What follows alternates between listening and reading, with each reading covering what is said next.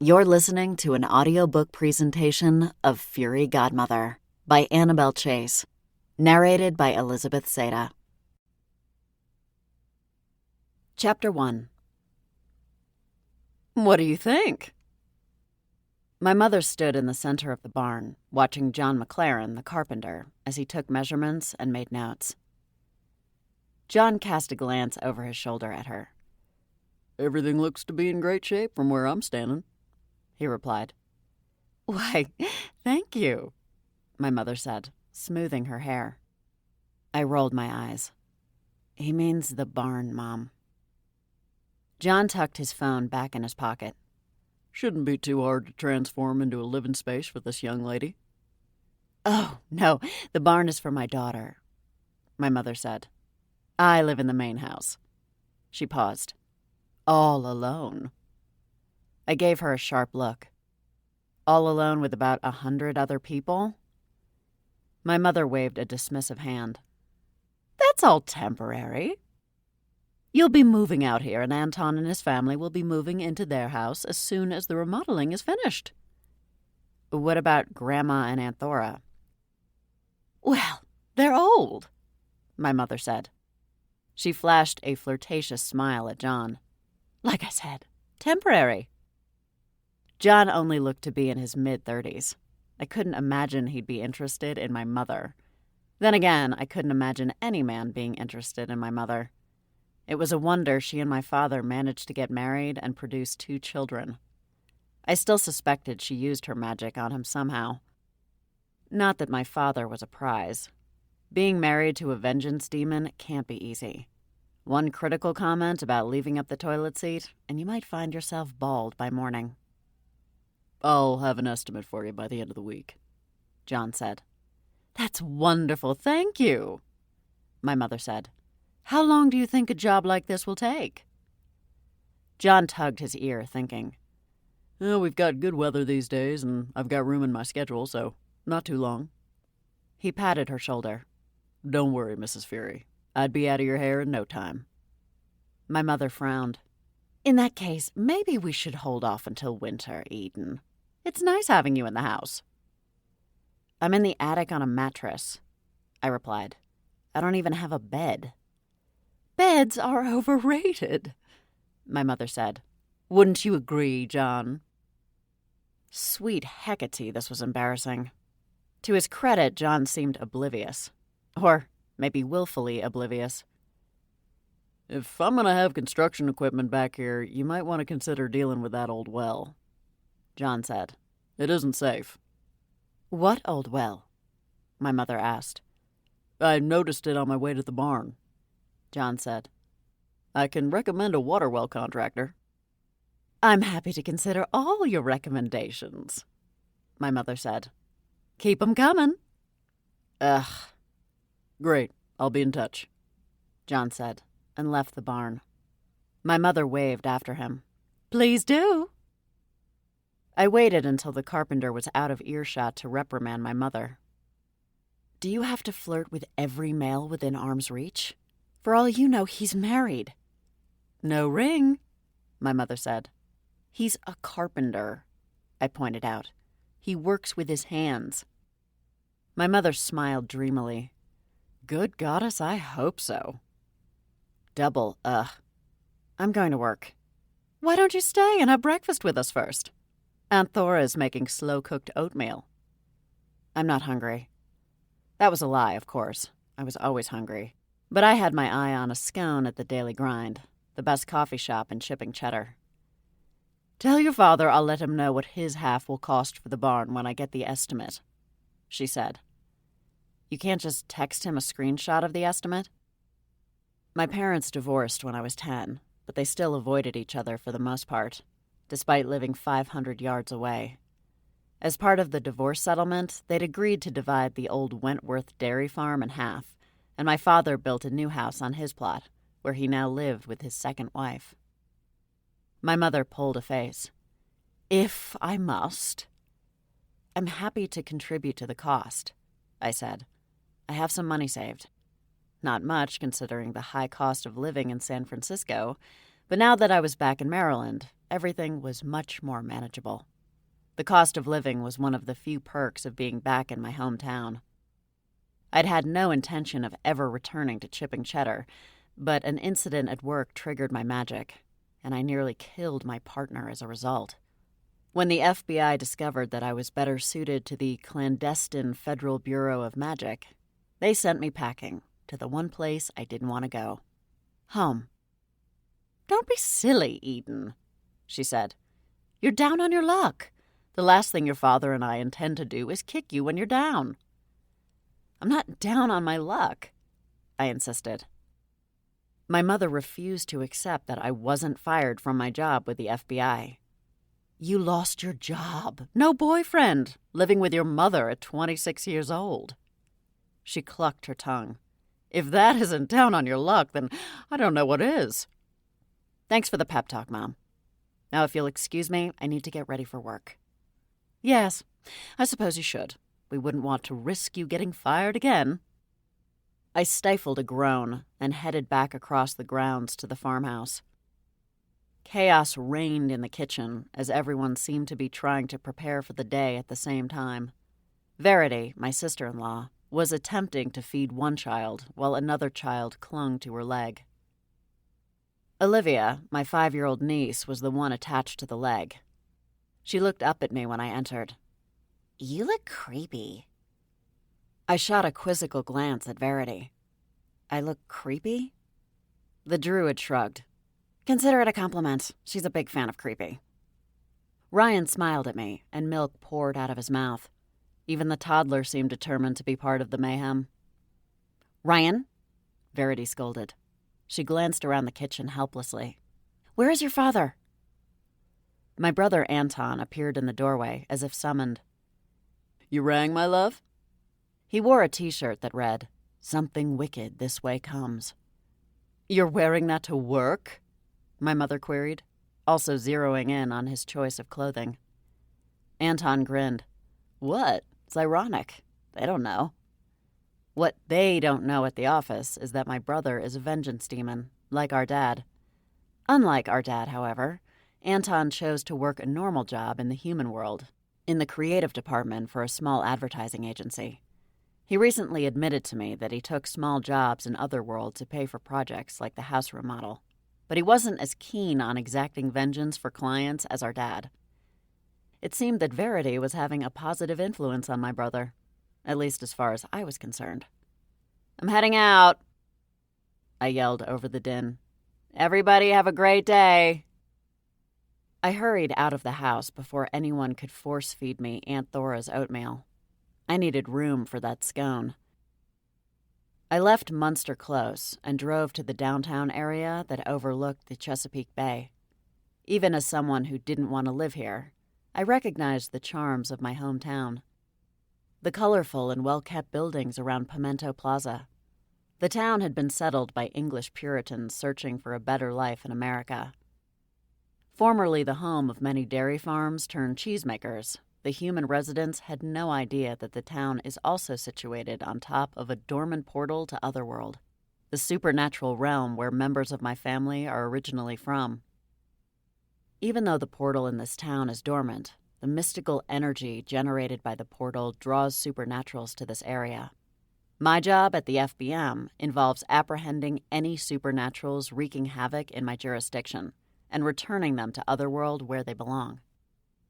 Supernaturals have long been permitted to live among the humans, as long as they don't flaunt their powers or upset the natural order of human life. Thanks to their penchant for wickedness, my own family teetered on the edge of what was acceptable. I hoped for my sake they continued to toe the line. The last thing I wanted was to be responsible for exiling one of them to Otherworld. I found an ideal parking spot right in front of the coffee shop, a lucky break. While the town didn't get truly hectic until summertime, when tourists seemed to outnumber residents, you still needed good parking karma to avoid a long walk on a busy weekday morning. I pushed open the door, and the aroma of fresh brewed coffee filled my nostrils. As far as I'm concerned, the Daily Grind is the only place for coffee in town. After experiencing 3 years of excellent coffee in San Francisco, I couldn't subject myself to the sludge that passed for coffee in most places here. I'd only been back a few weeks, but I'd spent enough time here that the staff already knew me. Good morning, Eden, a voice chirped. Good morning, Caitlin, I said. The pretty barista was working her own brand of magic with the espresso machine. Your drink will be right up. Thanks. I turned away, and a familiar figure caught my eye at a table in the back of the shop. Calibute Danforth owned the local newspaper, the Buttermilk Bugle, where my friend Clara Riley was now a fledgling reporter. My high school nemesis, Sassy Persimmons, worked there too, selling ad space, which is how she and Clara became friends, much to my chagrin. Hey, Cal, I said.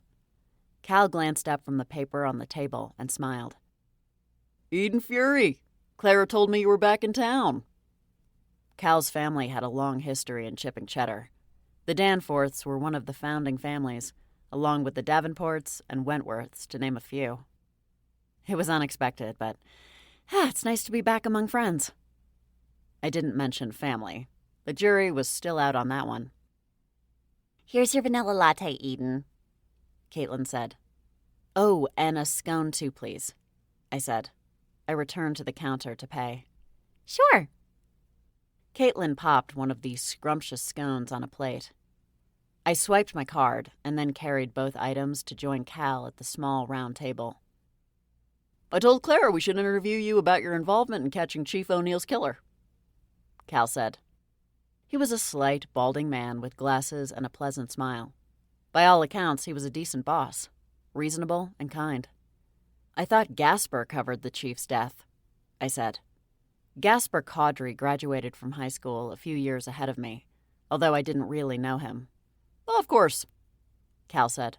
He's the senior reporter, but I promised Clara I'd try to assign her more than local sports. I'd like to make good on that promise. Well, it's hardly newsworthy that a federal agent apprehended a criminal, I said. It's to be expected. As far as the human residents knew, I was an FBI agent in the cybercrime division and spent most of my time in an office catching online fraudsters and child pornographers. It's completely newsworthy, Cal insisted. Chief O'Neill was immensely popular. People will want that closure. I don't think the Bureau will allow it, I said. Classified information and all that. Especially when the killer was a fear demon that got sent back to Otherworld. Cal smoothed the paper on the table. Must have been exciting for you. Guess it's not typical that you get to see action in the field when you're stuck behind a computer all day. I blew the heat off my latte before venturing a sip. I wasn't in the cybercrime division in San Francisco. I didn't care to elaborate, especially given the rumors that were already circulating about me. What made you decide to switch? He asked. Maybe thinking about getting married and settling down? Cybercrime is probably more conducive to family life. As much as I disliked the implication that women needed to sideline themselves for the sake of a family, I understood that Cal came from a more traditional background. If he knew the truth about my job and my family, I doubt he'd know how to handle it. To be fair, most humans wouldn't, which is one of the reasons supernaturals remain hidden, some of us in plain sight. A sudden burst of noise drew my attention to the front door. A young, slender redhead strode into the shop wearing dark sunglasses and a haughty expression. It's Mitzi Malone, a woman at the next table said. I shot a quizzical look at Cal. Who's Mitzi Malone? Even Cal appeared starstruck. You don't know her? She's famous. I wasn't someone who followed celebrities on social media. What's she famous for? And why was she in the daily grind in Chipping Cheddar? Cal stared blankly in Mitzi's direction. I have no idea. Aren't we lucky to have seen her? Sure. I glanced over at Mitzi. The redhead was now encircled by a small group of customers, all clamoring for her attention. It seemed odd that a person as plugged in as Cal wouldn't know why Mitzi was famous. Maybe she was like a Kardashian. I'd have to ask Clara, or better yet, my 16-year-old cousin Meg. Mitzi looked about the same age as Meg, so my cousin was likely to have heard of her. I should have Gasper or Clara interview her, Cal said. Yeah, have her get to the bottom of why Mitzi's famous, I joked. Anyway, it was nice catching up, but I need to get to the office. Nice to see you too, Mitzi, he said, almost in a daze. Eden, I corrected him. He didn't spare me a glance. Yes, that's what I said. I tossed my handbag over my shoulder and threaded my way through Mitzi's bevy of admirers. In the corner by the window, I recognized one of the local werewolves nursing a cup of coffee. Our eyes met, and he lifted his brow as if to say, "What the hell?" He seemed equally baffled by the attention Mitzi was receiving. I shrugged and pushed open the door. It was time to get to work.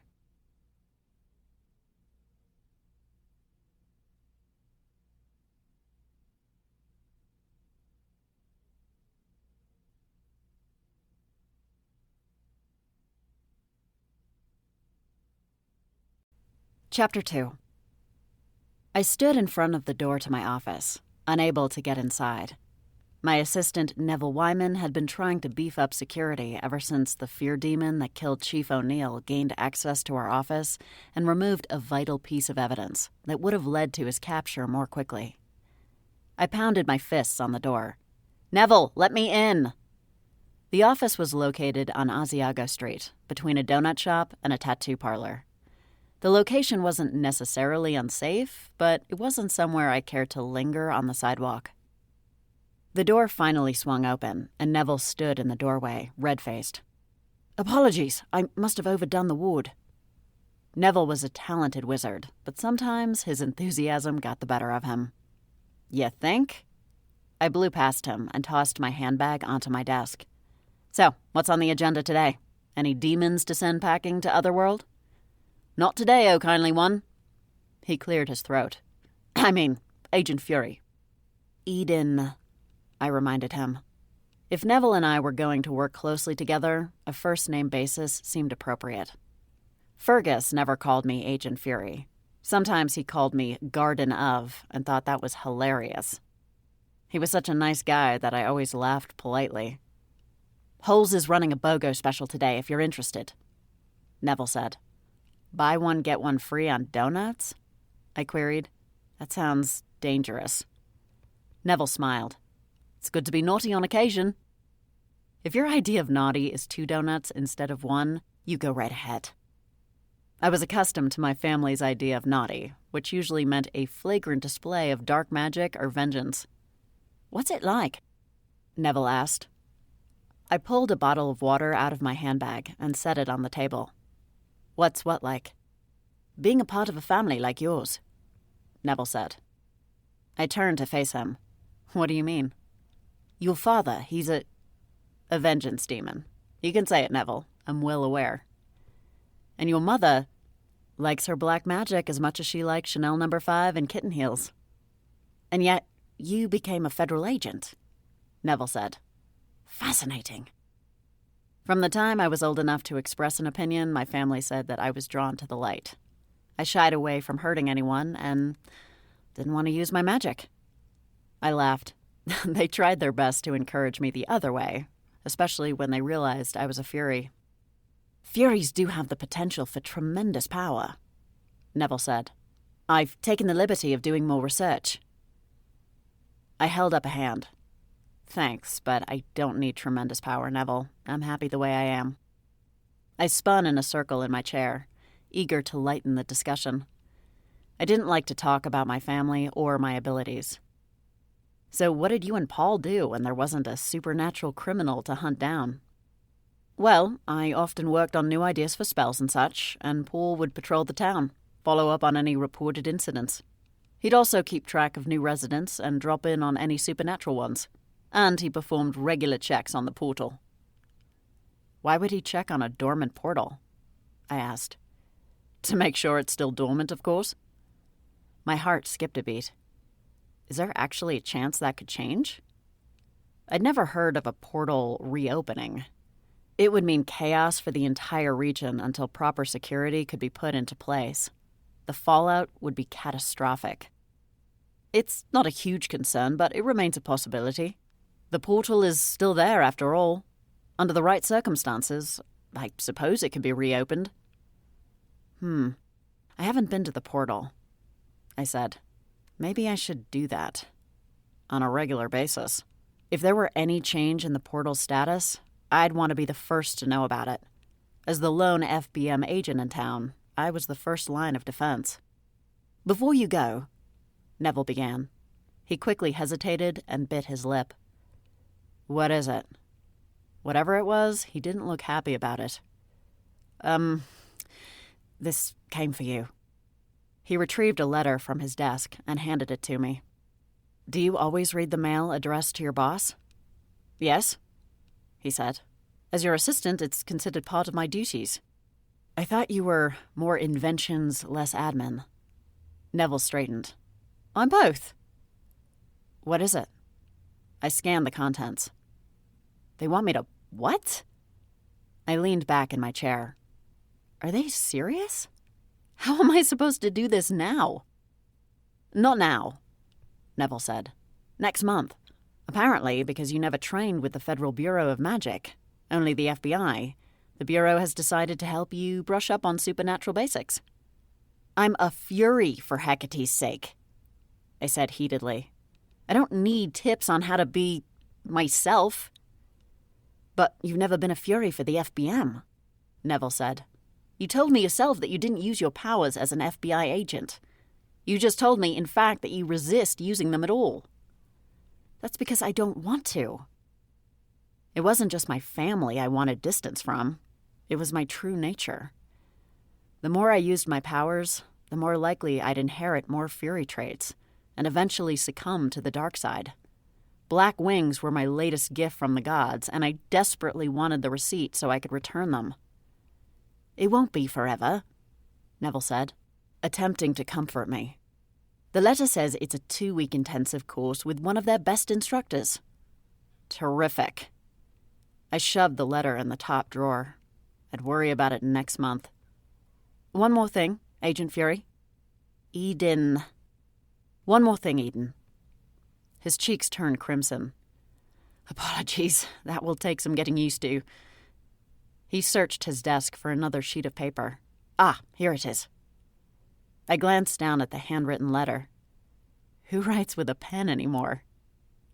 And in such a loopy script. It's from Aggie Grace, he said. She's the secretary of the Supernatural Council. Aggie is also one of my neighbors. She lives with her 2 sisters on Munster Close.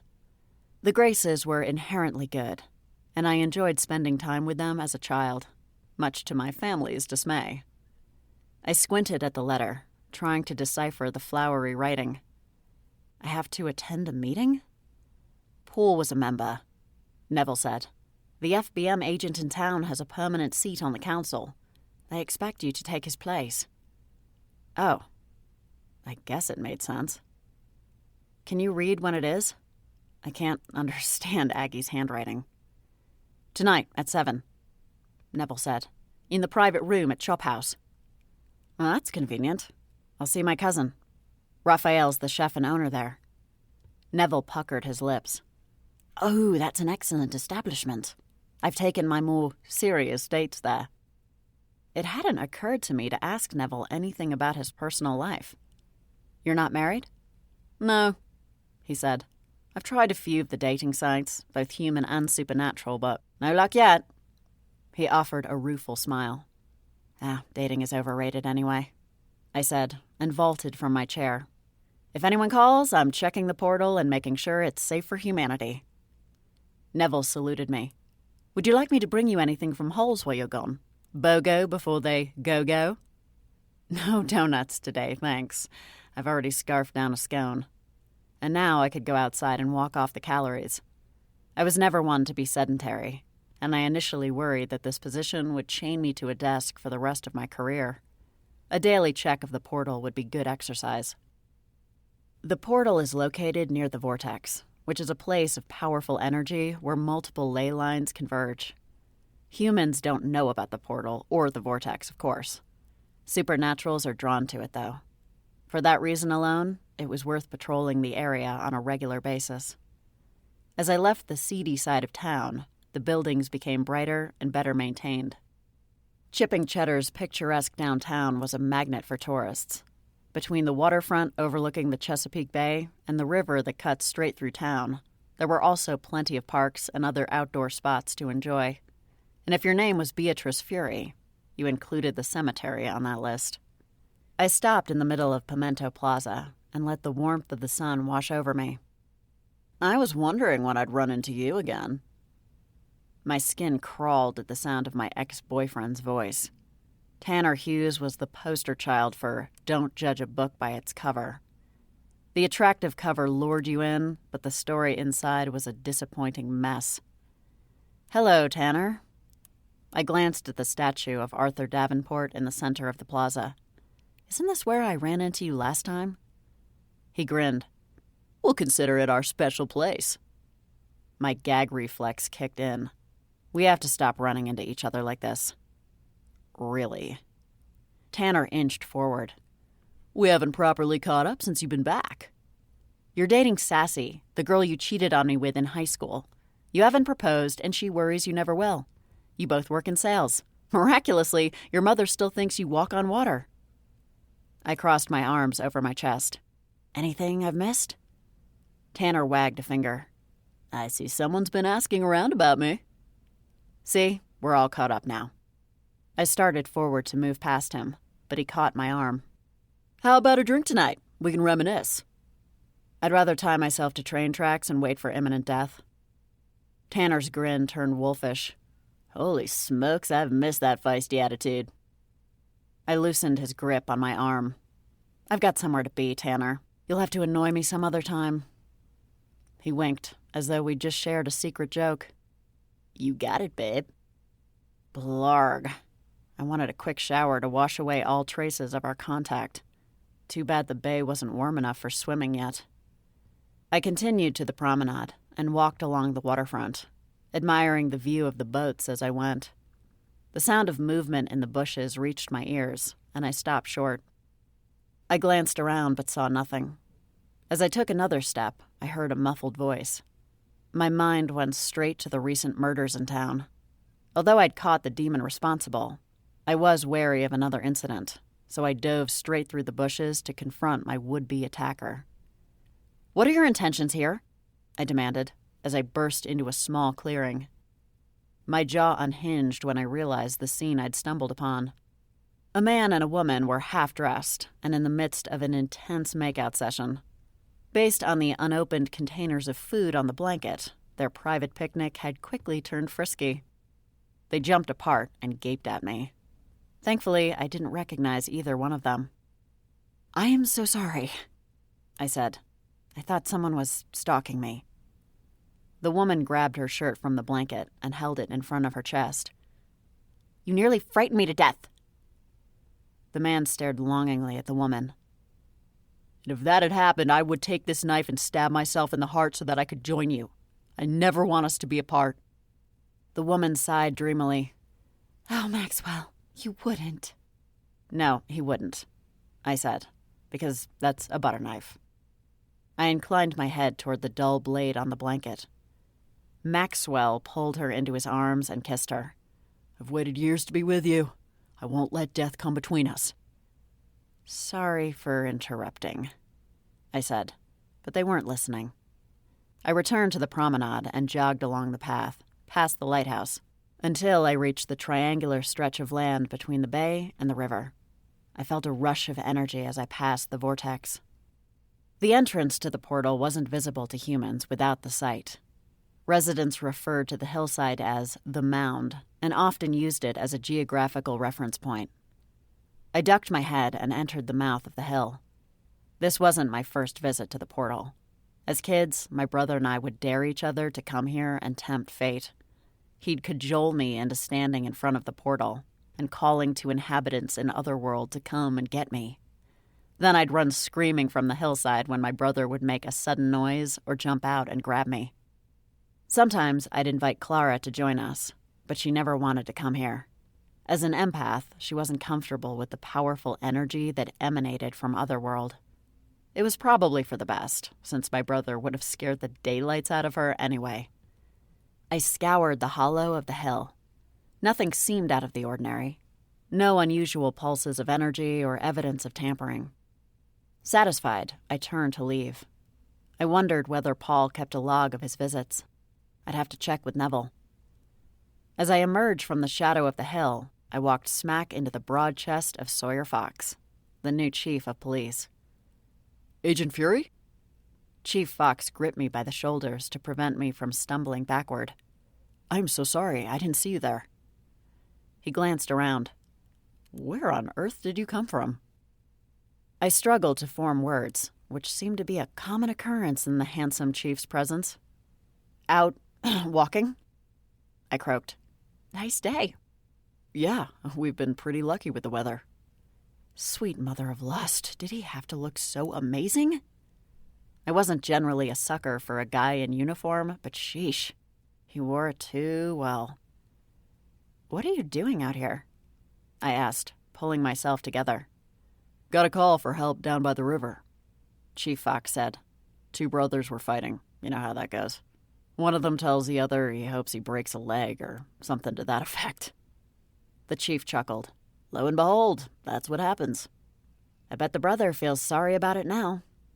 I could only imagine what would have happened if the things Anton and I used to say to each other actually occurred. We'd both be dead by now. Oh, you bet he does. Rode in the back of the ambulance with him and everything.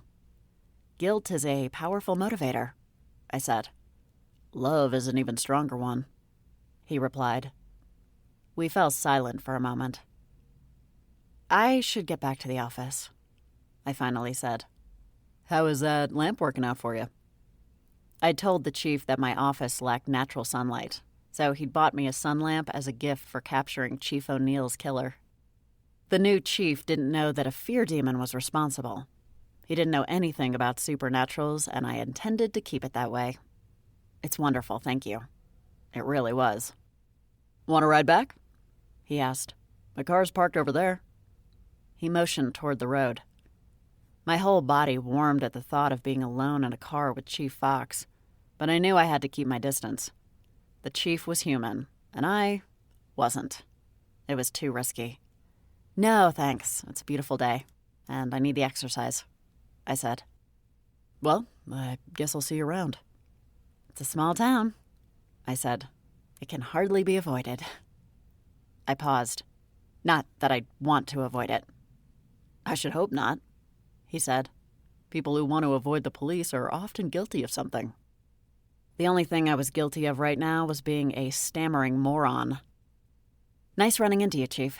Literally, I said, and then hurried back toward the promenade before I could make an even bigger fool of myself.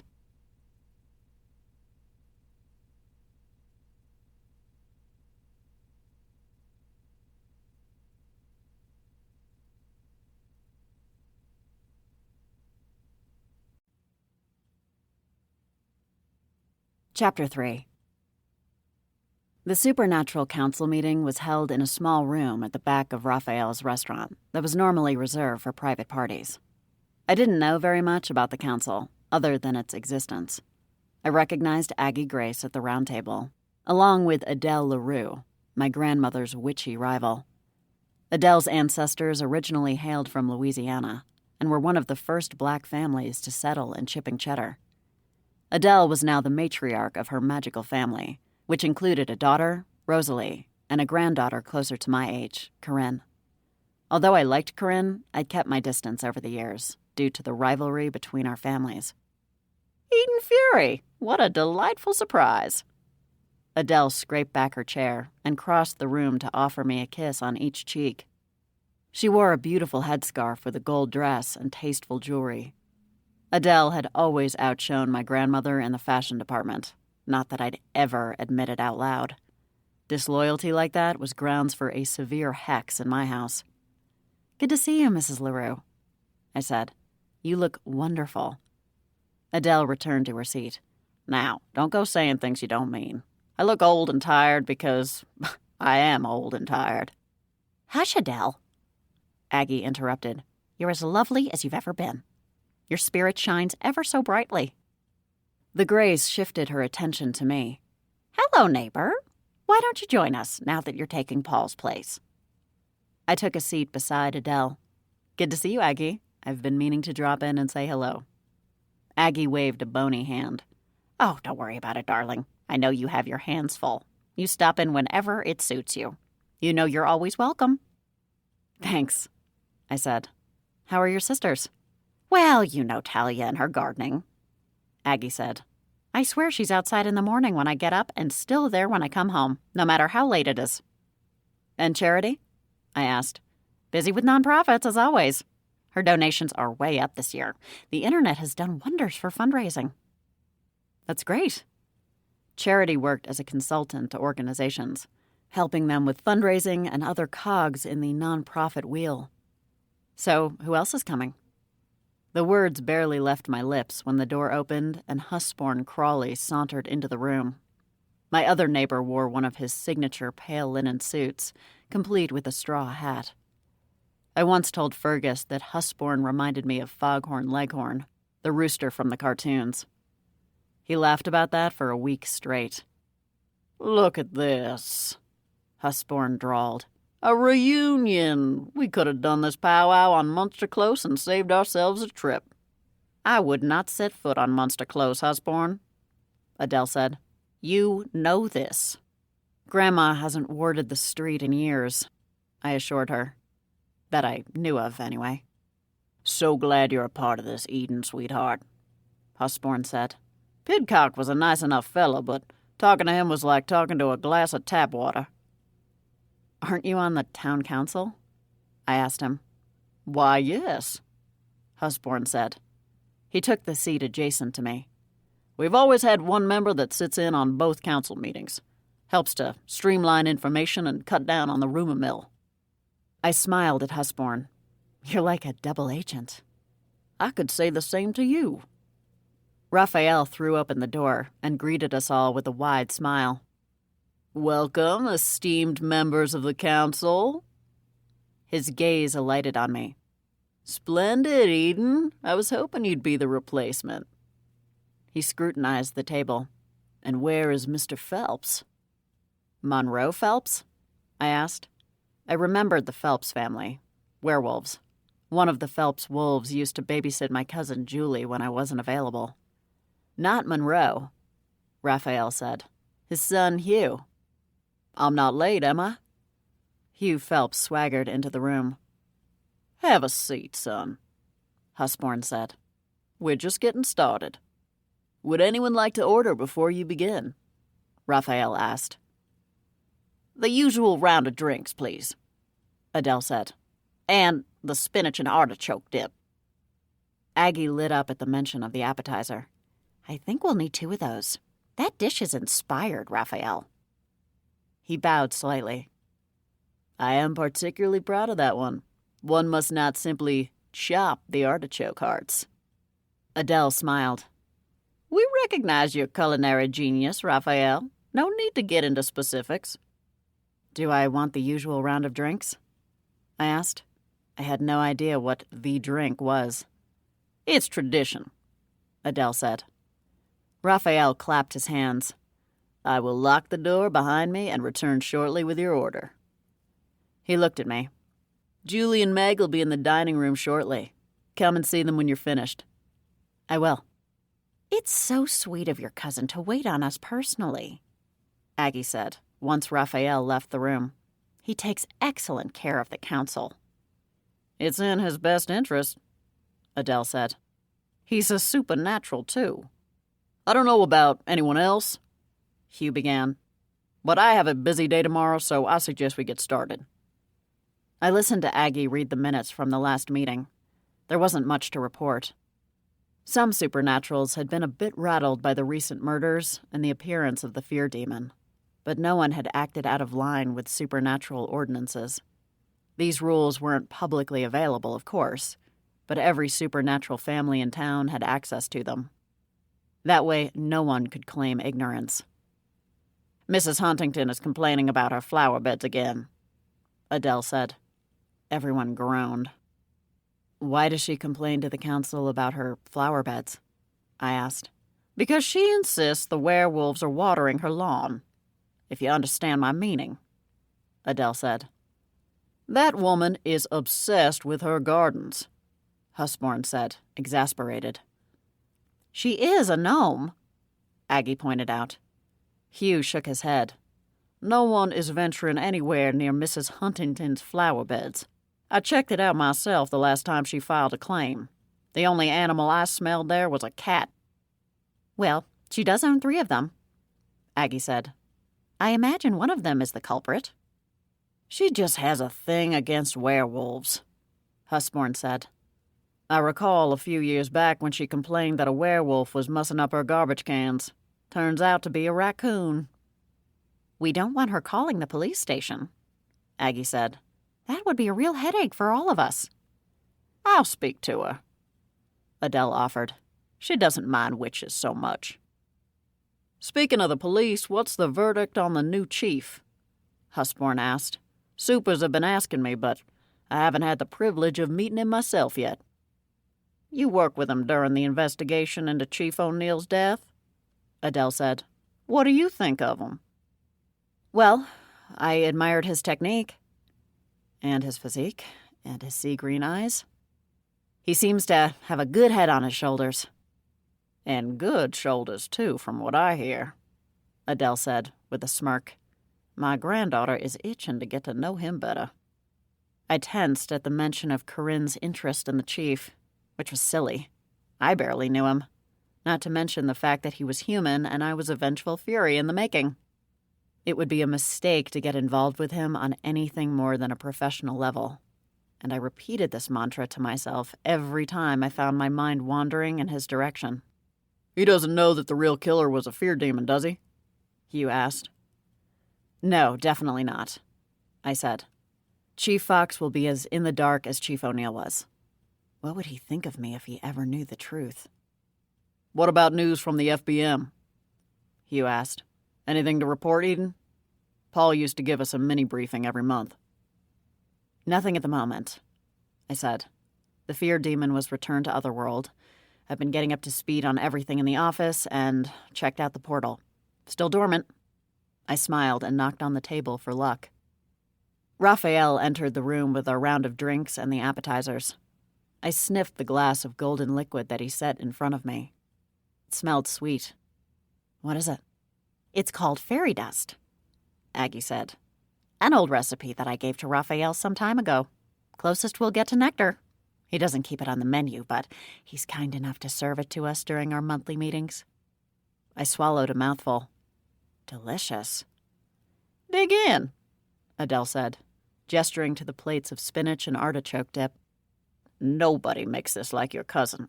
He elevates it to an art form. I was glad Raphael was using his talents for good, unlike certain members of my family. We do have one matter of a more serious nature to discuss, Husborn said. He wore a solemn expression. There are reports of a turning. Aggie gasped. A turning? Here in Chipping Cheddar? Afraid so, Husborn said. This sounds like my territory, I said. Why hasn't the FBM been alerted? Because the case hasn't been confirmed yet, Husborn explained. How do we confirm it without an investigation? I asked. The man doesn't seem to be any danger, Husborn said. In fact, he's refused to leave his house. What about the one that turned him? Hugh asked. Seems to me that we've got a danger to the community right there. I'll speak to him, I said. It should be my job anyway. What's his name? William Hicks, Husborn said. Lives on Blue Cheese Court, number 5. Thanks. I made a mental note to pay Mr. Hicks a visit tomorrow. If this really was a turning, then we had a very serious crime on our hands. Vampires living in this world were prohibited from turning anyone or drinking human blood straight from the tap. A violation meant a return to Otherworld. Or, even worse, the death penalty. We finished our nibbles and drinks and chatted for a few more minutes about the state of the economy, the decent weather, and my return to town. I was relieved when the meeting finally adjourned because I didn't want to share the details of my transfer from the FBI.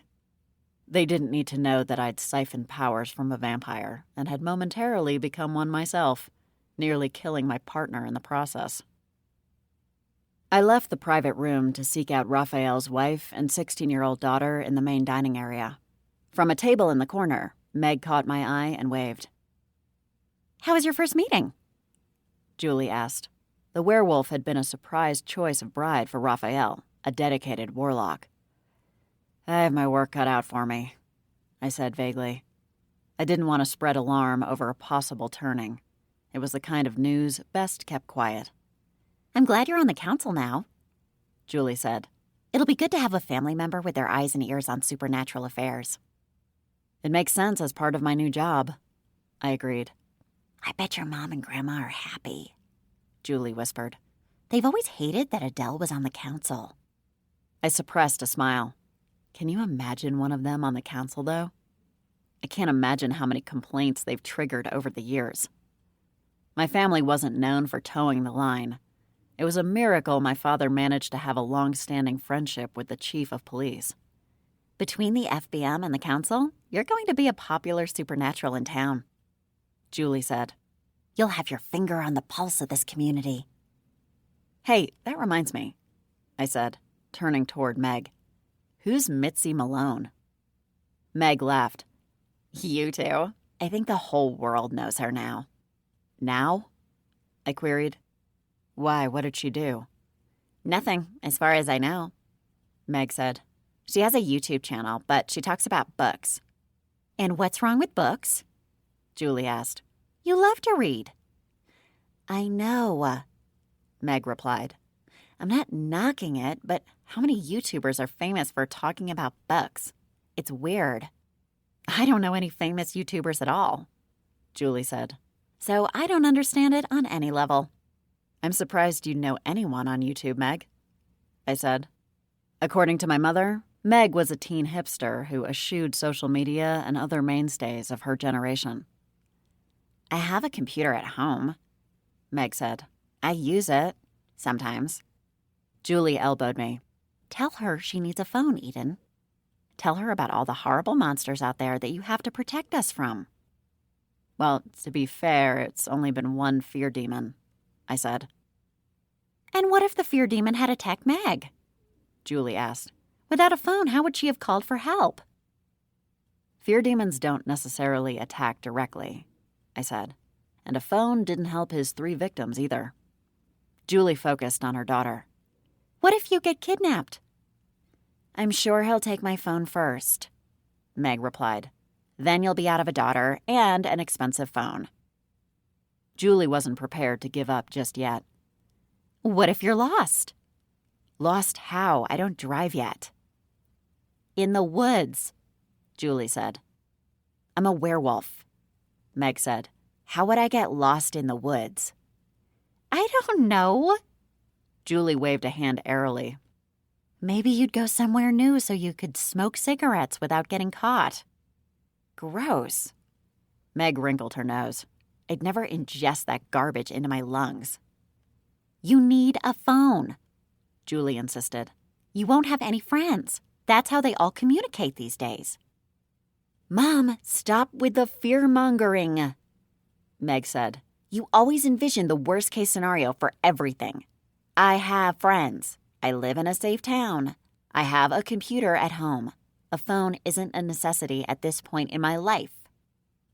I had to admire Meg's fortitude. Maybe if you stop pushing, she'll eventually decide she wants a phone on her own. I knew how stubborn I could be at Meg's age. The harder my parents pushed, the deeper my toes dug in. Okay, that behavior may have continued all the way until now. I bet Mitzi Malone has a phone, Julie said. She does, and she's on it all the time, Meg said. Everyone's always texting her, like her fame is going to rub off on them. It's not osmosis. She slumped in her chair. I feel sorry for David. Who's David? I asked. Her boyfriend, Meg said. He's a really nice guy, and they've been together for over a year. Why feel sorry for him? Julie asked. It's nice for the woman in a relationship to shine. I guess so, Meg said. But the whole thing is odd. David does the YouTube channel with her, but her popularity has skyrocketed, yet no one pays him any more attention than they ever did. She is pretty, I said. Meg shrugged. She sure seems to like the attention. Even the teachers are favoring her. I heard she got out of writing her English essay because Ms. Hunt is such a fan. Well, it is a YouTube channel about books, Julie said diplomatically. She shifted her attention to me. Was that Hugh Phelps I saw in the council meeting? I figured you'd know him, I said. I only remember his dad. His sister used to babysit me, Meg said. Paisley. I don't remember either one of them from school, I admitted. The local high school wasn't huge, but there were enough kids that it was difficult to know and remember everyone. Hugh would have graduated before you started, Julie said. Paisley was 2 years ahead of you, I think. She was a great babysitter, Meg said. We bonded over the whole werewolf thing. She's very militant about shifting, though. Won't take a potion or anything to stop the change because it's natural. The whole family is like that, Julie added. That's why we never mix with them socially very often. They also don't like that I married Raphael. They try to keep relationships within the pack? I asked. There's not enough of a pack to support that attitude, Julie said. If that's what they want, they should move to Otherworld, where they won't be inbreeding. You never know, Meg, I said. In a few more years, you might be Hugh's type. Meg grimaced. He's old. I leveled a gaze at her. Old or too old for you? Fine, too old for me. I actually think Hugh is more open to dating other species, Julie said. I've seen him here with dates, and they've mostly been human. Like Kyle Radner, Meg said. He married a human. I wouldn't remind the pack of that fact right now, Julie said. If gossip is to be believed, his wife is having an affair with another human. Does Kyle know? I asked. I doubt it, Julie said. He's a werewolf. If she provoked his jealous side, we'd know about it by now. Dad always says it's dangerous to become romantically involved with humans, Meg said. That's why I plan to stay single forever. You won't always feel that way, Julie told her. I might, Meg replied. Look at Eden. Eden will meet a nice young demon and settle down right here in Chipping Cheddar. Won't you? Julie patted my hand reassuringly. I managed a weak smile. From your lips to the gods' ears. For once in my life, I really hoped the gods weren't listening.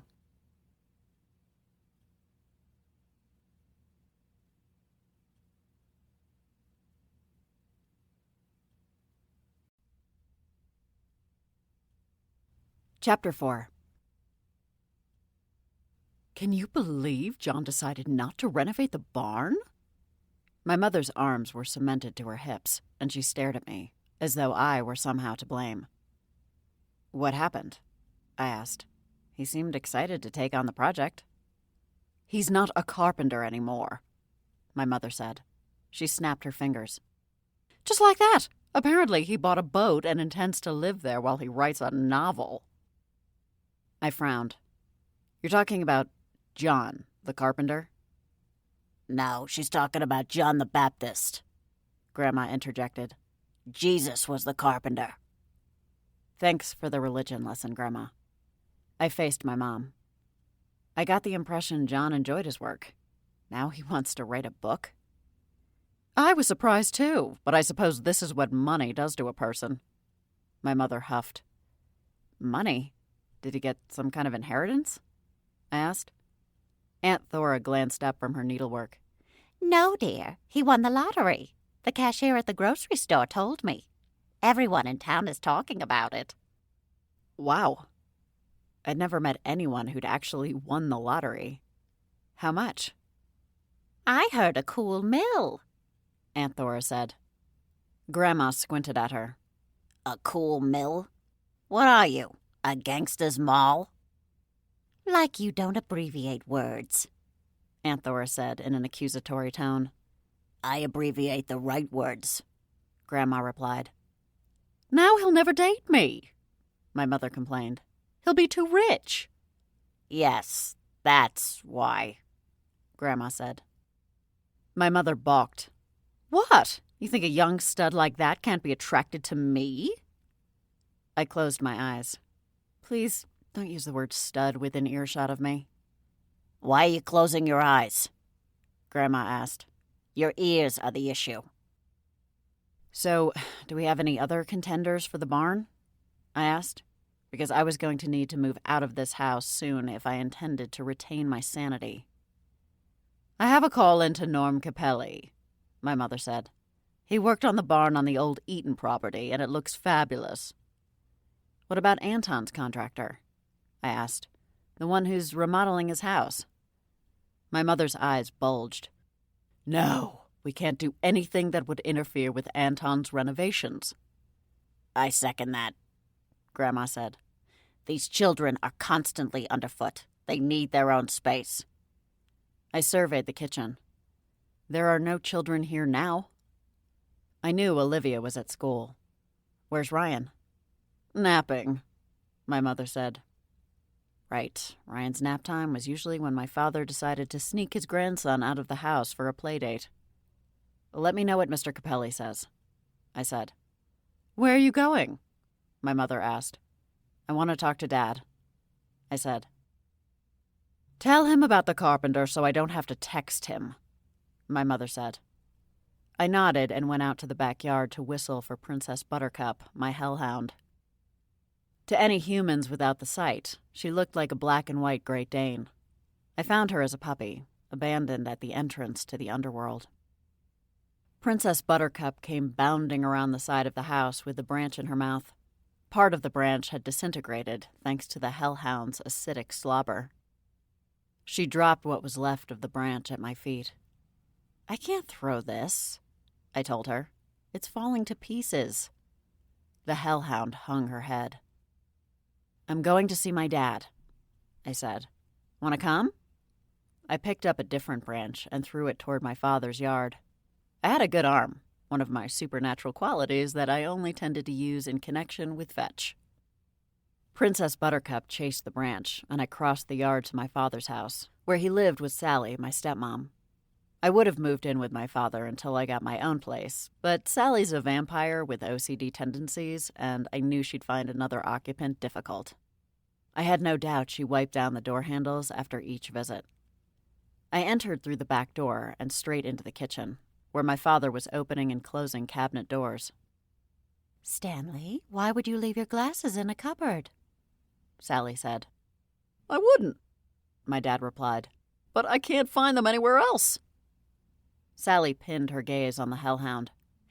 I just washed the floors, Eden. Princess Buttercup gave me a sorrowful look.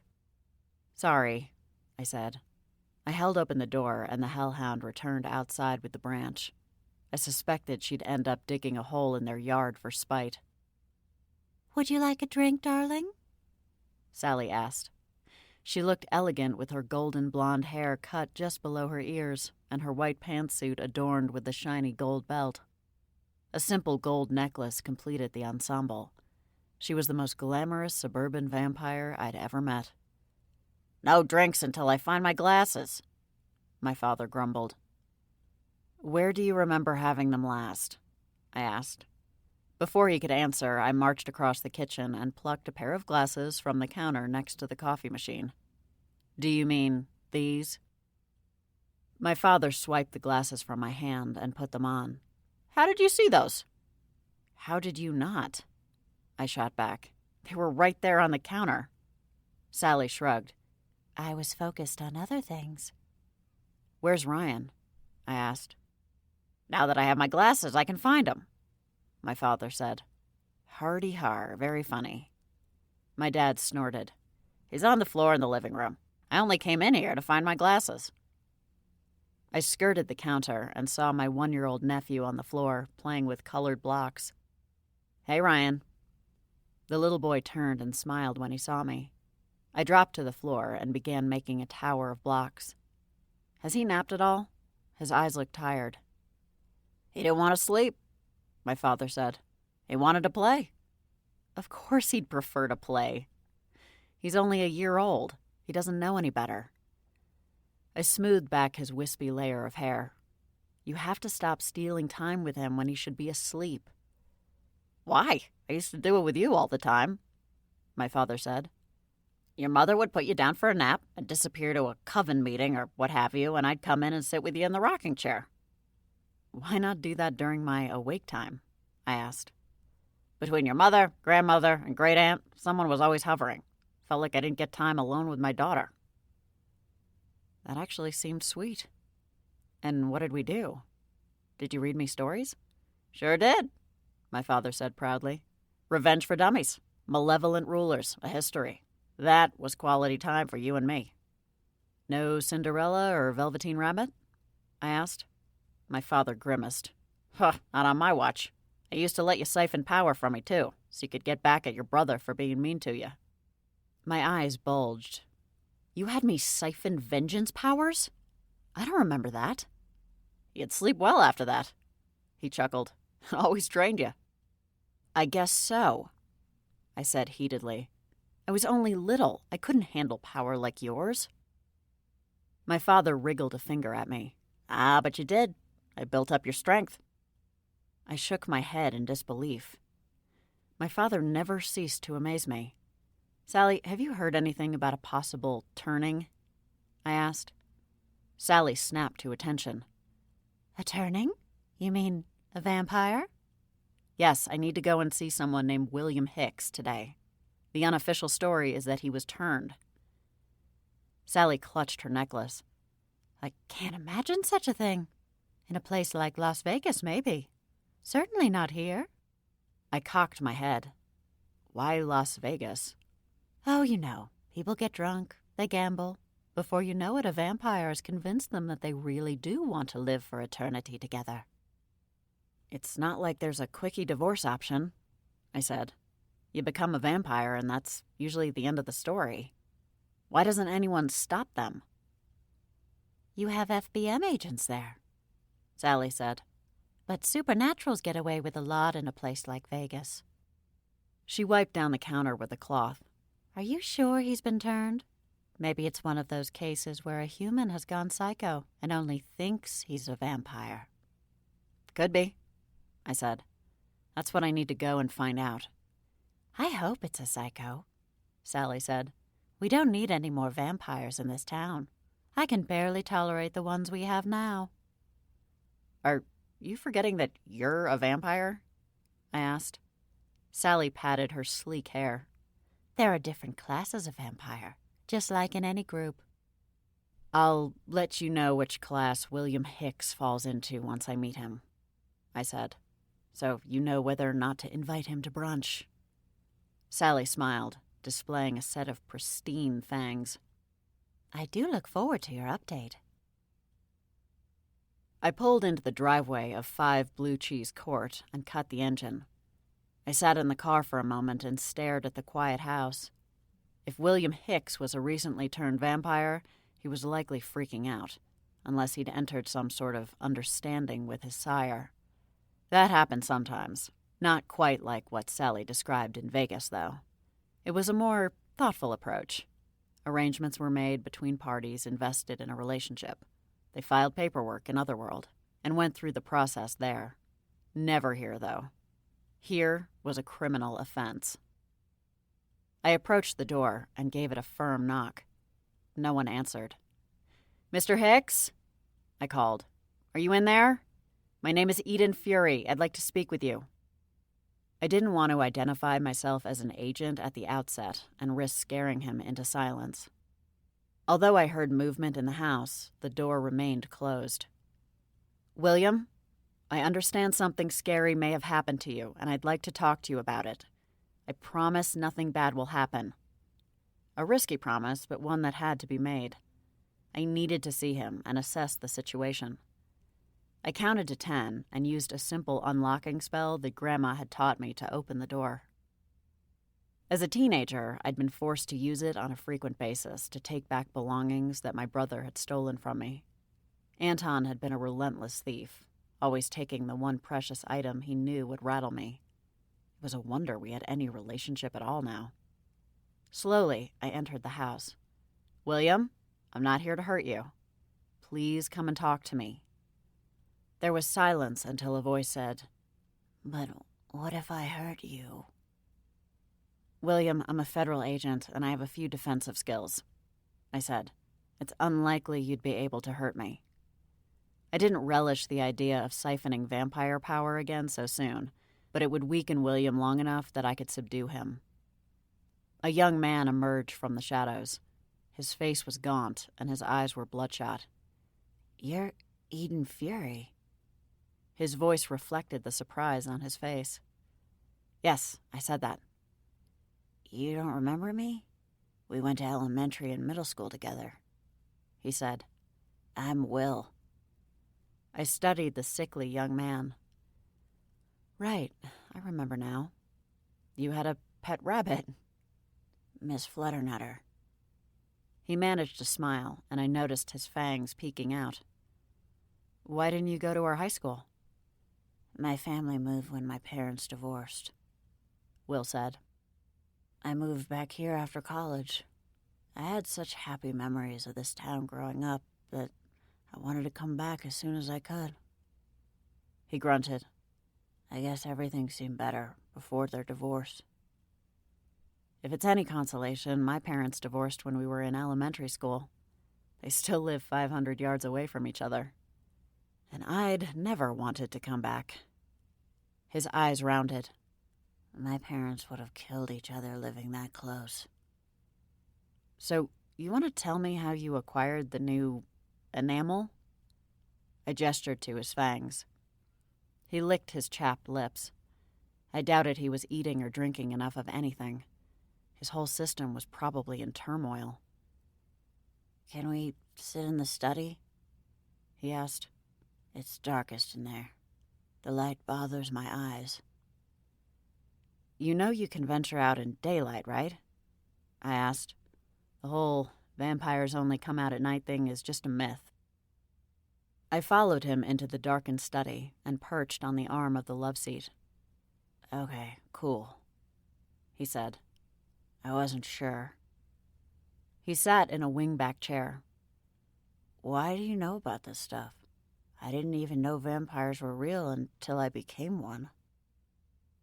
"Let's not worry about that right now," I said. "I'm more concerned about you and how this happened. Do you know who's responsible?" Will blinked. "Someone did this to me?" "Someone didn't?" He flopped backward. "I don't know. I woke up like this 2 days ago." 2 days ago?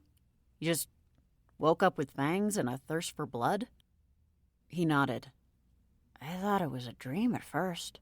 My mouth felt odd, so I touched my teeth and pricked my finger. I ran to look in the mirror." "And then what?" "I couldn't see anything. Then I threw up." "Right. Will, have you had anything to eat or drink since then?" He gave me a pathetic look. "No, I've tried water, but I can't keep it down. I feel nauseous constantly." "Okay, I can help you with that."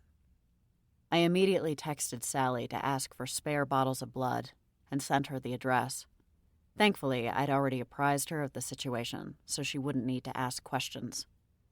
"I've never felt so ill," Will said, clutching his stomach. "I'm sorry, Will," I said. "It's the transition period. It can be very rough, but you'll get through it." "I thought I was going insane," he said. "I waited to go outside the first night because I thought I'd burn up in sunlight." "Why did you go outside at all?" "I wanted to talk to someone," he said. "Show them my mouth, see if I was going nuts." A human without the sight would have definitely thought he was nuts. They can't see vampire attributes like fangs, not unless someone spelled them. "Who did you talk to then?" I asked. "One of my neighbors had just come home from a date." Will said. He got out of his car and asked if I was okay. I showed him my mouth and asked if he saw fangs. And what did he say? He said he did, and then he told me to go back inside and stay there. What is the neighbor's name?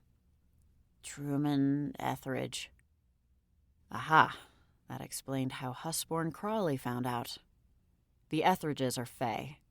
Truman must have reported it to the council. I'm sorry it took so long for someone to come and see you, I said. There shouldn't have been a delay.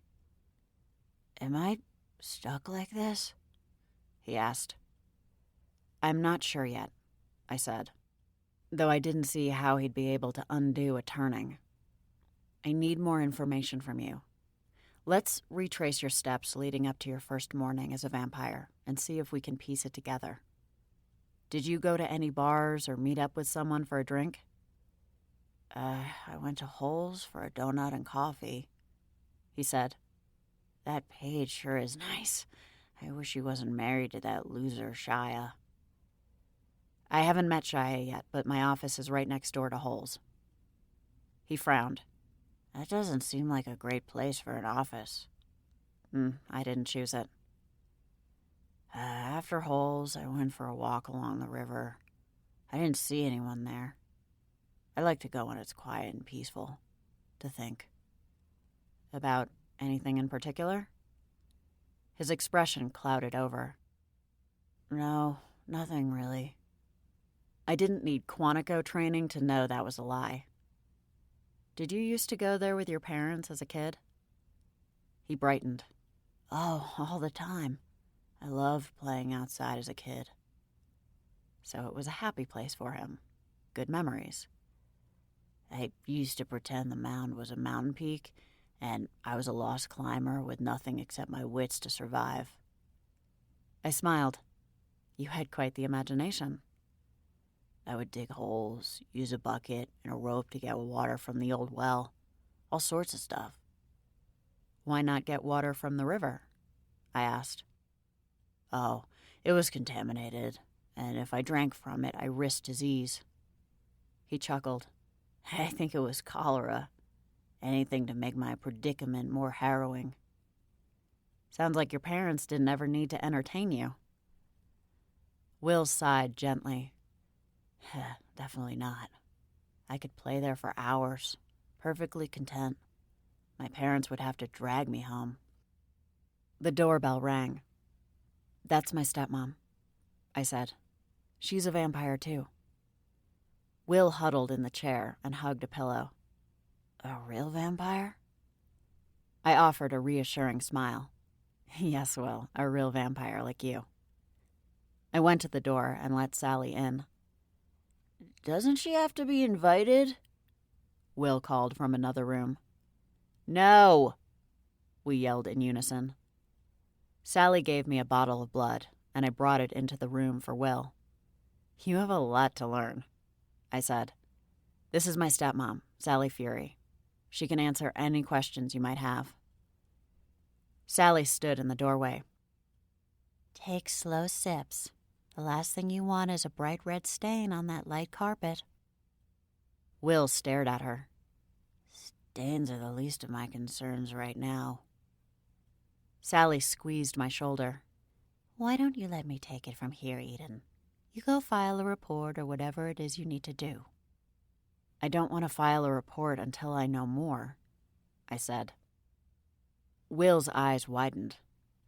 Why would you file a report? Who are you? I'm an agent for the Federal Bureau of Magic, I said.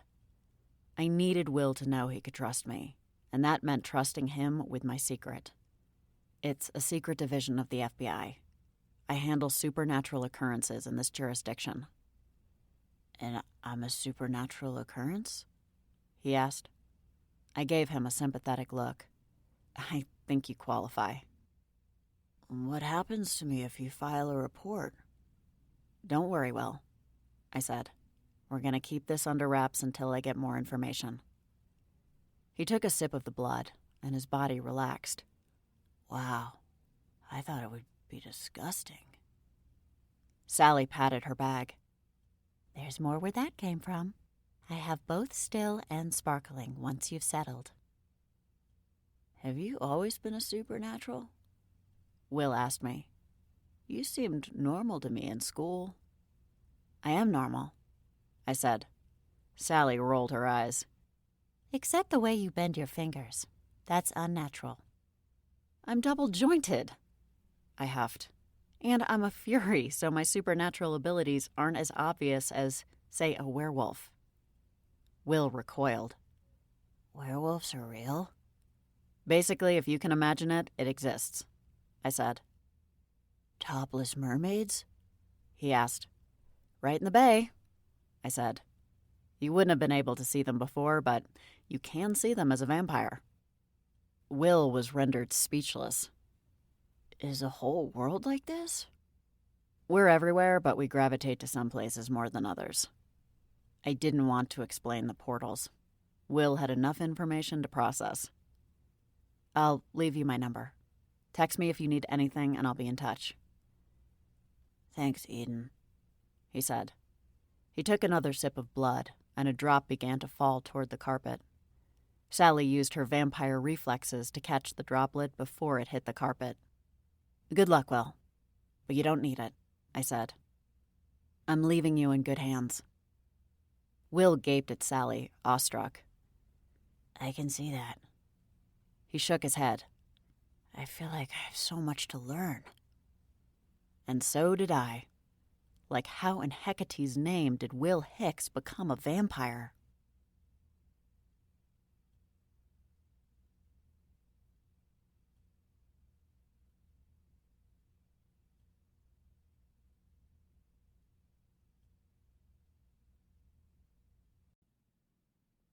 Chapter 5.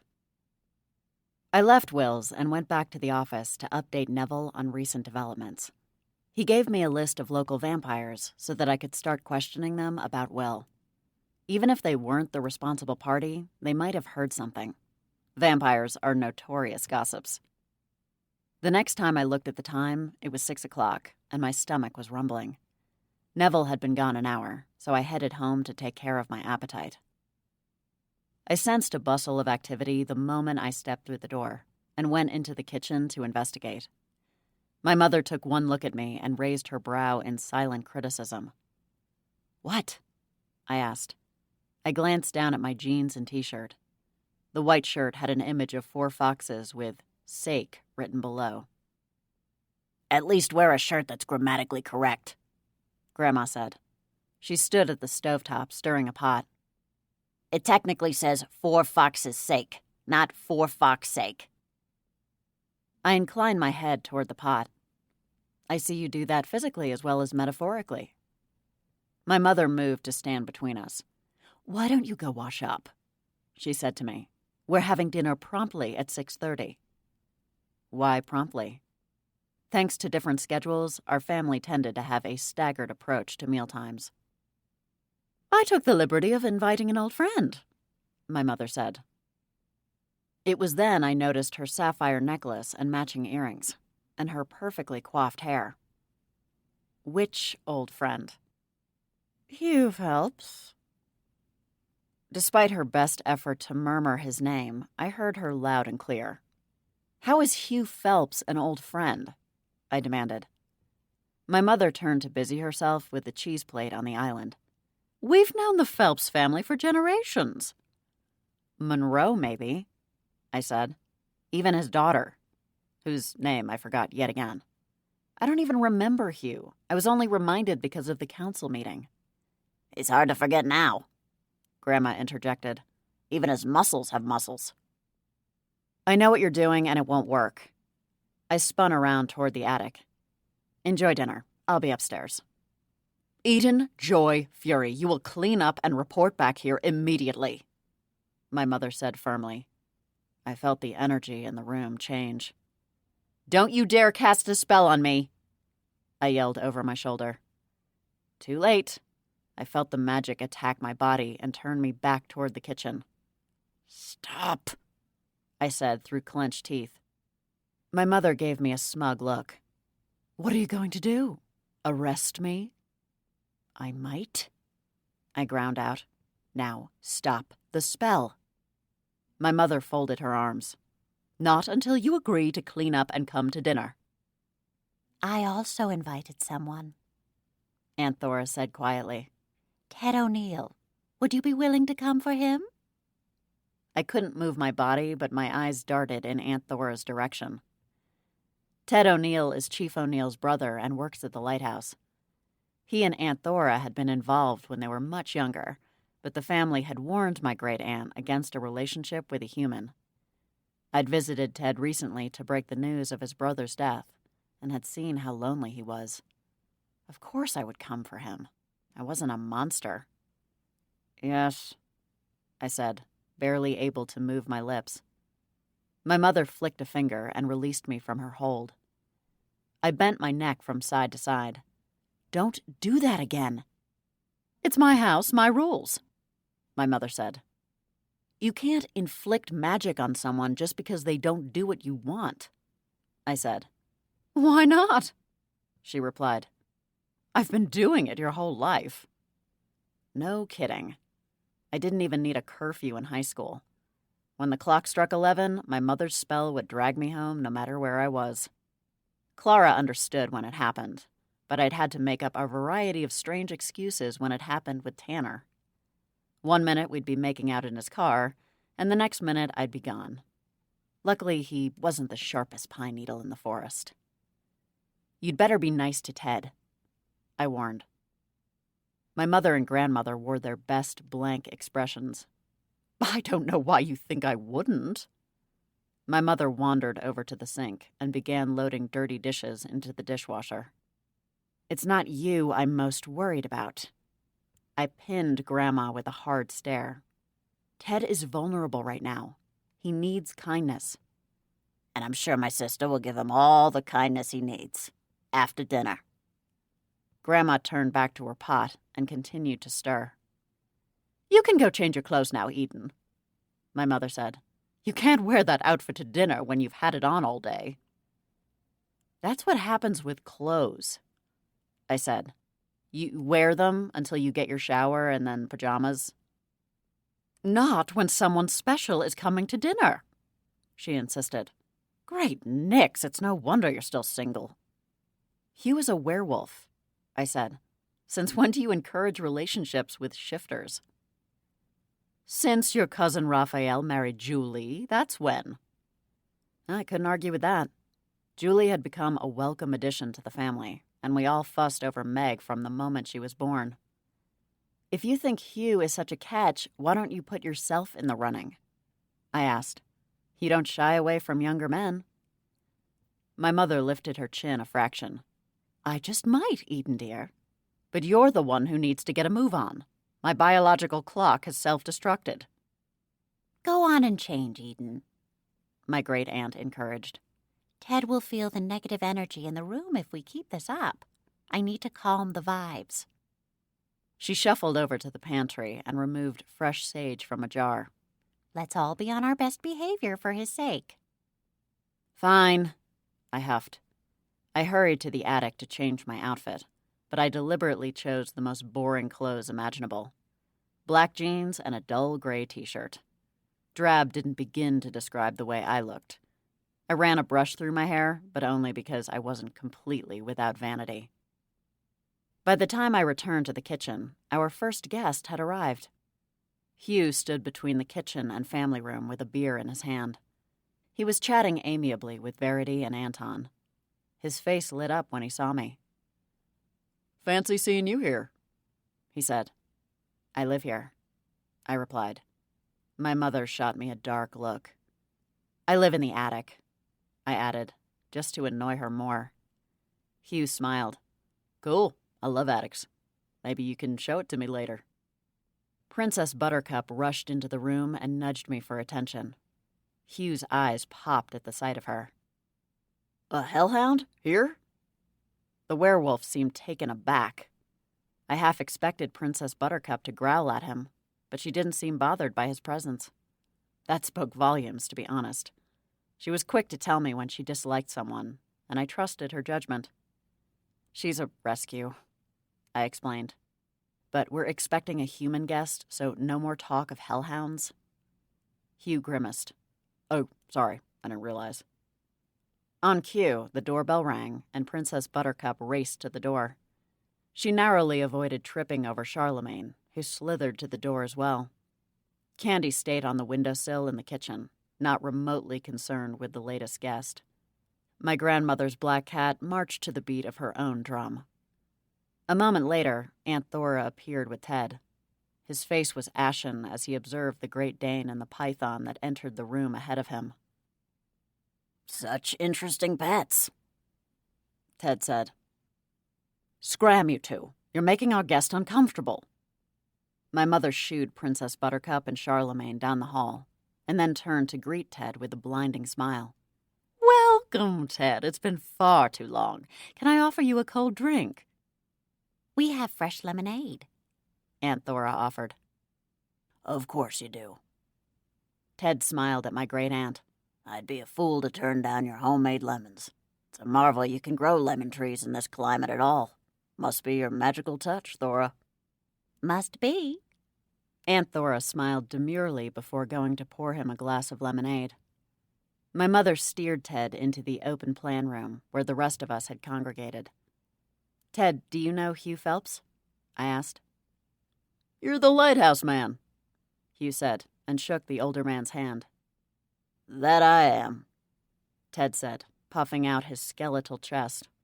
"Best view in town." "I'll bet," Hugh said. "I'd love to come up and see it sometime."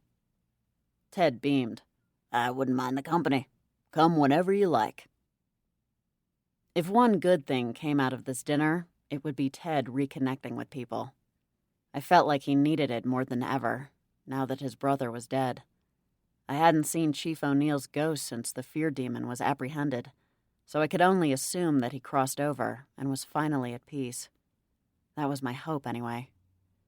We chatted amiably for another 20 minutes, with Hugh complimenting everything from my mother's choice in fragrances to the window treatments.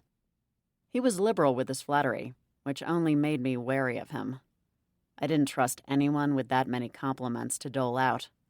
On the other hand, Princess Buttercup had come into the room and settled at his feet. Maybe she just liked the smell of wolf, but I doubted it. The rest of the family emerged from their rooms just before dinner was served. It was definitely a full house. My mother made sure to squeeze me between Hugh and Anton at the table. "Well, this is cozy," Hugh said, grinning at me. "Anton, would you mind scooting your chair over?" I asked. "Hugh needs more room." "I wasn't complaining," Hugh said. Olivia fixed her solemn gaze on me. Is it true that you killed someone in California? Is that why you had to come back here? "Where did you hear that, sweetheart?" Verity asked. I stiffened. I didn't kill anyone. Fergus had needed a blood transfusion, but he was otherwise fine. Katie's mom told Andrea's mom that they made you change jobs because you killed someone, Olivia said. "Well, it isn't true," I said. My face was warm, so I knew my cheeks had to be blazing red. One of the disadvantages of pale skin was displaying my embarrassment for all to see. "That's disappointing," Grandma mumbled. I tried to reach her foot under the table with my own, but she was too far away. It was probably for the best. If I kicked her in the shin, she'd probably hex me right in front of Ted.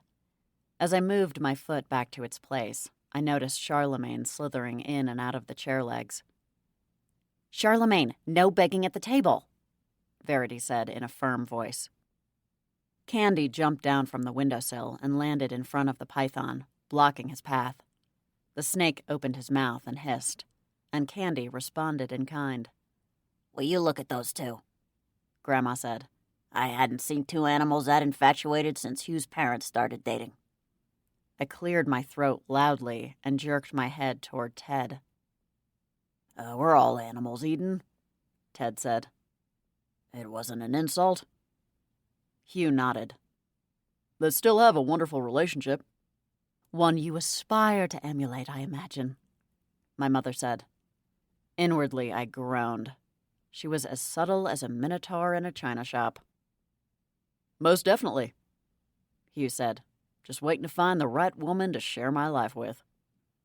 The black cat swished her tail across Charlemagne's head and trotted back to her place on the windowsill.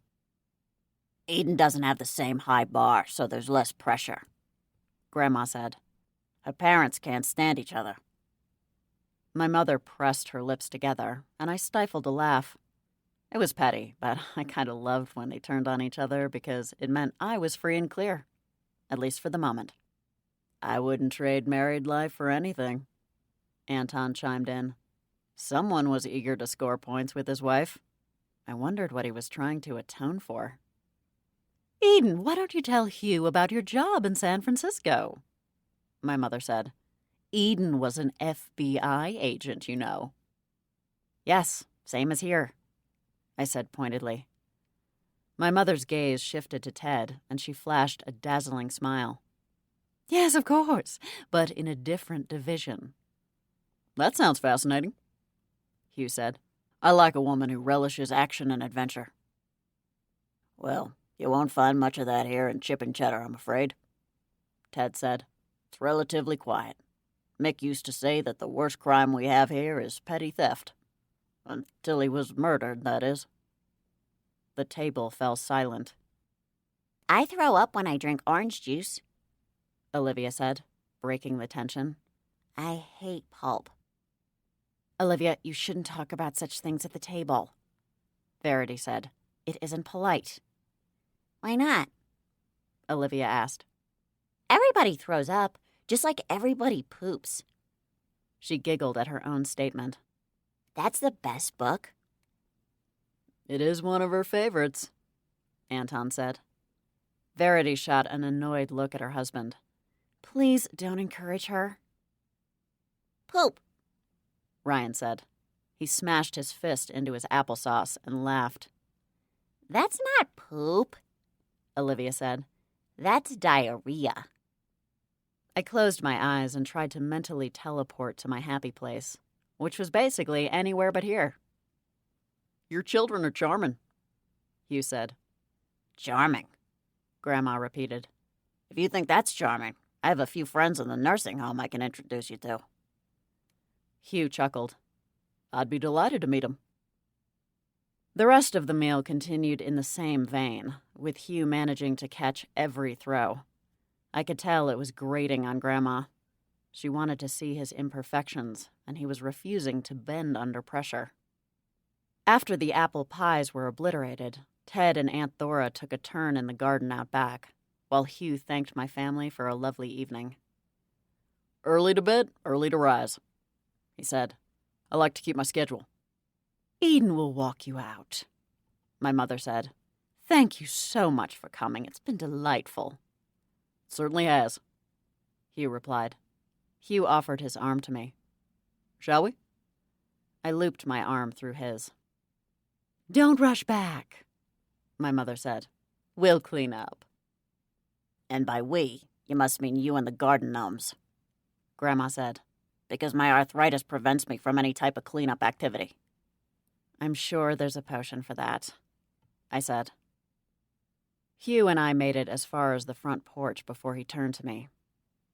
You're not actually interested in me, are you? I released his arm. Not really. Why? He dropped onto the porch swing. The truth is, I'm waiting for someone. Oh? I moved to sit beside him. Anyone I know? I don't even know who she is yet, he said. I ordered her. I choked. You ordered her? Like, off a menu? He grinned. Not quite. I used a matchmaking service that specializes in werewolf packs. She's basically a mail-order bride. Wow, I was not expecting that revelation. I thought you dated other species, I said. I do, but I have no intention of marrying any of them, Hugh said. My family's been pressuring me to settle down and start producing pups, so I finally bit the bullet. He paused. Not the silver one, of course. Well, I guess it doesn't surprise me, I said. Your family has always been old school when it comes to werewolf life. He looked at me. You mean the fact that we choose to turn? Yes, and the fact that you're only willing to marry another werewolf. Hugh stretched his muscular arms over his head. I would have been willing to entertain the idea of another species if I'd met a woman who made my fur curl, but I haven't. So you may as well toe the line? Friction in the family's the worst, he said. I laughed. Trust me, I know. Then again, I wasn't willing to cave. I guess I was more stubborn than Hugh. Anyway, I just wanted to clear the air and make sure there were no hard feelings, Hugh said. If we're going to serve on the council together, it'd be nice to get along. We're totally good. No worries on my end. I couldn't speak for my mother, though. Basically, if Princess Buttercup likes you, you've passed the litmus test. He rose to his feet and extended a hand. To the start of a beautiful friendship, Miss Fury. He cleared his throat. Excuse me, Agent Fury. Just Eden is fine. See you at the next council meeting. I accepted his hand and shook it.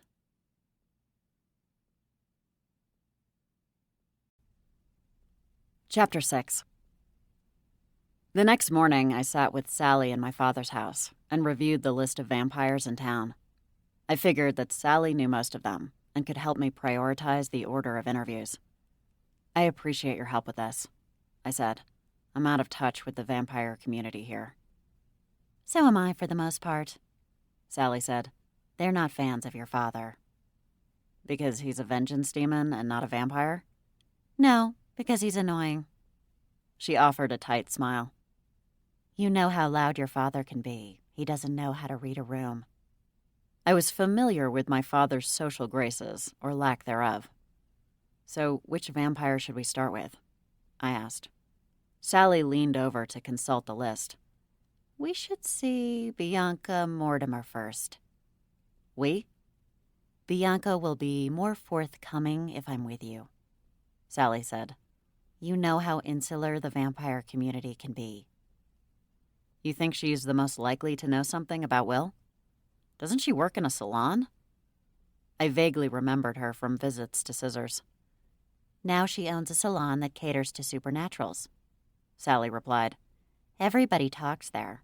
Sometimes, if I don't feel like reading or watching a film, I'll make an appointment at the salon and soak up the drama there. I hope they're mindful of their human customers, I said. Oh, Bianca has a glamour to make it less appealing to humans, Sally said. Looks like it belongs at the far end of Asiago Street.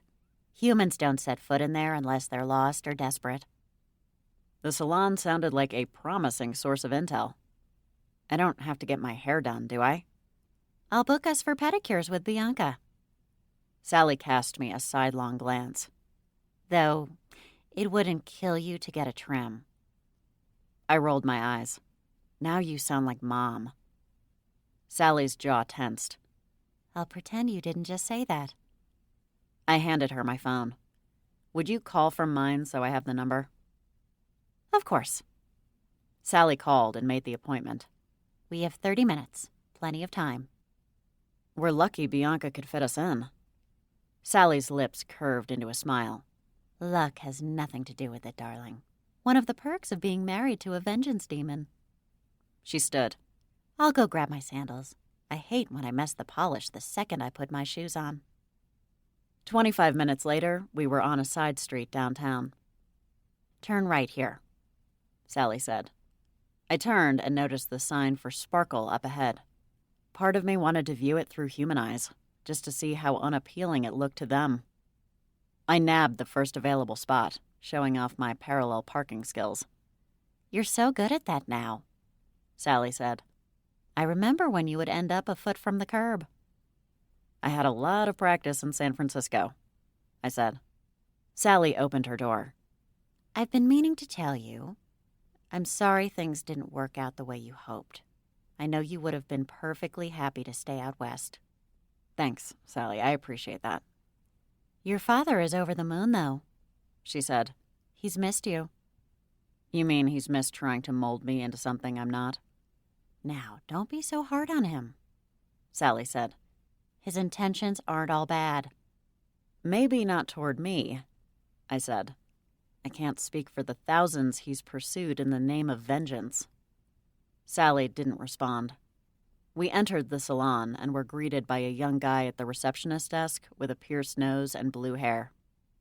"Welcome back, Sally," he said. "Good morning, Eric," Sally said. "We both have pedicures scheduled with Bianca." "Are you sure you don't want me to bring in a second nail technician?" Eric asked. "It'll take longer if Bianca does both of you." "We're not in any hurry," Sally said. She strode past the reception desk, and I followed. My stepmom knew how to command a room. Every head swiveled in her direction as we passed by. No wonder my father had refused to leave Otherworld without her. We entered a room labeled Suite, where a willowy brunette was filling up the footpaths.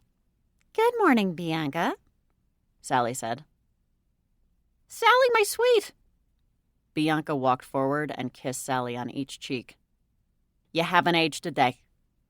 They both burst into laughter. Ah, vampire humor. "Eden, you're so grown up," Bianca said, looking me up and down. "I remember when you were this scrawny kid who didn't want anything girly. No polish, no makeup, and now look at you." Bianca clucked her tongue. "You haven't changed a bit." "I wear chapstick," I said defensively. "I hate dry lips." Bianca motioned for us to sit. "What's a special occasion? A welcome home for Eden?" "You know Eden is the new FBM agent in town," Sally said. She sat first, and I took the seat beside hers. "I heard all about it," Bianca said.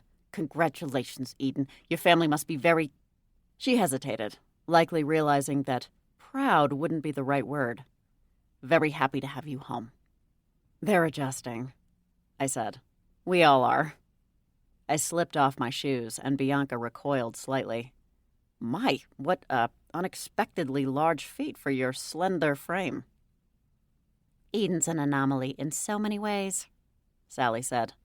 My stepmom's feet were, of course, perfect. Even her toes were easy on the eyes. With wispy hair and misshapen toes, my feet looked like they'd been inherited from hobbits and then hexed by my family. "Have you chosen a polish?" Bianca asked. "She'd like my usual," Sally replied. "I thought so." Bianca produced a bottle of crimson polish from her smock and placed it on the stand between our chairs. "Who'd like to go first?" "Eden's needs are more urgent," Sally said. Bianca digested the scene in front of her, clearly judging it the salon equivalent of a car wreck. "I agree." She plunged my feet into the water and began to scrub them. I tried not to react to the almost painful tickle. "Any good gossip?" Sally asked. "Eden's been wanting to catch up now that she's back in town." "I would think her mother and grandmother are up to the task," Bianca said, and I heard the trace of bitterness in her voice. No doubt my family had wronged her in some capacity in the past. That was their way. "Vampire gossip, specifically," Sally said. Bianca's head jerked up to look at me. "Is this because of your new job? You need to keep tabs on us? Paul Pidcock never did that." "No, it's not like that," I said. "Do you know a young man called Will Hicks?" Bianca looked blank. "Will Hicks? I don't think so. He's a vampire?"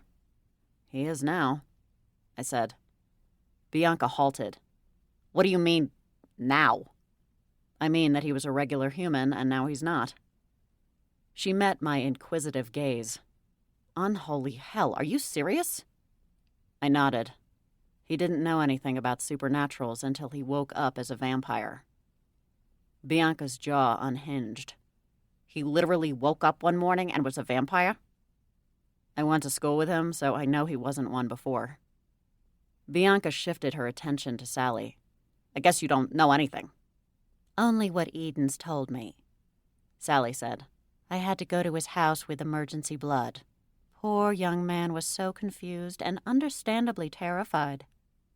"I'll swear on the deed to my salon, Eden," Bianca said. "I don't know anything about a turning."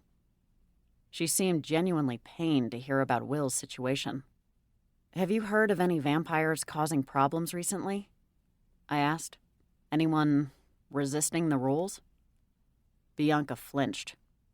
I'm not here to make trouble for vampires, I said. But if someone is turning humans, it's a problem for everyone in Chipping Cheddar. Bianca nodded. There is one. He's a relative newcomer. Why didn't that surprise me? Longtime residents were much more likely to keep up the charade. They wanted to be able to live here in peace. Do you mean Rupert? Sally asked. That's the one. Bianca moved my feet out of the water and drained the foot bath. She towel-dried my feet and set to work on my cuticles. Who's Rupert? I asked. He moved here from Otherworld about 2 years ago, Sally said. He was attracted to the mystical energy, of course. He considered staying in New York, Bianca added. That's the portal he came through to get here. He said he felt compelled to go south and ended up here. What makes you think he's trouble? I asked. He's been challenging at times, Bianca said. He's from an old vampire family in Otherworld, practically royalty, so he thinks he's above our laws here. Doesn't want to drink synthetic blood. Wants to tell women the truth about being a vampire. Thinks it's an aphrodisiac. He sounds like a threat to the community, I said.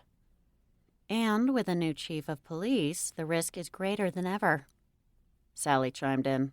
We can't be too careful. How is the new chief? Bianca asked. One of the stylists said she saw him in holes and that he's absolutely scrumptious. I shifted in my seat, unwilling to answer. He has a gorgeous face, Sally said. And his body? Well, don't get me started. Bite, kill, or turn? Bianca asked. Oh, honey, all three. My face warmed. Sally! I didn't want to hear my stepmom talk about anyone like that. Not even my dad. Sorry, darling, Sally said. But it's true. How about you, Eden? Bianca said. Bite, kill, or turn? I bristled. I'm not a vampire. Sally patted my arm. Sometimes it's good to pull the wand out of your bottom. And replace it with the chief's... I didn't let Bianca finish. So, where can I find Rupert? Bianca unscrewed the lid to the polish and began applying the deep red color to my toes. Evergreen. Evergreen? The old mansion? I asked. That's right, Bianca said. He bought it and renovated it. I'm told he's using it for both personal and professional purposes. What professional purposes? I asked. Like a home office? Bianca snickered. Something like that. Apparently he's using the downstairs as a private club, Sally said. He invites attractive women by special invitation only. What happens at the club? Gambling? No idea, Sally said. With Rupert, I can safely say I don't want to know. If you want to catch him off guard, I suggest going after 10, Bianca said. He'll be preoccupied with his guests. And more likely to answer my questions. Perfect. Thanks, Bianca. You've been really helpful. No problem. Bianca slid her stool over in front of Sally's footbath. Your turn, Mrs. Fury. Even though Sally and my dad had been married for years, it still sounded strange to hear someone other than my mom referred to as Mrs. Fury. While Bianca finished Sally's pedicure, I texted Neville to check whether there was a file on Rupert.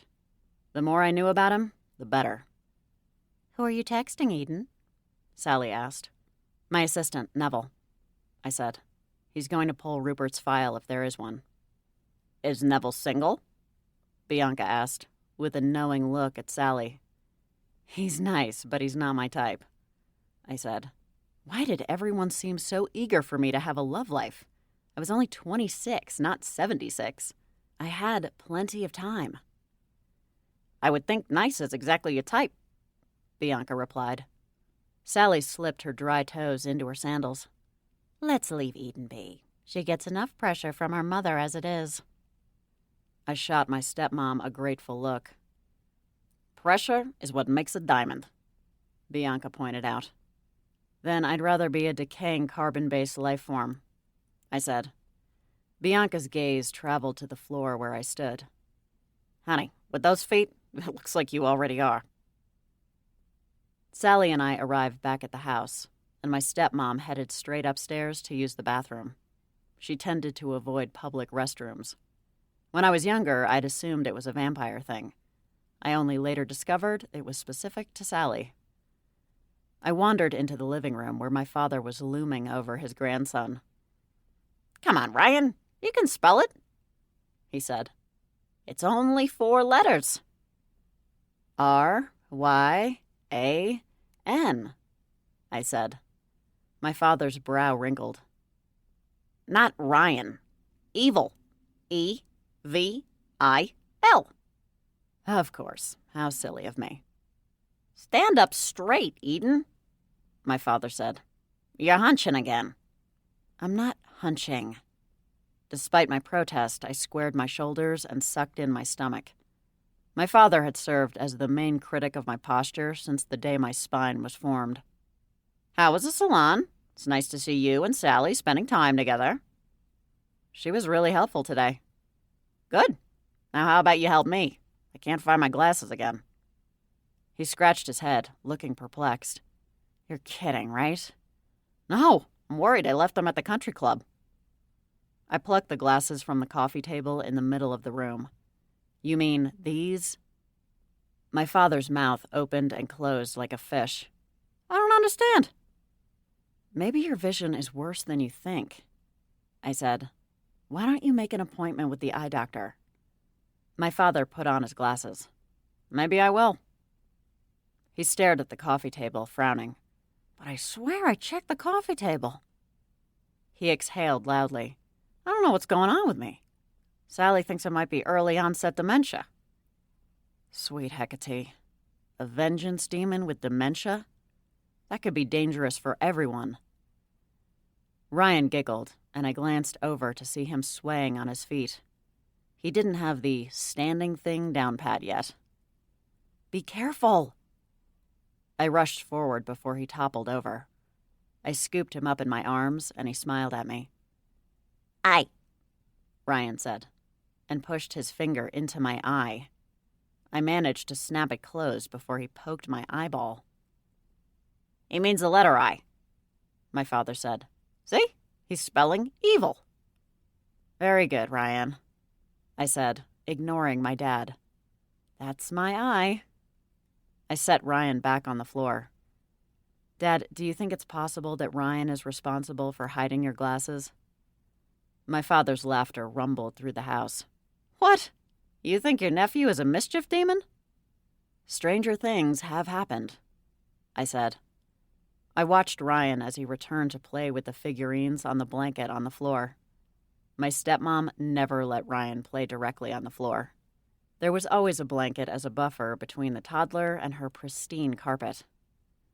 "I hope he's a more impressive mischief demon than you are a Fury," my father said. Gee, thanks. My dad came to stand beside me and gazed down at his grandson. Do you really think he might be a mischief demon? I don't know, I said. But if you're not going senile or blind, then maybe there's another explanation. "He looks like me, don't you think?" my dad asked with a proud smile. Ryan gurgled and laughed as a trail of spit appeared on his chin. I looked at my dad. Yes, he definitely does. My phone began to shriek like a banshee, and I groaned. "Did you change your mother's ringtone again?" my father asked. Variety is the spice of life, I replied, and clicked on the phone. What is it, Mom? "Your nephew is missing. Call the hot chief of police." I glared at my dad. I knew this would happen eventually. Calm down, Mom. "I can't calm down. My son is a vengeance demon. Do you know what he'll do to me if I let his son get dragged off from his crib by dingoes?" We don't have dingoes in this country, I said. "They don't think we have witches and vampires in this country either, but we do." I heaved a sigh. Ryan is perfectly safe. I'm with him now. "What do you mean?" The pitch of her voice pierced my ear, and I winced.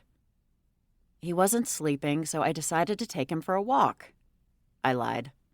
"Why didn't you leave a note?" my mom asked, her voice still shaking with outrage. A note? I guess I didn't think of it. My mother clucked her tongue. For a smart girl, you can be terribly dim-witted. I'll bring him back now. Please do. He needs his sleep. It's important for supernatural development. I clicked off the phone and tucked it back in my pocket. Let's go, Ryan. Back to your life behind bars. Ryan held up his arms for me to lift him. Up! I picked him up and inhaled his powder scent. Why did you cover for me? My father asked. Because I don't want the two of you fighting where I'll be caught in the middle. I smoothed Ryan's hair. I covered for me, not for you. At least she said you were smart, he said. That's a compliment. She said I was terribly dim-witted and was probably plotting her revenge right now. My dad shook his head. Take the win. Please work out an arrangement if you want to see more of Ryan, I said. Stealing him out of his crib isn't setting a great precedent. I'll think about it, my dad said stubbornly. By the time I reached the backyard, I had to put Ryan on the ground to walk. He was far too awkward and heavy to carry on my hip the whole 500 yards. They should make us carry toddlers at Quantico as part of our training, I told him. Not that it mattered now. All that training had been for nothing. I was here now, an agent for the FBM, and I'd have to endure basic supernatural training like some newbie. Life wasn't fair. The walk took longer than necessary because Ryan kept falling every few feet. But we finally made it back to the farmhouse. My mother waited on the back step, her arms crossed. Take the scenic route, did you? She asked. Mom, Ryan said, and smiled. My mother's frown faded. Hello, you gorgeous little boy. You weren't this nice to me when I was little, I said. You asked me to call you Beatrice in public. It seemed unnatural for you and Anton to call me anything else, my mom said. I didn't look old enough to be anyone's mother. Is that why you've asked to be called Mom? I asked. Because it could be mistaken for plain old Mom? Grandma was already taken, my mother sniffed. She lifted Ryan to her chest and tickled him under his chin. Let's get you down for a nap, sweetheart. She turned and glanced at me over her shoulder. I'll deal with you later. Terrific. I entered the kitchen where my grandmother and Aunt Thora were slicing vegetables. Well, my great-aunt was slicing vegetables, while my grandmother looked over her shoulder and criticized her. Teamwork. I know how to chop a carrot, Esther, Aunt Thora said. Grandma looked at me. I heard you kidnapped your nephew. If you want a baby so bad, why don't you go hang around the marina tonight? I'm sure someone can accommodate you. I didn't kidnap him. I refused to elaborate and rat out my dad, even though he deserved it. If you need a small sacrifice, Grandma said, I'm sure we can poach a kid from the local school. I don't need a sacrifice, I said. I don't practice black magic, remember? You don't practice much of anything, Grandma said, snatching a carrot from the cutting board and biting into it. If you did, you'd be better at your job. I stiffened. What makes you think I'm not good at my job? She waved the carrot at me. Someone turned a vampire, and you don't have a clue what happened. I cocked an eyebrow. How do you know about that? The whole supernatural community is buzzing about it, Grandma said. I heard about it from Nancy in the nursing home. I went to see her this morning. My mother returned to the kitchen and gave me a sharp look. Paul Pidcock would have had this situation under control by now. What situation? I asked, exasperated. We don't even know that there is a situation to get under control. Oh, there's a situation, my mother said. I can feel it in the air. Can't you, Mom? My spidey senses are tingling, Grandma agreed. That's just your overactive bladder, I said. Grandma fixed me with a 1,000-yard stare. You want to run my fade? Let's take it outside. I closed my eyes, trying to collect myself. I'm not going to fight you, Grandma, and for the love of Hecate, will you please stop reading the Urban Dictionary? Wait until I tell Anton that you abducted his only son. Grandma dragged the end of the carrot across her neck in a threatening gesture. I threw up my hands. I'm going to my room. I was going to start carving a line in the wooden beam in the attic for every day I was still living here. I wished the carpenter had never bought that lottery ticket. Maybe the barn would be done by now. Run a brush through your hair while you're up there, my mother called. You look like Ben Franklin had you tied to one of his kites during a storm. I reached the top of the attic steps and slammed the door closed. I was so glad to be going out tonight. An evening with a misogynistic vampire had to be better than an evening with my family. Didn't it?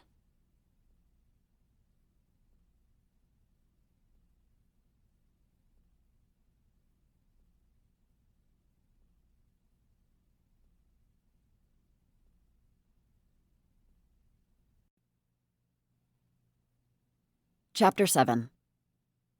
Evergreen was a Georgian manor house dating back to the early 1800s. The house was set on 50 acres and included stables, an ice house, and an orangery. The estate had been owned by the Robinsons, one of the few non-Puritan families that settled in Chipping Cheddar. The original owner, Walter Robinson, had been a mercantile ship's captain. The mansion had remained vacant throughout my childhood. Anton and I sometimes came here to practice our powers, where there was little chance of being observed. "Thanks for coming with me," I said to Clara. I parked the car on the long, tree-lined driveway. "Rupert sounds like a loose cannon," Clara said. "No way would I let you come here alone and confront someone dangerous." "I'm dangerous," I reminded her. "But I know you," she said. "You'll avoid using your powers at all costs." "True," I sighed. "Maybe you can touch his arm. Give me a reading on his emotions. If he's nervous, that might mean he knows something." "Vampires are tricky because of the whole undead thing," she replied. "But I'll try." "Thanks." There were 5 other cars parked along the driveway, including a yellow Hummer. Whatever kind of club he was operating, it seemed to attract money. As I reached for the doorbell, the door creaked open. Loud music pumping emanated from inside. Clara and I exchanged hesitant looks before entering the grand foyer. A scantily clad woman in heels immediately approached us with a tray of drinks. "Welcome to Evergreen," the woman said. "Prosecco?" "It might be poisoned," Clara whispered. I plucked a flute from the tray and sniffed. I don't sense anything magical, just bubbles. "Fine." Clara took a flute and drank. "You're right, tastes normal." "How much Prosecco have you had in life to know what's normal?" "It's one of Sassy's favorite drinks," Clara said. I rolled my eyes. Of course it is. Clara's gaze sharpened. "You're making an effort with her, remember? I want you two to be friends." "You're right, I'm sorry." We took our drinks and followed the pulsating music to a ballroom at the back of the mansion.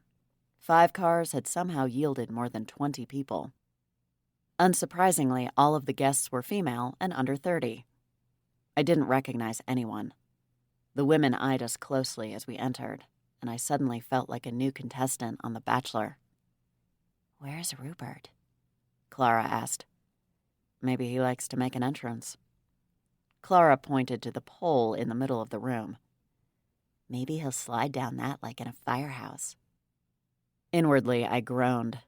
I don't think that pole is designed for transport. I was about to mingle with one of the smaller groups when the music tempo changed, and a handsome man entered the ballroom dressed in a traditional tuxedo. When he smiled, his fangs caught the light from the chandelier. Clara jerked beside me. "It's not like you've never seen fangs before," I whispered. "I know," Clara said. "I just wasn't expecting to see them on that guy. He looks like a prince." I didn't disagree. With his wavy dark hair and penetrating dark eyes, Rupert could have easily passed for a European royal. His gaze alighted on us, and he strutted over to greet us. I don't recall having the pleasure of meeting you two beauties before, he said. If eyes could devour, we would have been swallowed whole. The predator was strong in this one. I'm Eden, I said. Clara offered her hand. I'm Clara Riley. Enchanted. Rupert brought her hand to his lips and kissed it. I watched her eyelids flutter, and she quickly pulled her hand away. I love that movie, Clara said. I always sing when I clean, just like Giselle. I pinched her side to snap her out of whatever stupor she was in. Clara winced and jerked away. If you'll pardon me, Rupert said. The entertainment is about to begin. The music changed again, and the pulsating beat returned. One of the women screamed excitedly, as though anticipating something. A moment later, I knew exactly what that something was. Rupert. He began to dance around the pole, ripping off his bow tie as he moved. Are you seeing what I'm seeing? Clara asked, fixated on the vampire. Unfortunately, I am. What did you feel when you touched him? Lust, Clara replied. It clouded every other emotion.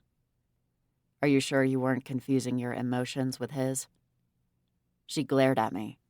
The guy likes sex. I observed his gyrating hips. That's apparent. Wow, and here I thought he was a dignified vampire. Clara whispered. There's nothing dignified about what he's doing, I said, watching as Rupert wrapped his sinewy body around the pole. I bet that's the attraction. He's probably spent an eternity as an uptight vampire with an immortality complex. He came to our town and boom. Boom doesn't even begin to describe it. We continued to watch in awe as Rupert stripped down to a G-string. Looks like he's learned to embrace his manly parts. I think most of the women would like to embrace his manly parts, Clara said. The women were whistling and cheering. I'd bet the elegant ballroom had never held any events like this prior to Rupert's tenure. If these walls could talk. It occurred to me that these walls probably could talk. I tried to recall from my time spent here as a kid whether I'd ever encountered any ghosts. If one resided here, I might be able to learn more about Rupert, whether he'd turned anyone here. I'll be right back, I said to Clara. I turned around and walked smack into a familiar broad chest. We really have to stop running into each other like this? Chief Fox said. He rubbed his chest. It hurts. I swallowed hard. What are you doing here? I received an anonymous tip that the owner is operating an illegal strip club out of his house. He peered around me to see Rupert riding up and down the pole. Seems my information was good. That's why I'm here, I said quickly. Same intel. You sure about that? He asked, suppressing a grin. If memory serves, you've got a thing for strippers. I wanted to dig a hole and bury myself under the floorboards. He was referring to our first meeting at the cheese wheel, where I'd drunkenly mistaken him for a stripper in his cop uniform. I don't have a thing for strippers, I insisted. I like clothes, lots of layers of them. I'm strictly here for the crime. You're cybercrime, the chief said. Why would you be investigating this? Online porn, I said quickly. Someone's been posting his performances on the internet. Chief Fox studied me for a moment. We're not going to argue over jurisdiction, are we? I'll make a deal with you, I said. I'll leave you to it if you let me have 2 minutes with him first. The chief's gaze flickered from the gyrating vampire and back to me. If you think 2 minutes is all you need. I pressed my lips together. I need to ask him a few questions, then he's all yours. Fine. No one noticed the chief of police in uniform until he spoke. I need everybody out. Show's over. He clapped his hands, getting everyone's attention. Rupert slid to the bottom of the pole, and the music screeched to a halt. What's going on? He approached us in his bright red G-string, and I averted my gaze. Clara, on the other hand, couldn't look away if her life depended on it. I'm Chief Fox, he said. Are you aware that this property isn't zoned for whatever it is you're doing? A zoning issue, Chief? Rupert asked. I need to apply for a variance to entertain women in my own home? The chief waved his hand. You won't get a variance. You can't run a strip club out of your house. Well, that's disappointing, Rupert said. I do so enjoy it. Apparently one of your previous guests didn't enjoy it, Chief Fox said. It seems someone stole her wallet while she was here. She thinks it was you. Me? Rupert laughed. I have more money than one could ever need, and I'm immature, I interjected. He's very immature. Chief Fox motioned to the cluster of guests. Go home, people. Show's over. Make sure you all have your wallets. Are you going to arrest him? I asked. I'm getting to that part, the chief said. Don't rush me. I say the same thing, Rupert said. I prefer to take my time and savor the moment. The vampire offered his wrists. Go on. Handcuffs will complete the outfit. 2 minutes, Chief, I reminded him. Chief Fox hesitated before taking a few steps back. I'm counting. I pulled Rupert out of earshot of the chief. I couldn't risk being overheard. Rupert, I need to make this fast. My name is Agent Eden Fury. I work for the FBM. Rupert blinked. You're law enforcement? I never would have guessed that. And I never would have pegged you for an amateur stripper, yet here we are. I angled him away from the chief. I need to ask you a very serious question. Rupert's lips curved into a sensual smile. No, I don't have a girlfriend, and yes, I'm very interested. I ignored his comment. Have you turned anyone since moving here? Turned? He repeated. As in... He snapped his fangs together. Yes, that. Why would I do that? He asked. Because you can? I said. Because you're the kind of vampire that runs a strip club out of his Georgian manor house? I've no interest in creating more vampires, he said. I'm quite content with my own company. He smiled again. Well, I do like attractive company, but only for the night. He nudged me. Perhaps you'd like to come back once I've resolved this matter? You swear you haven't stolen any money? I asked. An outrageous accusation. I've plenty of my own. Why run a private strip club out of your home? Why not, if it makes others happy? He eyed me closely. I bet I can make you happy. Several times, in fact. I stiffened. No, thank you. Rupert leaned forward and inhaled my scent. You reek of darkness. It's intoxicating. I think you've had a few too many Proseccos, I said. That's what's intoxicating. I steered him back to Chief Fox. The chief's brow furrowed. Did he just smell you? He has an olfactory fetish, I lied. Chief Fox handcuffed Rupert and guided him out of the mansion. Rupert twisted to look back at me, holding his hand to his ear like a phone. Call me. I waited until the mansion was empty before searching for any resident ghosts. Do I need to stay with you? Clara asked. Her gaze flitted from room to room. What are you worried about? You're not going to see anything, I said.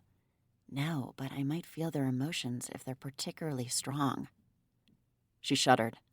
Ghost feelings. Yuck. Fine, wait here. Clara seemed to realize that she'd be left alone in the large foyer. No, that's okay. I'll come. I walked through the house, calling out to the spirits. Clara remained glued to my side, unwilling to separate from me.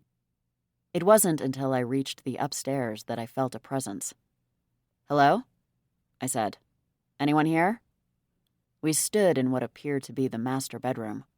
The furniture was made from a rich mahogany, and the decor was elegant yet modern. An apparition appeared in the middle of the king-size bed. Boo! Boo? I stared at the ghost of the older man with bushy white hair and matching facial hair. That's your entrance? Clara gripped my arm. There's a ghost? No, I'm talking to the pillow, I said. Of course there's a ghost. I inched toward the bed, dragging Clara with me. "I'm Eden." The ghost observed me. "Greetings and salutations, Eden. My name is Samuel Robinson." "This is your family's estate, I take it?" "Once upon a time," the ghost said. "Now it belongs to that monster." "Rupert?" I queried. He floated above the bed. "My family would roll over in their graves if they knew what had become of our home. It's disgraceful." "Why do you think he's a monster?" I asked. I wondered whether Samuel had seen anything. Maybe he'd seen Rupert turn Will into a vampire. "Because he's a vampire," the ghost replied. "They're all monsters." "Ah. Is he the first vampire you've encountered?" "Of course not. What do you take me for?" He sailed over our heads and somersaulted around the room. His movements were making me queasy. "You've known other vampires?" I asked. "Chipping Cheddar has a portal that draws demons here," he snapped. "Don't you know anything?" I gaped at him. His clothes suggested he'd been a ghost for over a century. "I'm just surprised that you were aware of such things. Back then." "I had the sight," he said. "I could see them all. Vampires, werewolves, druids, demons." He sighed dreamily. "Mermaids. Oh, how I loved to watch them from the water's edge. There was a cove they liked to frequent. They thought it was private." He chuckled to himself. "Mr. Robinson, have you ever seen Rupert do anything unusual?" "What's unusual for a vampire?" he asked. "He likes to talk to himself in the mirror. Daily affirmations, he calls them." The ghost made a dismissive sound.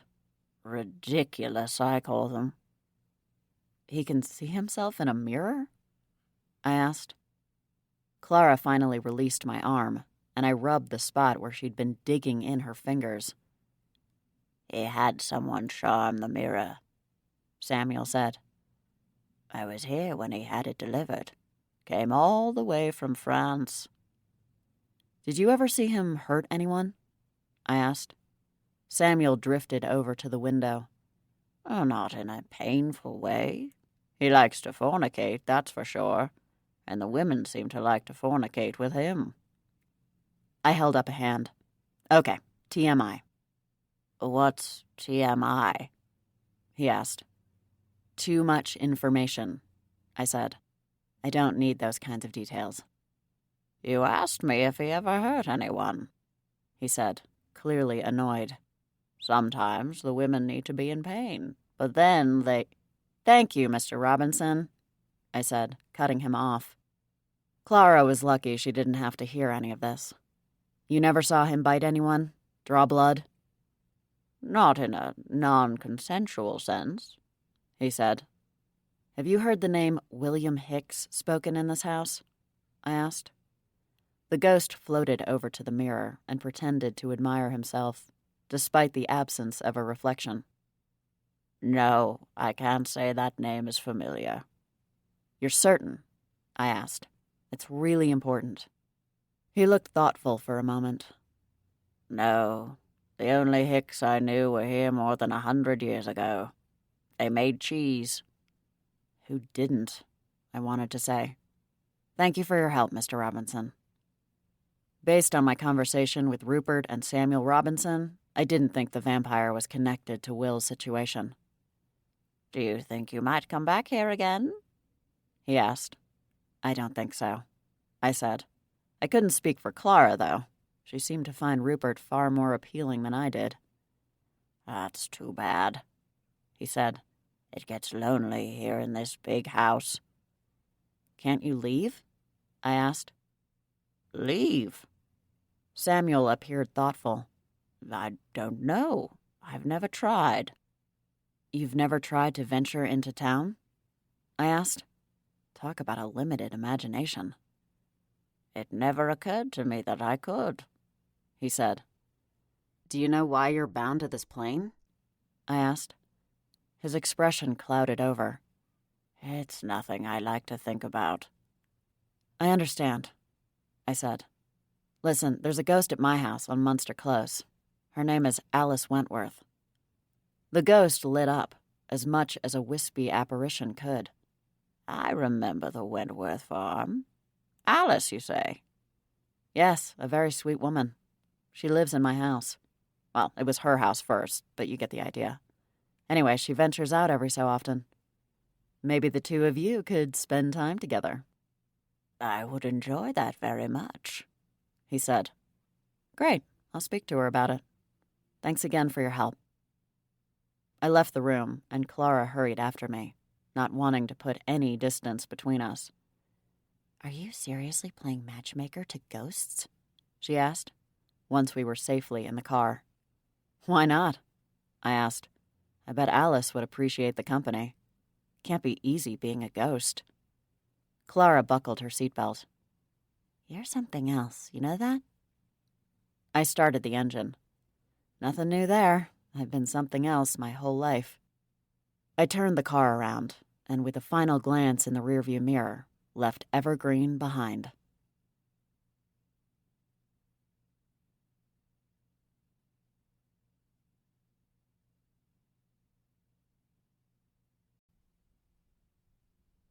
Chapter 8.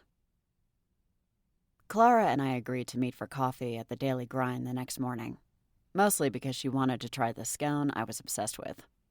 I just parked the car when a text came through from her. Meet at Bugle instead, behind schedule. The Buttermilk Bugle office was only a block over from the coffee shop. I entered the small lobby and was nearly mowed down by Gasper Caudry. He looked exactly like his photo on the website. Is there breaking news somewhere? I asked, only half joking. I parked in a handicap spot and someone spotted Deputy Guthrie giving out parking tickets. I stared at the gangly reporter. You parked in a handicap spot? I hurt my knee playing rugby, he replied, as though that justified his actions. I wasn't a fan of Sean Guthrie. The deputy and I attended high school together and shared a mutual dislike. That being said, I really hoped he got to Gasper's car before the reporter did. If I stalled him long enough, maybe I'd get my wish. You play rugby? I asked. It's a great sport. You must be pretty athletic. I did my best to feign interest. I work out a lot, Gasper said. He seemed to forget about his parking violation. I like to keep fit. Don't want to develop my dad's beer gut. I don't blame you. I smiled and extended a hand. I'm Eden Fury. His brow shot up. The new FBI agent? That's right. He shook my hand. Gasper Caudry, the only source for news in Chipping Cheddar. If you ever need... The door flew open, and Mitzi Malone strode into the lobby, clutching a rolled-up newspaper under her armpit. Where's your boss? Gasper's mouth dropped open. Ms. Malone, how can we help you? She flipped her sunglasses to the top of her head. Did I stutter? I need your boss. He's not here right now, Gasper said. But I can help you.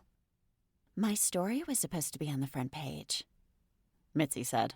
She yanked the newspaper out from under her arm and opened it. Where is it? Gasper pointed to a photo of Mitzi on the page.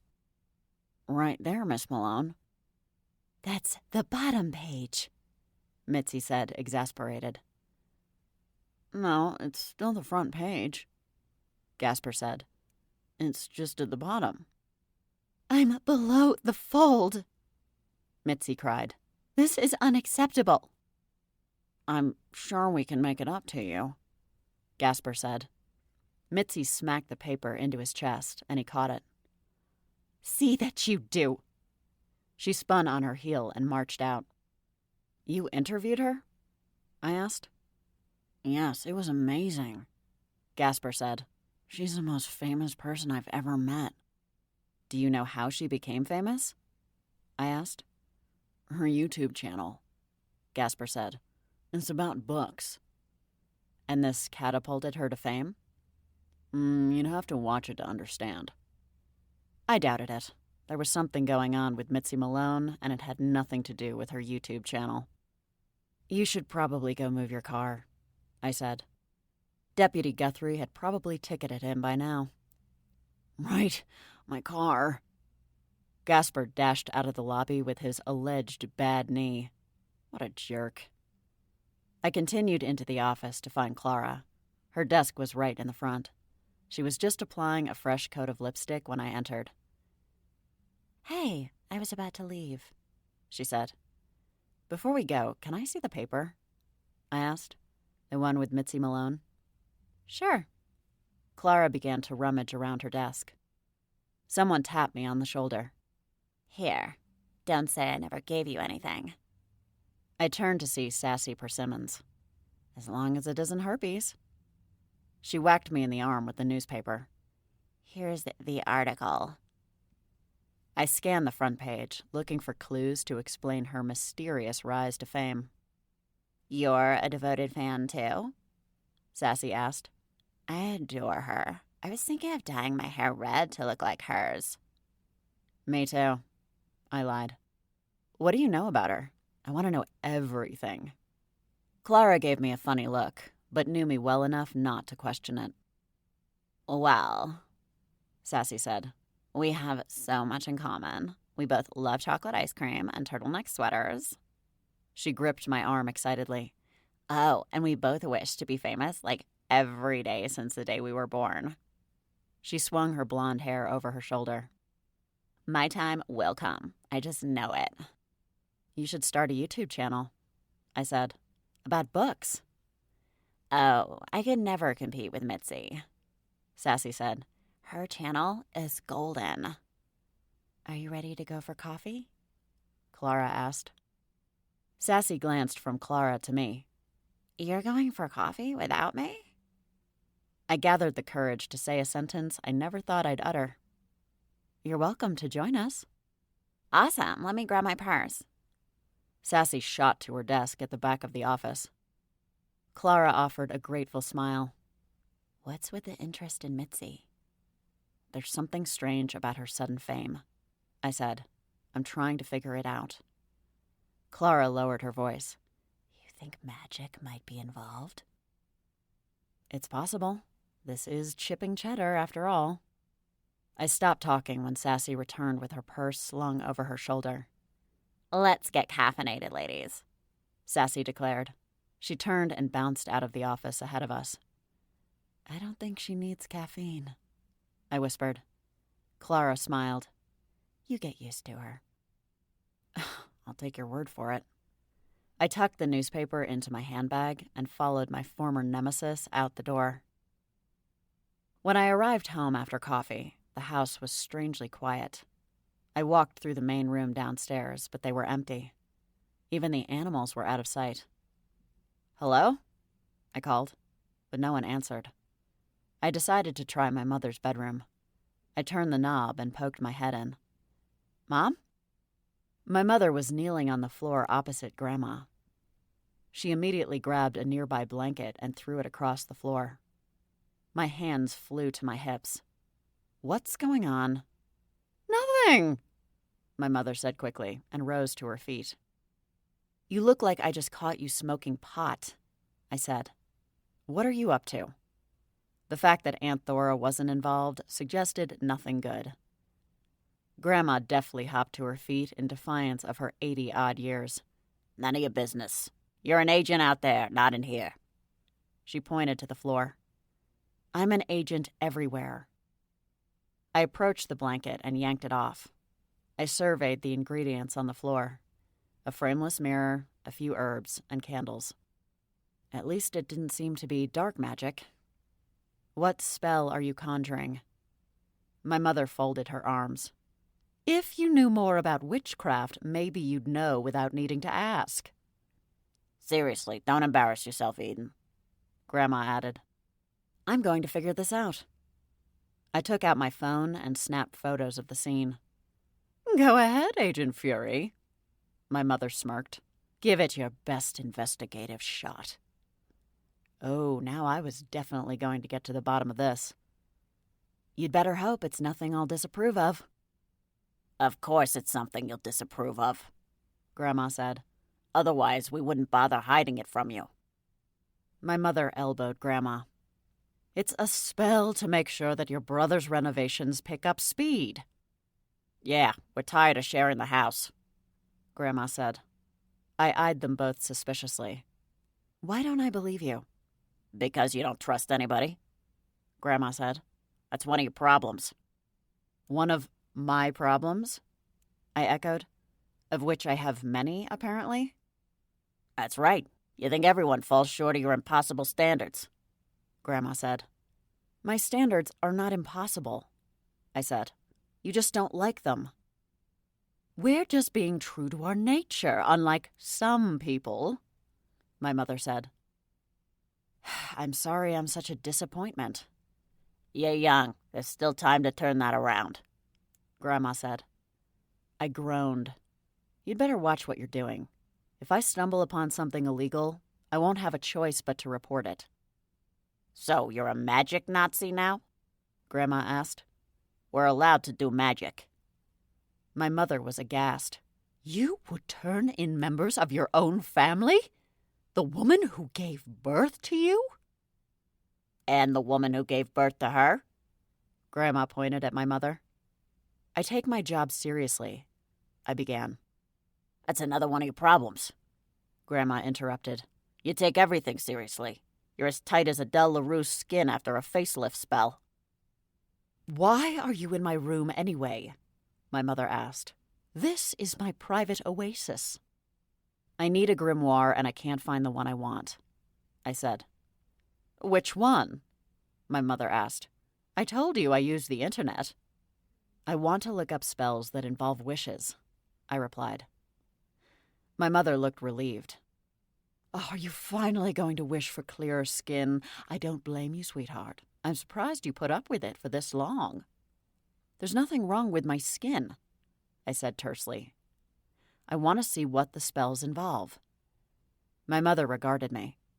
How badly do you want this? Uh-oh. Why? I'll make a deal with you, she said.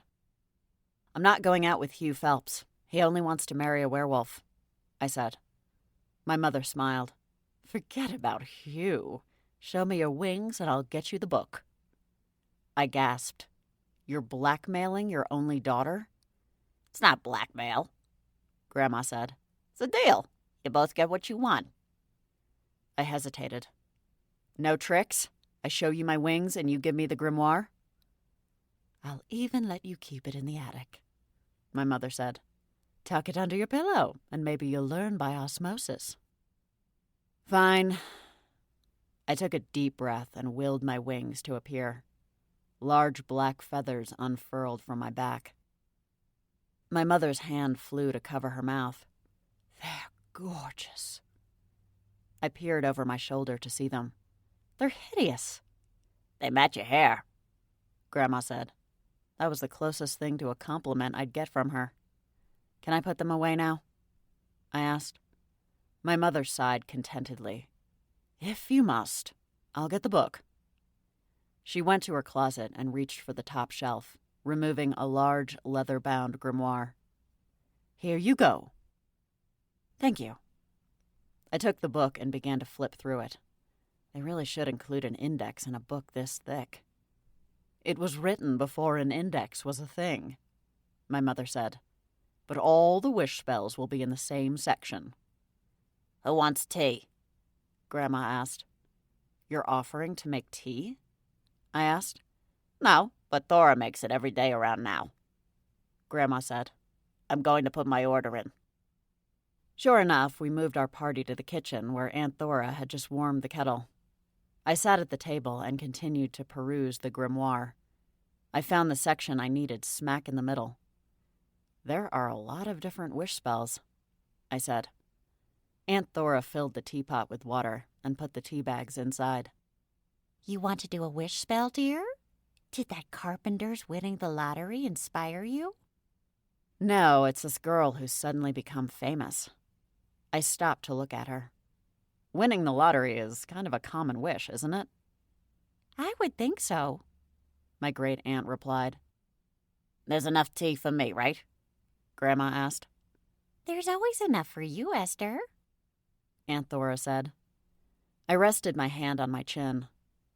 What are the odds that more than one person had a wish spell cast at the same time? It was unlikely enough that a human discovered magic. It was even more unlikely that multiple humans did within a 5-mile radius. I bet it's that Rosalie LaRue, Grandma said. She likes to throw her magic around. She can't do that, I said. These are humans with no knowledge of us. She acts like some kind of voodoo priestess who can get rid of curses, Grandma said. She rents a place over on Asiago Street now. That's the same street as my office, I said. You're next to Hole's, aren't you? My mother asked. Rosalie's place is 3 blocks south. You can't miss it. There's a tacky crystal ball in the window. She wrinkled her nose in disgust. Brings down the whole neighborhood. Yes, it really dulls the shine of that tattoo parlor in the dollar store, I said. I glanced over the spells in the grimoire. Do you really think she might be performing wish spells for people? Rosalie would do anything for the right price, Grandma said. I once saw her conjure a toupee for a guy in exchange for a taco. Aunt Thora rolled her eyes. Esther, that was his toupee that had blown into the street. Ernesto, he owns the taco truck by the promenade. Whatever, Grandma said. All I'm saying is the witch likes her greenbacks. She's turned more tricks than a Vegas hooker. I buried my face in my hands. Nice analogy, Grandma. I closed the book and slid back my chair. No tea? Aunt Thora asked. No, thanks, I said. I'm going to see a voodoo priestess about a wish. I glanced at Grandma as I passed by, and I might just request a custom curse while I'm there. Go ahead, Grandma said, raising her chin in defiance. That'll bring you one step closer to our side. I know how appealing that is to you. I grabbed my handbag and headed to Asiago Street. Instead of one step closer to Team Dark and Demented, I needed to be one step closer to figuring out the cause of these fortunate events. And, if I got my wish, Rosalie LaRue just might have the answers.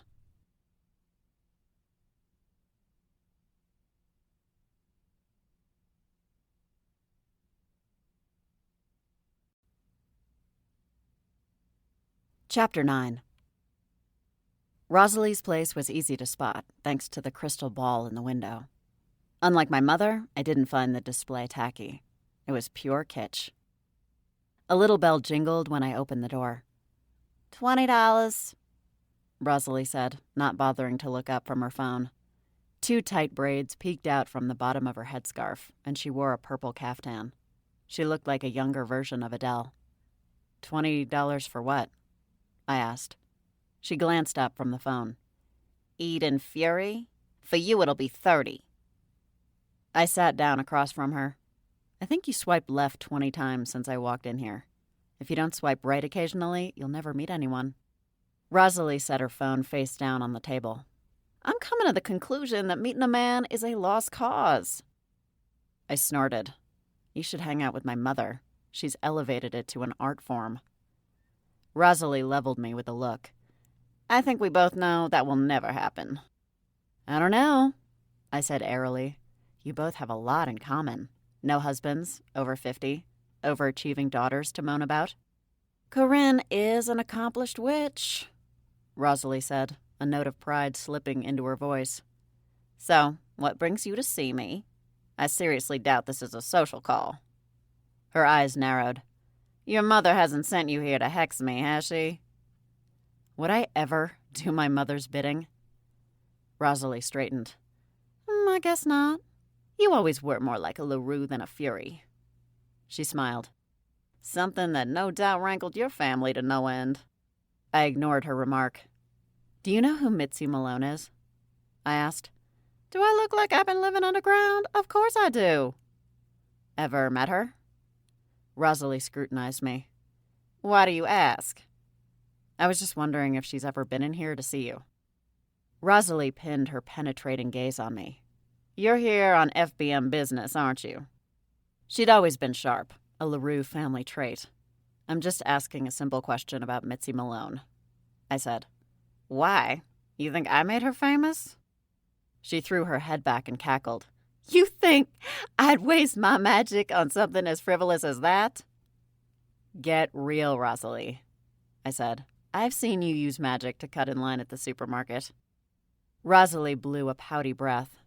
If you really want to get into what's petty, we can talk about your precious grandmother's use of magic to cheat at bridge down at the senior center. Precious is not the word I'd use to describe Grandma, I said. But at least she doesn't con unsuspecting humans out of money. I'm not conning anybody, sugar. It's a simple case of supply and demand.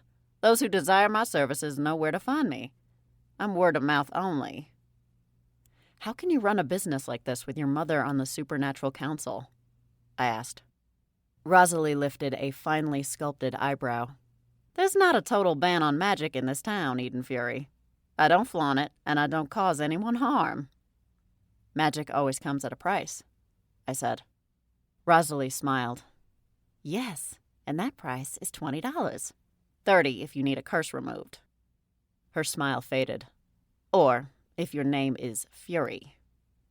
But you're conning people into believing they carry a curse in the first place. No, I'm not. She wore an indignant expression. Just last week, a young man came in here with a limp. So? It wasn't a medical issue, she said. Someone had hexed him. How can you be so sure? Because by the time he walked out of here, the limp was gone. You know I wouldn't be able to do that if the limp hadn't been magic-induced. She was right. And he knew to come in here to get rid of his limp?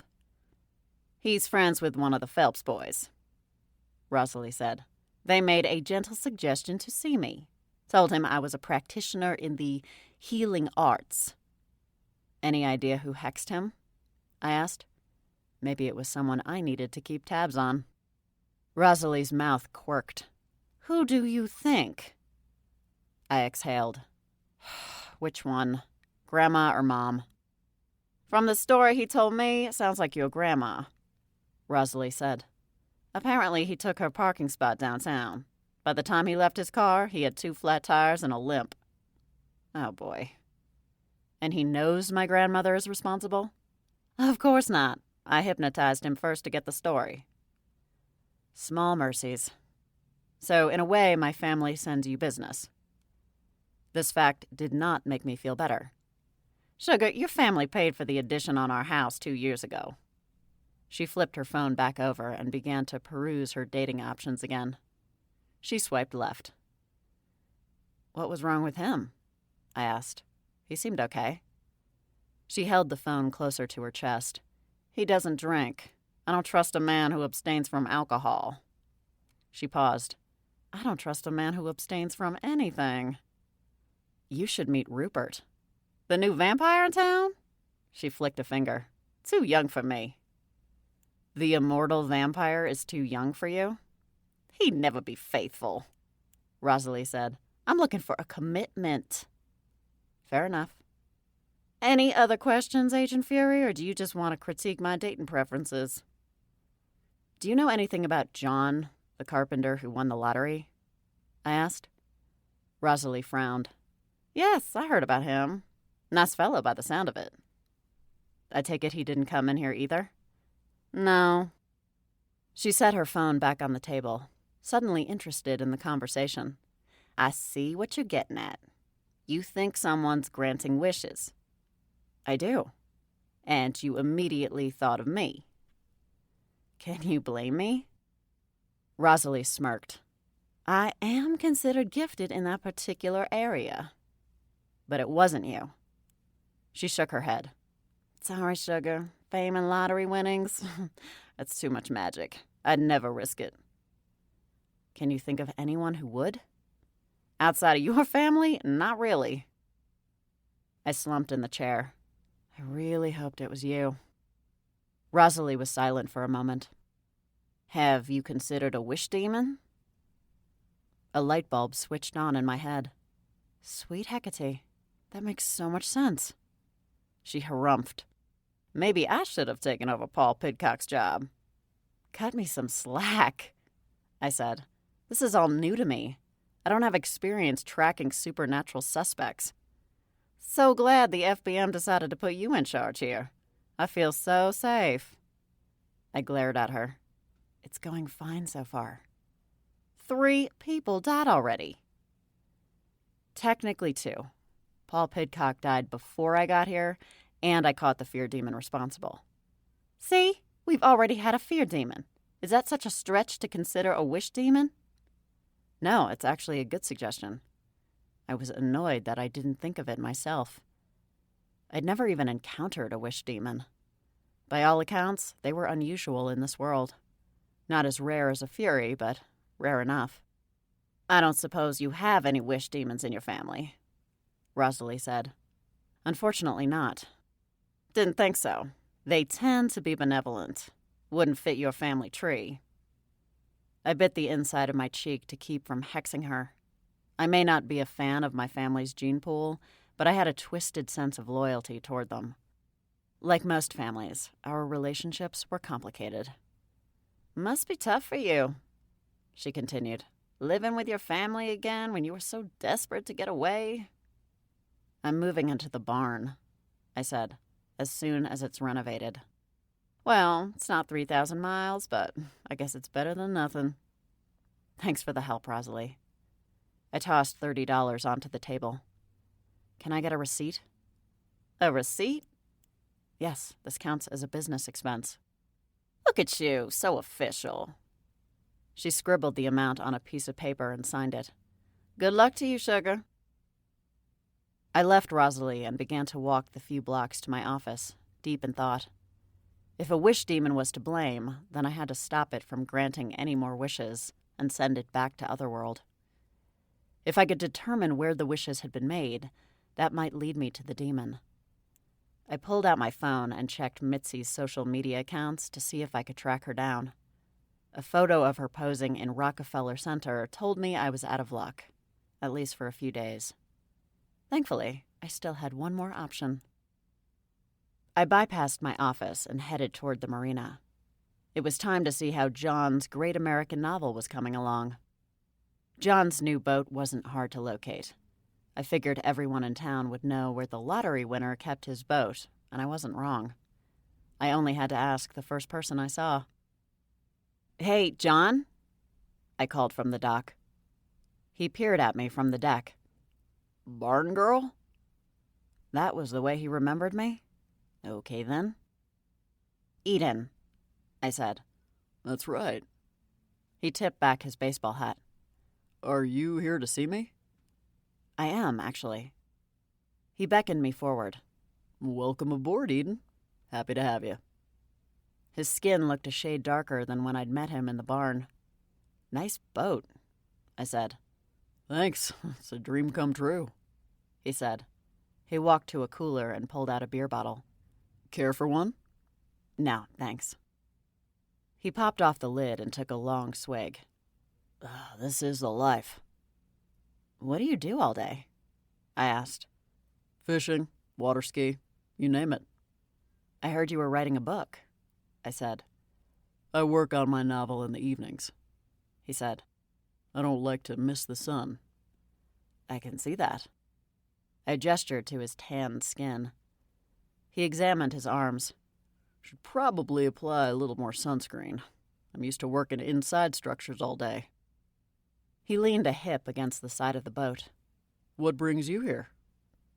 I was hoping you could recommend another guy for the barn job, I said. I'm eager to get it done so I can move in. He chuckled. Eager to get out of the family nest, huh? I can understand that, having met... He stopped abruptly. Well, we all want distance from our families, don't we? So much for my mother's plan to date him. Anyone come to mind for the job? He took another drink. Sure, I got a few names. Want me to write them down for you? I can just put them in my phone, I said. Lawrence Masterson does a good job, John said. He lacks vision, but he's proficient. Do you miss it yet? I asked. He hesitated. I'd be a fool to miss it, right? I mean, I'm living the dream. That certainly seems to be the case. It wouldn't be my dream, but to each his own. John's facade cracked. Who am I kidding? This whole thing sucks. He whipped off his hat and tossed it aside. I'm bored out of my mind. I can't write a book. I don't even like to read that much. Then why all this? I spread my arms wide. That's what I thought I always wanted. The thing I wished for with every penny in the fountain, you know? He gazed across the water. I never expected my wish to come true. Who does? I said. Have you ever considered not quitting your job? There's no requirement that you quit when you win the lottery. We'd still love for you to work on the barn. But where's my incentive to finish the job and move on to the next one if I don't need the money? He asked. I'll drag my heels. You'll get impatient and fire me. Then don't drag your heels, I said. I think I'm someone who needs structure in my day. All this free time, it's not good for me. I could empathize with him because I was the same. I thrived in a structured setting. Too much freedom would unravel me. What about living on the boat? I asked. That must be a plus. He shrugged. I kind of miss my neighbors. We have this neighborhood fire pit that's really cool. We all hang out there on the weekends. No one visits you here? A few people have come by, but it's not the same. Why don't you just keep the boat for fishing and other activities and move back into your place? He stroked his chin. I guess I could. I haven't sold it yet. And I imagine you haven't spent all your money yet. No, the boat was obviously my big purchase, he said. I'm planning to invest the rest. At least he was prudent. Just out of curiosity, where did you buy your lottery ticket? Maybe the wish demon had been the one to sell him his ticket, although that wouldn't explain Mitzi. Same place I always buy my ticket, he said. The convenience store downtown. Abilene always waits on me. He smiled. I think she was as thrilled as I was when I won. Abilene Forrester? That's her.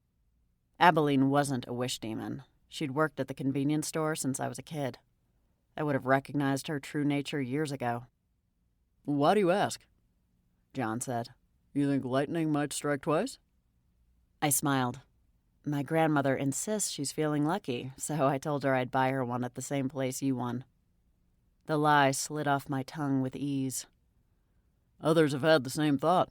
I stopped in for milk the other day, and Abilene said they've been swamped with people buying lottery tickets. My phone vibrated in my pocket. I pulled it out to see Anton's name. Would you excuse me for a second? I turned my back to answer. What is it, Anton? I'm kind of in the middle of something. I need your help. Could you please pick up Olivia from school? Verity and I are stuck at work. What about Mom or Dad? I asked. Anton paused. They've both been banned from school grounds. By Verity? No, by the school. He sighed. It's a long story that involves an argument in the parking lot when they both showed up to collect her at the same time. Does it involve magic? I whispered. Not as far as the school knows, Anton said. Good grief. I'll be there as fast as I can. Thanks, Eden. You're the best. I tucked away the phone and spun around to face John. I'd have to continue my questions another time. I'm sorry, but I need to go pick up my niece from school. It's been great talking to you, though. If you decide to work on the barn, let me know as soon as you can. Before you go... His grip on the beer bottle tightened. Do you think you might be interested in going out with me sometime? I blinked. On a date? Sure, why not? Unless you have a thing against lottery winners. I don't know, John, I said. You might be working on my future home. You don't think that might be awkward? One date, he said. No big deal if we decide we don't like each other. We're both grown-ups. I hesitated, quickly running through the pros and cons in my mind. A date would give me more time to question him, and that was the priority. Okay, what do you have in mind? He smiled, his relief evident. How about the chop house tonight? Maybe somewhere else? I asked. Dinner at Raphael's restaurant guaranteed that my mother would find out. He scratched the back of his neck. You don't like the most popular restaurant in town? I do, but it's always so busy and loud, I said. Makes it hard to have a real conversation. John's eyes crinkled at the corners. Quiet conversation sounds good to me. How about you give me your number, and I'll text you the plan? Sure. I gave him my number. I'll see you tonight. Great. I'm looking forward to it. I raced back to the car, not wanting to keep my niece waiting. I felt a little guilty for agreeing to go out with John just to question him about his wish, but I wasn't willing to turn down the opportunity to get more information. There was too much at stake. At least we'd both get a decent meal out of it, which, according to Clara, was the definition of a good date.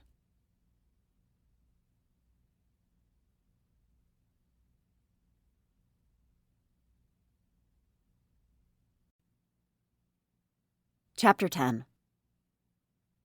I met John at the restaurant so that no one in my family knew about it, at least not immediately.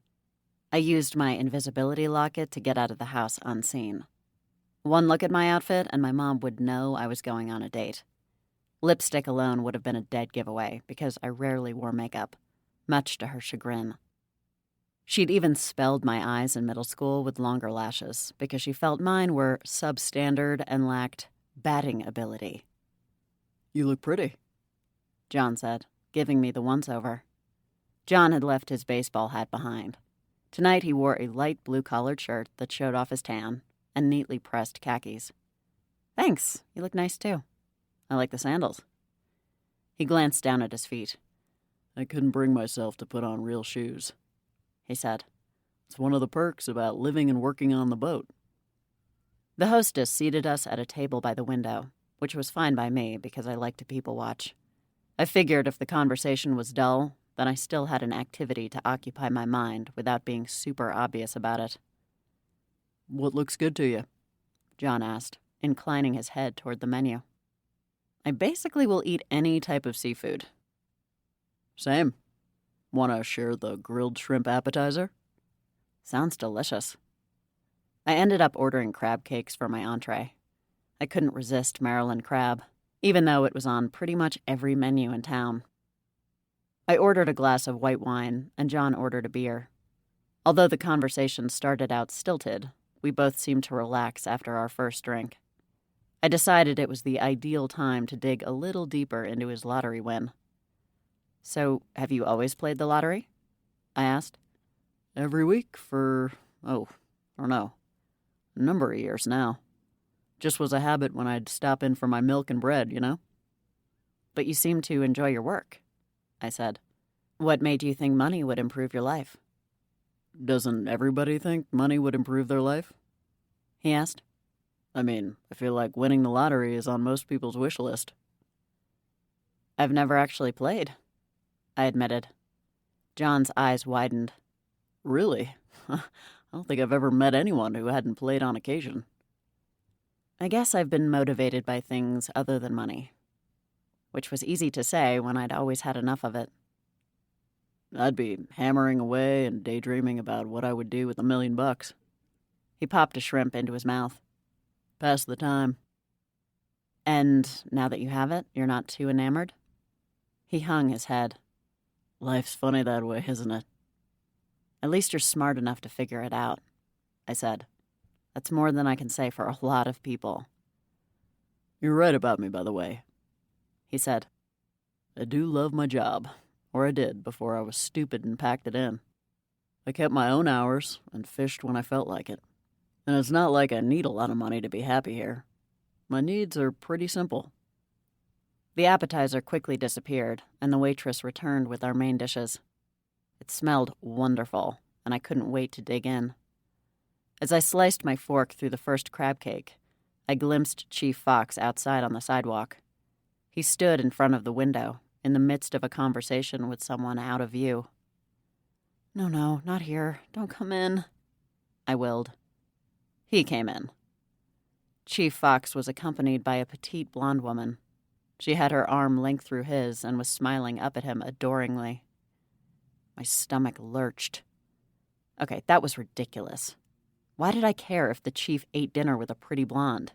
We weren't involved. We couldn't be involved. And the chief seemed like a reasonable guy. If he liked her, then she was probably perfectly acceptable. He noticed me and waved. I wanted to blend into the wallpaper, or close my locket and disappear. But instead, I sat there and smiled. "Good evening, Agent Fury," the chief said, approaching our table. His gaze flicked to John. "And who's your friend?"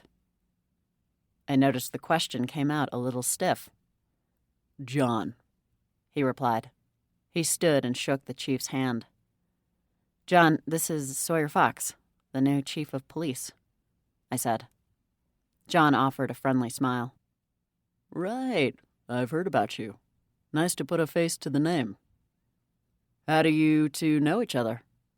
the chief asked. "We met in my barn," I said. Ugh, not the best answer I could have given, but I was still reeling from the chief's presence. His hair was slightly damp from what I assumed was the shower, and he wore a body-skimming black t-shirt with tight gray pants. Did he have to look as good in street clothes as in his uniform? It seemed grossly unfair to the rest of the men in the world. The chief gave a half-hearted laugh. "The barn, huh? Okay. Doesn't sound odd at all." He shifted toward his companion. "This is my friend from out of town, Audra." Audra plastered on a smile, but it looked more like she'd sucked one of Aunt Thora's lemons. "Pleased to meet you both." "Are you from Iowa?" I asked. I knew the chief was originally from Des Moines. We went to the University of Iowa together, Audra said. I live in Chicago now. "You picked a good time to visit here," John said. "Weather's been perfect." Yes, Sawyer's been talking it up so much. I just had to come and see for myself. "Chipping Cheddar is a special place," John said. I'm still on the fence, Audra said. Only one good coffee place? Even the crappy town I grew up in had 2 good coffee places. I had to fight the urge to hex her with a silencing spell. Yes, I was a hypocrite. Even though I'd avoided living here and had to be dragged back kicking and screaming, I'd still defend my hometown to anyone who tried to put it down. The chief nudged Audra. "Come on, can't base your entire opinion of a town on its coffee offerings. You said earlier that the downtown was great." Audra stroked his arm. I was being polite. "Chief Fox, your table is ready," the hostess said. Thank the gods. "It was good to meet you, John. Enjoy your dinner." The chief's gaze lingered on me for a moment longer before he turned and followed the hostess to another table across the room. "He seems nice," John said. "A fair bit younger than Chief O'Neill." "Definitely." "Didn't seem like his girlfriend was very impressed with our neck of the woods." "You think Audra is his girlfriend?" I craned my neck for another glimpse of them. John shrugged. "She was hanging on him like she was. Might as well have peed in a circle around him to keep the other females at bay." I laughed. I think it's only male animals that do that. "Well, she lives in Chicago. Maybe they do things differently there." I cracked another smile. John was turning out to be good company, even if I wasn't particularly attracted to him. "Have you dated a lot here?" I asked. "Not as often as I'd like," John said. "I tend to get caught up in a project, and then not make time for much else besides fishing." "My brother likes to fish in the river not far from the mound," I said. "That's where my buddy Joe likes to go," John said. "We were just there a couple of weeks ago, talking about winning the lottery, in fact. What are the odds, right?" Could a wish demon be in the river? "You were fishing at the time?" I guess. We'd gone for a hike and then headed to the river to relax." "And Joe said his wish was to win the lottery too?" John chuckled. "No, actually, Joe said he'd wish I'd win the lottery so I could stop talking about winning the lottery." My brother always says the best catches are in the river. I neglected to mention that Anton also thought the dormant portal in the mound was somehow a draw for the fish. Why? I had no idea. It wasn't like the fish were supernatural. "He's right. I always get lucky there." John's face turned beet red. With fishing, I mean. With the lottery, too, apparently, I said. That's where you talked about winning, and then, lo and behold, you did. John polished off his second beer. Yeah, I guess you're right. Maybe I should take my next date there. We laughed, though I thought it was interesting that he made no mention of taking me there. He was either a total gentleman or had already decided he wasn't interested. If you'll excuse me, I need the restroom, I said. I wanted to text Neville about researching wish demons that lived in rivers. Take your time. I promise not to eat your food, he said. I hurried to the restroom and shot off a quick text to Neville before disappearing into a stall. When I emerged, I saw Audra at the sink, reapplying lipstick while she admired her reflection in the mirror. She noticed me and popped the lid back on the tube of lipstick. Sawyer sure has a lot to say about you, she said. She talked to me via her reflection, which was weird. I washed my hands quickly, eager to return to the table and away from Audra. Well, we worked on a case together recently. He said you're some kind of cybercrime fighter. Sounds pretty lame to sit in front of a computer all day. And what do you do, Audra? I'm a physician's assistant at a big hospital, she said. One of the biggest in Chicago. Is that like a nurse? Her eyes hardened like two dark stones. No, it is not like a nurse. I frowned. Is there something wrong with being a nurse? How do you not know what a physician's assistant is? She asked. She was still talking to me in the mirror, even though I was looking directly at her. I guess I've never encountered one, I said. My sister-in-law is a doctor, but she has her own practice.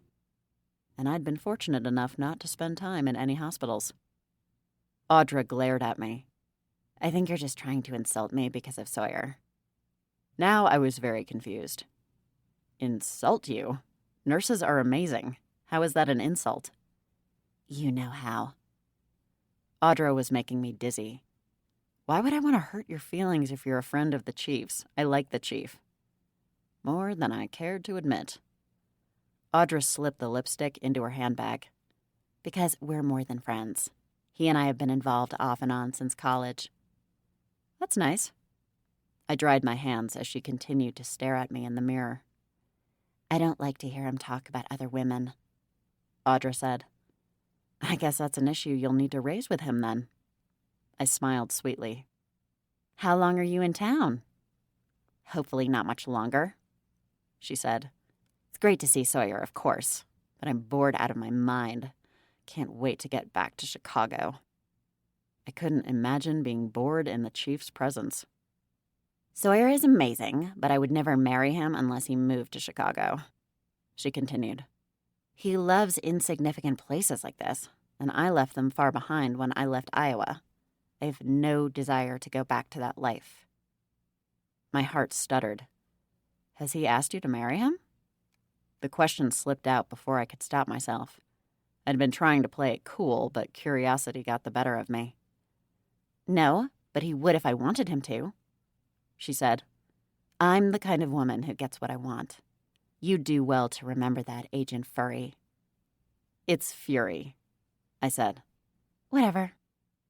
Audra sailed out of the restroom without a backward glance. I watched her go, pleased to see that she had left with a piece of toilet paper stuck to the bottom of her shoe.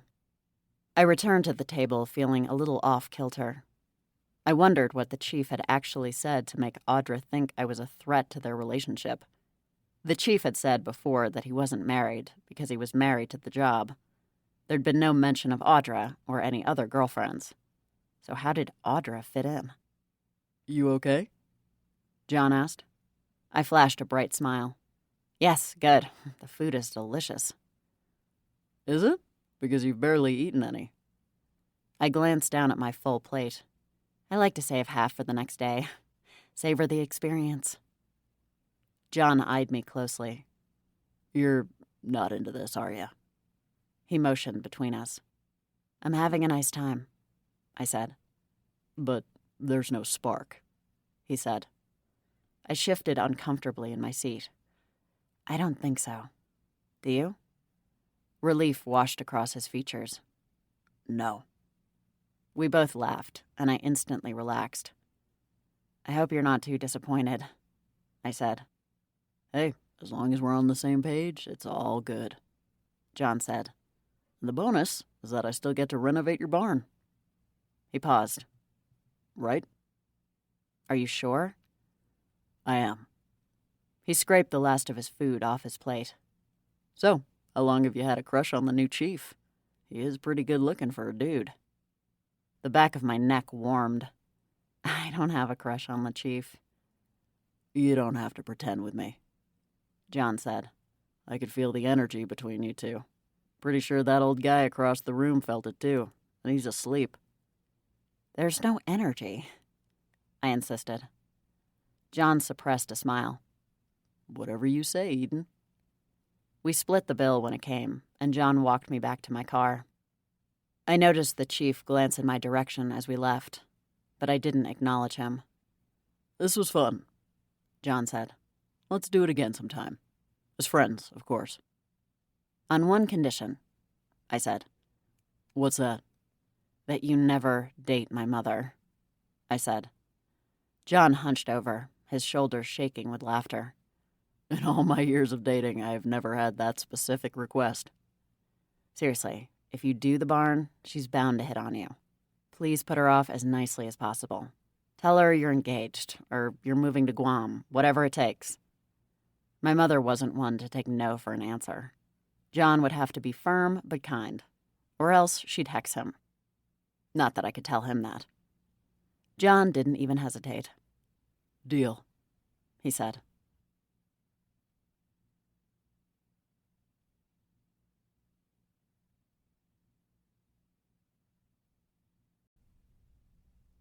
Chapter 11. When I got home, I tried to sneak past the kitchen and head straight to the attic to change into cozy pajamas. I didn't think about using the locket until it was too late. "There's Eden now," I heard my mother say. I froze mid-step. "Eden, come see who's here," Grandma called. Reluctantly, I turned and entered the kitchen. My grandmother's best friend, Shirley, sat at the table with Mom, Grandma, and Uncle Moyer. Candy was sprawled across the table, her tail flicking the cards across the surface. "Gin rummy?" I asked. "What else?" Shirley asked. "Come closer so I can get a good look at you. It's been too many years." Shirley was a tall, busty woman with cropped white hair and a penchant for chunky jewelry. She was a human with the sight and a psychic, though I often doubted her abilities. Her predictions tended to be on par with those found in Chinese fortune cookies or horoscopes. "You look just the same," I said. "Lying is a sin, Eden Fury," she chastised me. "So is gambling," I said. Shirley gestured to the cards.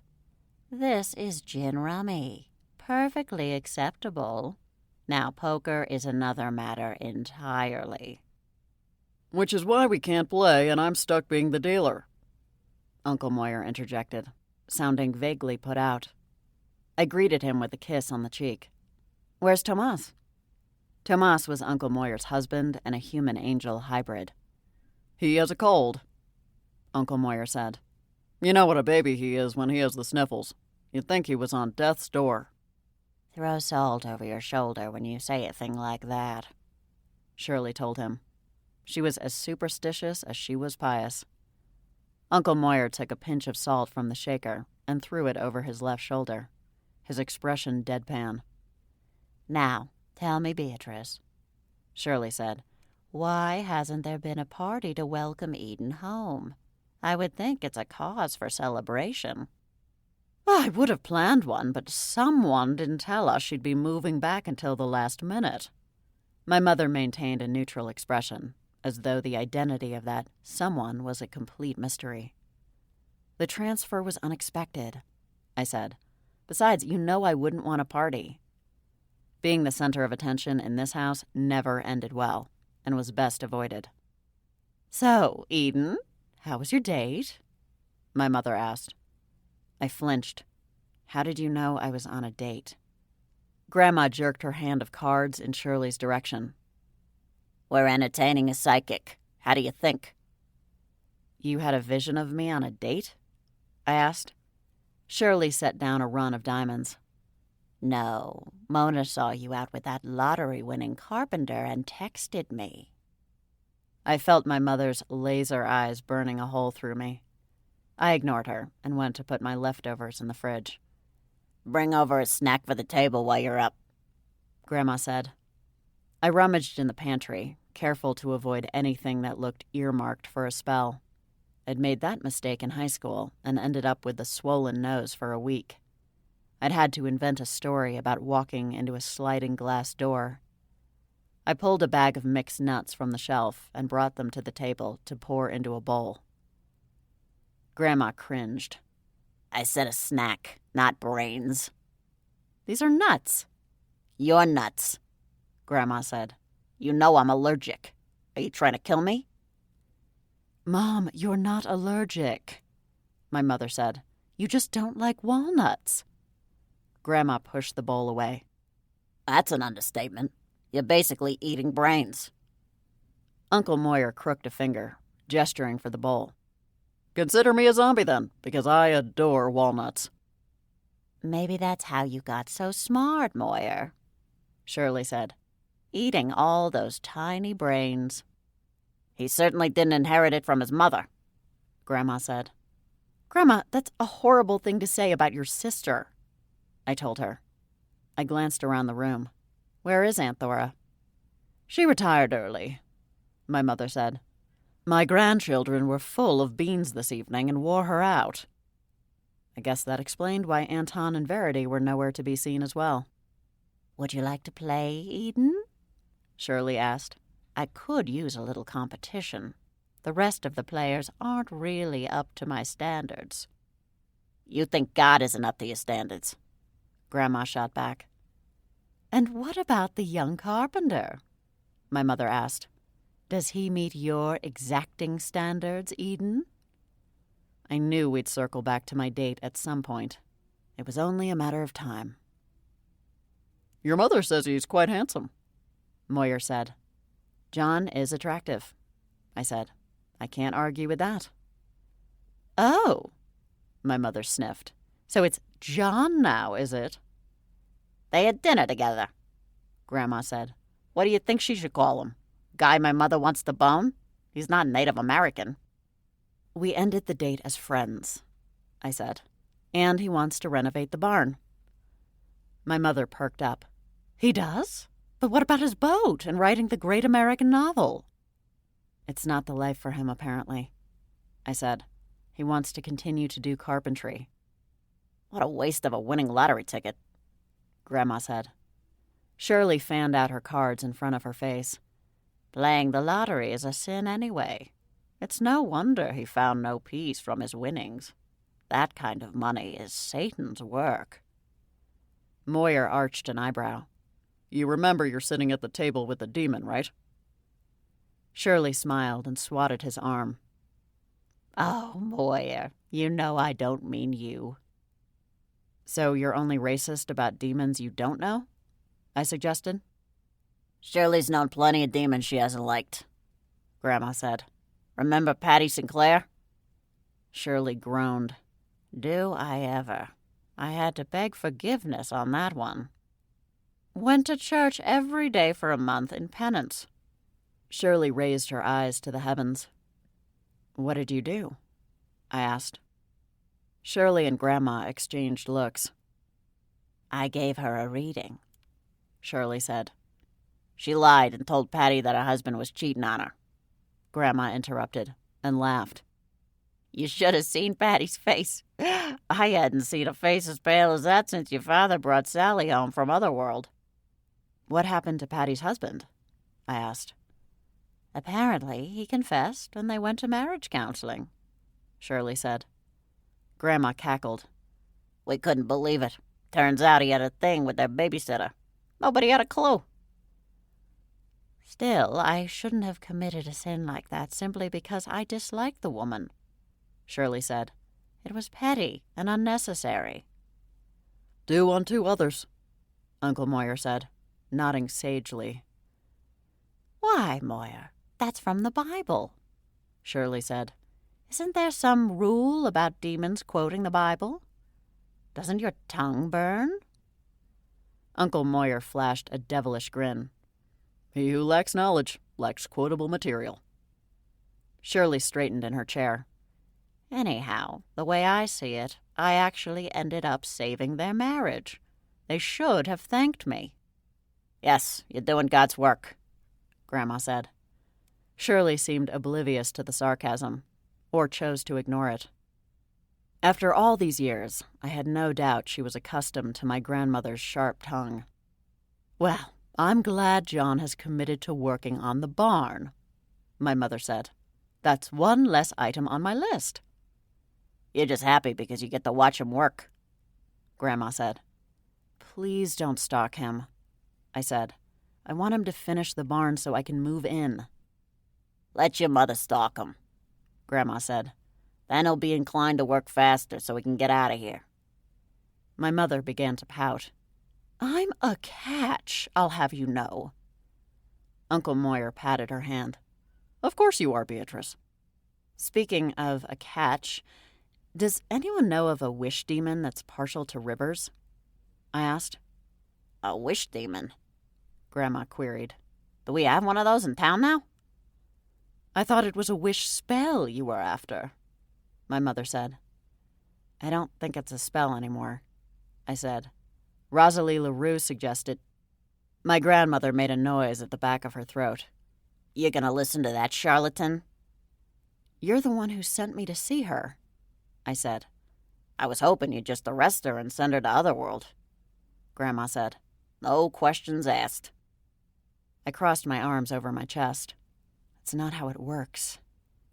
Why not? Grandma asked. I certainly won't tell. I pursed my lips. Anyway, Rosalie suggested a wish demon, and I think she might be right. Why a river?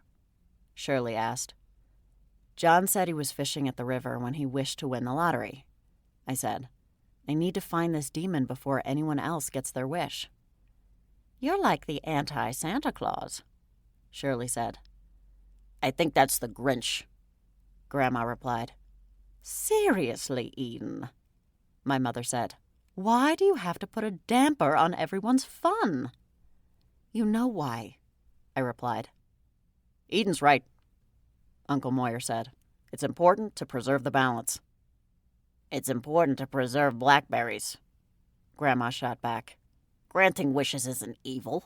It makes people happy. I would think you'd all be in favor of that, Miss Goody Two-Shoes. Too much magic upsets the natural order, whether good or bad, I said. Oh, come on, my mother said. Let the people have their fun. I'm sure the wish demon will slink off into the sunset eventually. No harm done. There was no point in arguing with my family. We'd never agree on the subject. It could be worse, Shirley said. John could have been turned into a vampire like that poor Hicks boy. If that doesn't upset the natural order, then I don't know what does. You know about Will? I asked. Did the gossip ever take a rest in this town? It's not necessarily worse, Uncle Moyer said. I've had plenty of clients offer their souls in exchange for immortality. What did you say? I turned to stare at my uncle. Now, Eden, you don't need to take issue with my legal practice every time it comes up. We all know where you stand. I waved my hand. No, that's not it. Then what is it? Grandma demanded. I wasn't including Will Hicks as one of the people affected, I said. But I bet he wished to live forever. Vampirism is how his wish manifested. I felt like a moron for not realizing it before now. Good night, everyone. I need to get to bed. I've got a busy day tomorrow. A busy day destroying people's dreams, Grinch, Grandma muttered. I glanced back at her. I would think you'd approve of that. Grandma perked up. You're right, I absolutely do. She knocked on the table. Gin. Cheater, Shirley proclaimed. I disappeared into the attic before a brawl broke out in the kitchen. Sadly, it wouldn't be the first time. The next morning, I drove straight over to Will's house to see what I could learn about his wish. I knocked on the door a few times, but there was no answer. The car was in the driveway, which made me nervous. He'd been so out of sorts during my last visit. I hoped life as a vampire wasn't too much for him to handle. Part of me worried that he'd staked himself, and I'd spot a pile of dust on the kitchen floor. I decided to sneak around to the backyard and peer into the windows. As I rounded the corner of the house, my supernatural senses kicked in. Someone was watching me. I glanced up into the trees that bordered Will's property line. There he was, poised on the top branch of a tall oak tree. My heart seized. "Will, don't do it!" He looked down at me and frowned. "Eden, I didn't expect to see you here." I was relieved I decided to come. "Jumping won't kill you," I called up to him. "I know," he said. "It's pretty awesome. Watch this." He jumped. I opened my mouth to scream, but no sound came out. Good thing, too. He landed on his feet like a nimble cat and sauntered over to me. "I've been experimenting," he said, looking pleased with himself. Experimenting with suicide? His brow creased. "Suicide? Why would I want to kill myself now that I'm immortal?" I shrugged helplessly. Regret? Will laughed. "I've been experimenting with all the awesome things I can do now that I'm a vampire. I thought it was all fangs and eternal angst, but it's so much more than that." He seemed giddy with excitement. "I'm glad you've embraced the new you." "Do you know, I have excellent hearing now?" he asked. "I can hear my neighbors' conversations when they're inside their houses." "Is that a good thing?" I queried. He grinned. "Depends on the neighbor." "Then why didn't you hear me knock?" I asked. "I heard the knock," he said. "I thought it was my Amazon Prime delivery." He rubbed his hands together. "Want to see what else I can do?" "As long as it doesn't involve exposed body parts or blood, sure." Will sped away from me. He raced across the yard so fast that his body became a blur. When he finally screeched to a halt, he wasn't even out of breath. "That's vampire speed," I said, although I'd never seen my stepmom run like that. She was far too elegant for fast movement. "I've never felt so alive," Will said. He inhaled deeply. "I don't even need oxygen. It just feels nice to take deep, meaningful breaths." "I'm relieved you're feeling positive," I said. I had my concerns. He reached for a low branch and began performing pull-ups in quick succession. "Is that why you're here? To check on me?" "That, and there's something I need to ask you." Will swung himself over and onto the branch, where he now perched. "What's that?" "I know this will sound strange, but did you make any wishes recently?" He vaulted to the ground and stuck the landing like a gold medal-winning gymnast. "You mean, like when I blow out my birthday candles?" "Yes, any kind of wish that you made out loud," I said. "One that you declared to the universe." "You think the universe is granting wishes now? Because I can think of a few more." "You don't think a wish for immortality is enough?" His startled expression told me I was right. "How'd you know?" He pulled himself back onto the tree branch.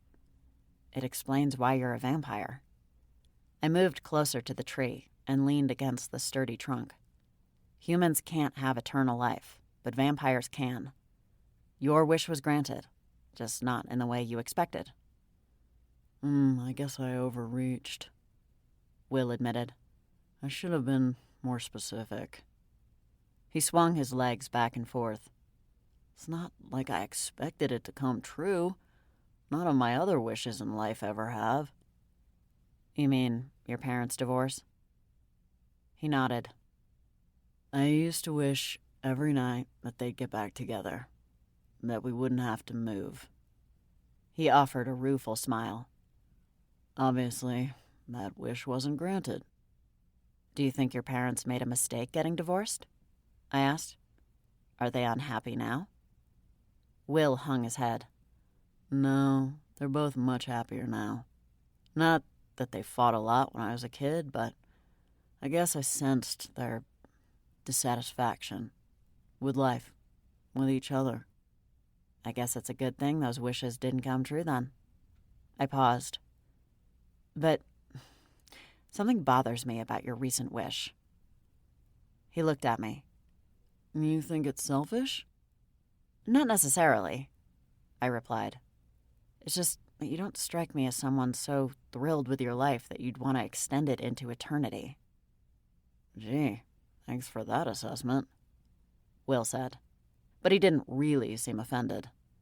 I'm not so thrilled with my life, but I'd like to know I have plenty of time left to change that. And now I do. I studied him closely. You're still young, Will. There's plenty of time for you to have the life you want without wishing for it to go on indefinitely. Not with cancer, there isn't. I started. Cancer?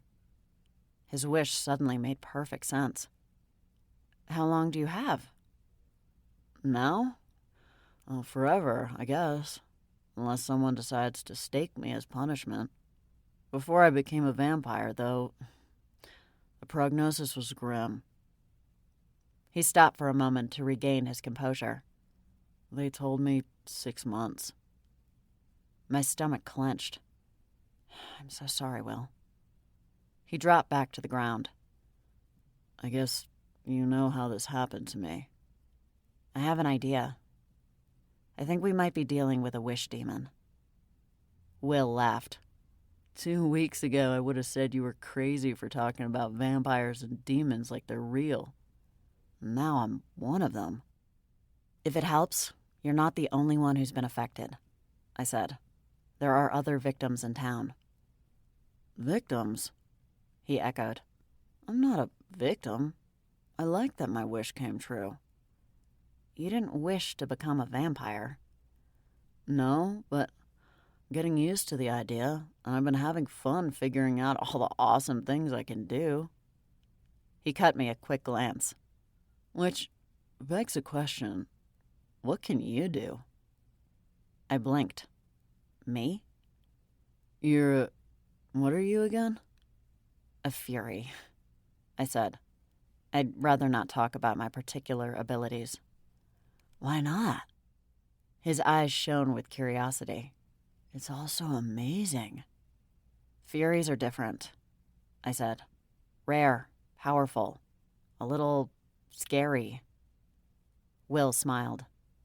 You don't strike me as very scary. I decided to give him a glimpse. I focused, and huge black wings sprouted from my back. Will nearly fell backward, trying to put distance between us. Holy smokes, he said. You can fly? To be honest, I haven't used them very much. They're a recent addition. I willed them to disappear. Why wouldn't you want to use them? Will asked. They're the best thing I've ever seen. I laughed. Don't go wishing for wings now. You have enough on your supernatural plate. Did a wish demon do this to you? He asked. No, I acquired them after I... Forget it. I thought it best not to elaborate about how I turned into a vampire using my siphoning magic and almost sucked my partner dry. The other victims. They're human like you. So, what happens now? Will asked. I need to find the demon and put an end to the wishes. Will's expression darkened. What happens when you find the demon? Do you kill it? That would be a last resort, I said. Hopefully, I'll send it back to Otherworld, where it came from. I have to find it first, though. Do you remember where you were when you made your wish? Will stroked his chin. Hard to say. I've made that wish every day since I got my diagnosis. In the hospital, in my house, in my car. He chuckled bitterly. It'd be hard to retrace my footsteps on that one. I recalled something he said the first time we spoke. You told me that right before you became a vampire, you went for a walk along the river. Will brightened. That's right. I always go to Davenport Park when I'm feeling down. It cheers me right up. John had visited the park right before his wish came true. And now Will. It couldn't be a coincidence. I rested a comforting hand on his back. There's something else to consider, Will. If I take care of the demon, then you'll... I drew a steadying breath. You'll revert to your original condition. By original, you mean the one with cancer? I withdrew my hand. Yes. He met my gaze. And if you don't take care of the demon? Then you'll remain a vampire. What about the others? Are they happy with the changes in their lives? I felt like I was about to have a debate with Uncle Moyer. Who cares if I claim their souls if they part with them willingly and live happy lives as part of the bargain? They're willing victims. It doesn't matter either way, I said. It's too much magic. It disrupts the natural order in this world. You didn't even know about supernaturals until this happened to you. The wish demon's actions will have long-lasting effects. Will seemed to consider my position. I see what you mean. Imagine a world where everyone's wishes came true. What happens when wishes conflict with each other, or someone wishes for something that has the potential to hurt others? Like a megalomaniac wishes for a nuclear bomb? Will asked. Wow, you took it to another level with that one, but yes. Will blew air from his nostrils. Okay, I get it. You have to stop the demon. I'm glad you can see the big picture, Will. He was a good guy. Will laughed nervously. Well, I'd be happier if there was flexibility in this plan. My chest tightened. I wanted to help Will in the worst way. I really did. So sorry, Will. If there was something I could do... I trailed off. There was nothing I could do, and we both knew it. So, this is gonna sound like a bizarre request, but I've chosen cremation. His voice cracked. Would you make sure my ashes are scattered in Davenport Park? I'll sign a letter or whatever. I just don't want my parents to have them because they'll fight over them. He swallowed hard. I want to spend eternity where I know it's peaceful. A lump formed in my throat. Anything you want, Will. Your wish is my command.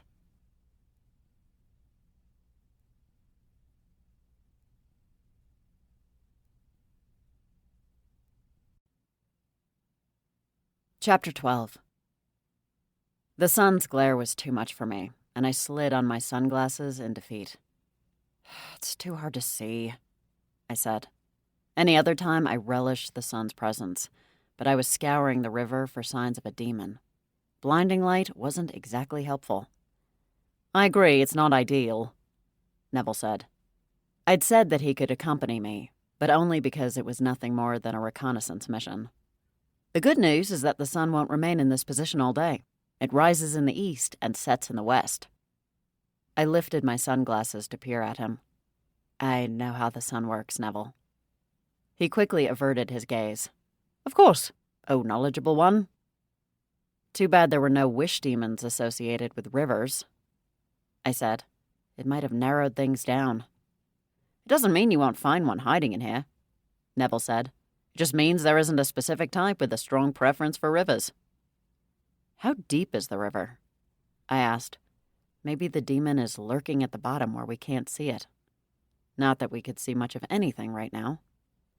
50 feet in this area, so it's quite possible. A largemouth bass broke the surface, and I jumped. Neville chuckled. Mind the bass. They're known for their big mouths. Highly dangerous. I glared at him. Keep it up and you'll see how highly dangerous I am. My shoulders slumped. I'm sorry, Neville. I didn't mean to snap at you. I was home less than a month and already adopting my family's social skills. He bowed his head. No worries, Agent Fury. I paced back and forth. It has to be this stretch of river that runs through the park, I said. This is the common area. There's a spell I can try if you like, Neville said. I cast a sidelong glance at him. What kind of spell? I can take over the bass and use it to see underwater. Take over? Like remote control it? Basically, I can steer it from one end of the park to the other and see through its eyes. Examine the depths. If a demon is hiding at the bottom, I'll see it. I gaped at my assistant. That's incredible. You can really do that? I've only performed the spell once so far, but it was quite effective. What made you try a spell like that? Neville hesitated. Does it matter? Okay, now I had to know. Tell me. He dug the toe of his shoe into the dirt. I have a cat named Fiddlesticks. I smiled. Of course you do. He's an excellent companion, Neville said. I don't know what I would do without him. That's how I feel about Princess Buttercup. I missed her sleeping next to my bed. Once I was in the barn, she'd be able to resume her place by my side. The attic steps were too awkward for a hellhound of her size. There's a dog in the neighborhood that was giving Fiddlesticks a hard time, a German Shepherd. I know most cats wouldn't think twice about giving a dog a thrashing, but Fiddlesticks isn't like that. I thought of my grandmother's cat. I had every confidence that Candy could take down a T-Rex should the situation present itself. She stopped spending time in the front garden, he continued. When I realized it was because of the dog, I devised a plan to put the dog in its place. I studied Neville. You couldn't just go and talk to the owner? I wanted Fiddlesticks to feel empowered and to make sure the bully knew that she wouldn't be intimidated anymore. So you cast a spell? He nodded. It took a week to perfect the spell, but I was able to see the world through her eyes. I guided her outside and waited until the dog came, as I knew he inevitably would. That wouldn't fly in my neighborhood. The HOA enforces the leash policy, as I knew from personal experience. Were you able to stand up to the dog? I hissed and arched my back and made a general fuss until the message was received loud and clear. The dog hasn't stepped a single paw on my property since then. Oh, good for you, I said. Fiddlesticks must have been very grateful. She was, he replied. She even let me pet her that night without biting me. He smiled at the memory. It was a good day. So you think you can control the fish in the same way? I do. He stepped closer to the river's edge and zeroed in on the bass, which had moved slightly downriver. He rubbed his hands together and centered himself before pointing a finger at the fish. Stars of Uranus, align us. Winds of Animua, guide us. Mother Hecate, grant me the power of union, so that two may become one. His voice was strong and powerful, which was so unlike his usual manner of speech. Neville grew very still, and his eyes snapped shut. His body twitched, and I watched as the bass disappeared beneath the surface of the water. I walked along the river, trying to track the fish, but soon lost sight of it. I refused to venture too far from Neville, unwilling to leave him in his spelled state. Anything yet? I asked. No sign of any demons, Neville replied. His breathing was ragged. Are you okay? Nothing that a donut can't fix. I waited patiently for him to finish exploring this section of the river. Finally, his eyes sprang open. Nothing noteworthy, I'm afraid. His legs buckled, and I managed to catch him before he fell to the ground. Thanks, Neville, that was impressive. Would have been more impressive if I'd spotted a demon. He slid to his bottom to rest on the ground. If it's not in the river, then it has to be somewhere else in the area. It was too much of a coincidence for those affected to have been here when they voiced their wishes. I wondered whether Mitzi was back from New York. Maybe she could identify her precise location when she made her wish. Neville's gaze drifted to the mound. You've been checking on the portal regularly, haven't you? My brow creased. You think the portal might have opened? No, but it's possible if a demon came here, it might have been drawn to the energy inside the mound and decided to linger there. Good thinking, I said. You stay here and rest. I didn't wait for him to argue. I headed straight for the portal. I stopped outside the mound and scrutinized the area before entering. No sign of any demons. The entrance seemed undisturbed, and I didn't sense any unusual activity. I exited the mound and rejoined Neville at the river. Feeling better? He was back on his feet. Ready for that donut now? You go ahead. I'm going to take a walk through the rest of the park and see if I can spot anything unusual. The river appeared normal. The portal was still dormant. I had to be missing something. I'm happy to join you, Neville said. It's a lovely day for a hike. As long as you feel up to it. We veered away from the river and made our way through the rest of the park. I knew this land once belonged to the Davenport family, and they'd had a house here, similar to the Wentworth's house where my family now lived. The Davenports, however, had donated their land to the town, and the buildings had been torn down, whereas our dairy farm had been well preserved. And now I was about to give the barn a second life as my home. There was something immensely satisfying about that. I don't generally come to this park, Neville said. I'll have to change that. It's great to have open space like this for residents to enjoy, I said. We stood on a gently sloping hill of green grass. I guess that's why Arthur got a statue. It's a symbol of gratitude. And the view of the bay was fantastic. I thought the view from the lighthouse was enviable, but Davenport Park was a close second. Have you given any thought to what you would wish for? Neville asked. Not really. You? Of course. Came up with a short list. I laughed. I expect a typed and printed form on my desk by the end of the day. Well, not until I decide the order of priority, Neville said. That will require further consideration. I'd start with my big feet, I said with a laugh. Although I'd always been relatively satisfied with my looks, everyone has those few negative physical traits they wish they could get rid of. Neville glanced down at my shoes as we walked. I suppose they are on the large side. See? And that's why my wish is for smaller feet. My mother would want me to add smaller hands to that statement. She was forever making comments about my big hands. I didn't even think they were particularly big. I liked the idea of smaller feet so that I had an easier time finding shoes I liked in my size. As a size 10, I didn't exactly have the cream of the crop to choose from. And here I expected you to say you'd wish to return to your old life in San Francisco. There's a part of me that would, I said. But I've had a lot of time to think about what happened with Fergus. The FBI was right to send me to the FBM. I was in danger to my partner and others. Well, if it's any consolation, you're not a danger to me. I may not be a Fury, but I'm a rather talented wizard. I offered a reassuring smile. That you are, Neville. An idea occurred to me. Speaking of your talents, would you mind taking a look at something for me? I pulled out my phone and swiped the screen until I found what I was looking for. Neville studied the picture on the screen. What am I looking at?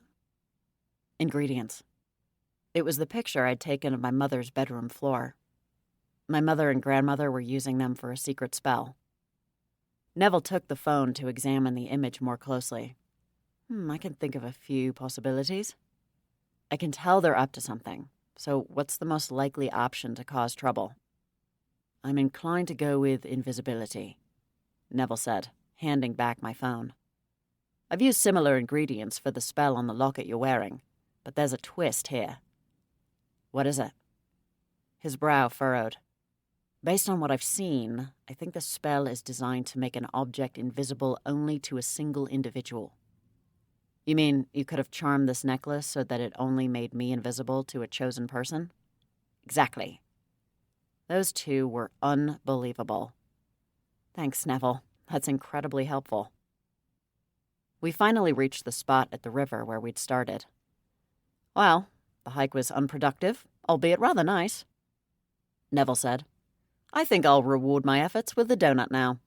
Are you coming back to the office? Not now. There's something I need to take care of. I may not have found the wish demon yet, but I'd cracked the case of the secret ingredients. And now I needed to go home and crack a few skulls. I drove straight home and marched through the front door and into the kitchen, where my grandmother was in a heated conversation with Olivia. If it's a problem, then you need to take care of it, Grandma was telling the 5-year-old child. My mother sat at the table with them, drinking coffee. What's the problem? I asked. I plucked an apple from the fruit bowl and bit into it with the same steely determination I felt toward the impending confrontation with my mother and grandmother. Taylor keeps stealing my crayons at school, Olivia complained. I asked her to stop, but she won't. And great-grandma is advising you to do what, exactly? I knew it couldn't be good. She wants me to put a wart on Taylor's nose, Olivia said. Grandma, you can't have Olivia hexing her classmates. Taking crayons is a perfectly normal thing for a child to do, I said. It's part of development. Stealing is part of a child's development? Grandma queried. No wonder society is such a mess. In my day, you stole a crayon and you lost a hand. You didn't have crayons in your day, I said. No, but we had hands. I inhaled deeply. Olivia, please ignore great-grandma's advice. Hexing your classmates is not a good idea. I faced my mother and grandmother, and neither is hexing your neighbor. My mother blinked innocently. Why would we hex Mrs. Paulson? She's nosy, but she's perfectly harmless. I'm not talking about Mrs. Paulson, and you know it. I watched them expectantly. I know what you're doing to Dad. My mother and grandmother exchanged guilty looks. I don't know what you mean, my mother said, digging her heels in.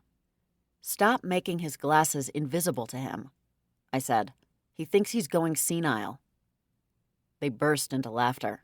I told you it was a good trick, Grandma said. I did it to my cousin Edna for an entire 6 months, and it was glorious. She ended up getting laser eye surgery so that she didn't need to look for her glasses anymore. She paused. So one could argue that I did her a favor. Well, my father isn't getting laser eye surgery. He's getting cranky. My mother stifled another giggle. I should have set up a hidden camera so we could watch. Next time, Grandma said. There will be no next time, I said firmly. You can't play tricks like that. Why not? My mother asked. It's funny. Not to him, I said. And it sets a bad example for others. I jerked my head toward Olivia. Well, she didn't know about it until you opened your big mouth, Grandma said. So maybe you're the bad influence. I groaned. Olivia, please don't hex Taylor, and don't follow the advice of these two. They'll lead you down the wrong path in life. They told me you were a stick in the mud, Olivia said, and then frowned. But I like mud. Tell your father to stop kidnapping my grandson and I'll stop hiding his glasses, my mother said. You know about Dad? I told her, Grandma said. I caught him sneaking out of the window, but he didn't see me. If I broker the peace, you'd better stick to the terms, I warned. I'll swear on a grimoire, my mother said. Bring me one. Later. I retreated to the attic and flopped on the mattress. I didn't enjoy the idea of intervening in my parents' squabbles again. It reminded me too much of my childhood. Maybe Neville was right. Maybe I should change my wish to San Francisco. I saw your grandmother catch your father in the act, Alice said, appearing from behind a stack of boxes. Next time, could you keep me in the loop? Of course. She floated over to the mattress. Still tracking the demon? Not very well, I said. Let me know if you find it, Alice said. I know what I'd wish for. To be alive again? I asked. No, to cross over. I sighed. I'm sorry, Alice. If I knew how to help you, I would. I'd tried years ago to figure out why Alice was stuck here, but didn't come up with anything. There was no record of how she died, and Alice didn't seem to know. I know, dear. You've always been unfailingly kind to me. That reminds me, I said.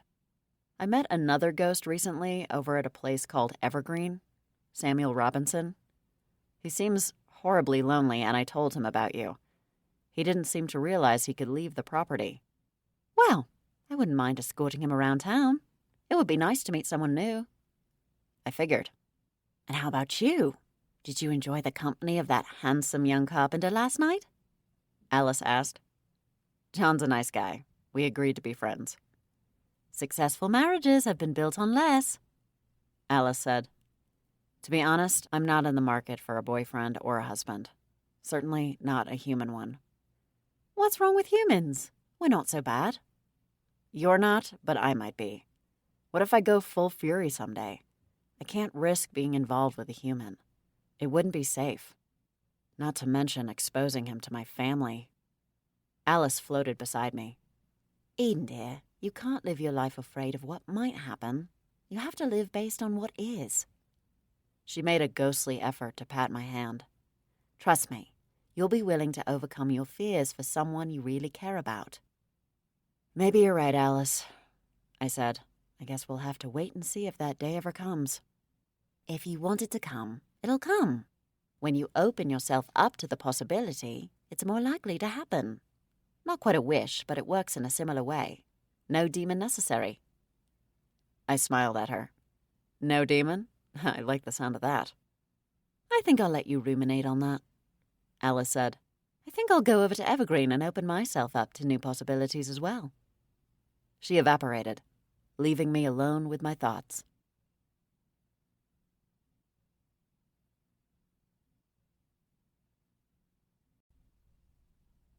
Chapter 13. Hedwig's theme startled me awake the next morning.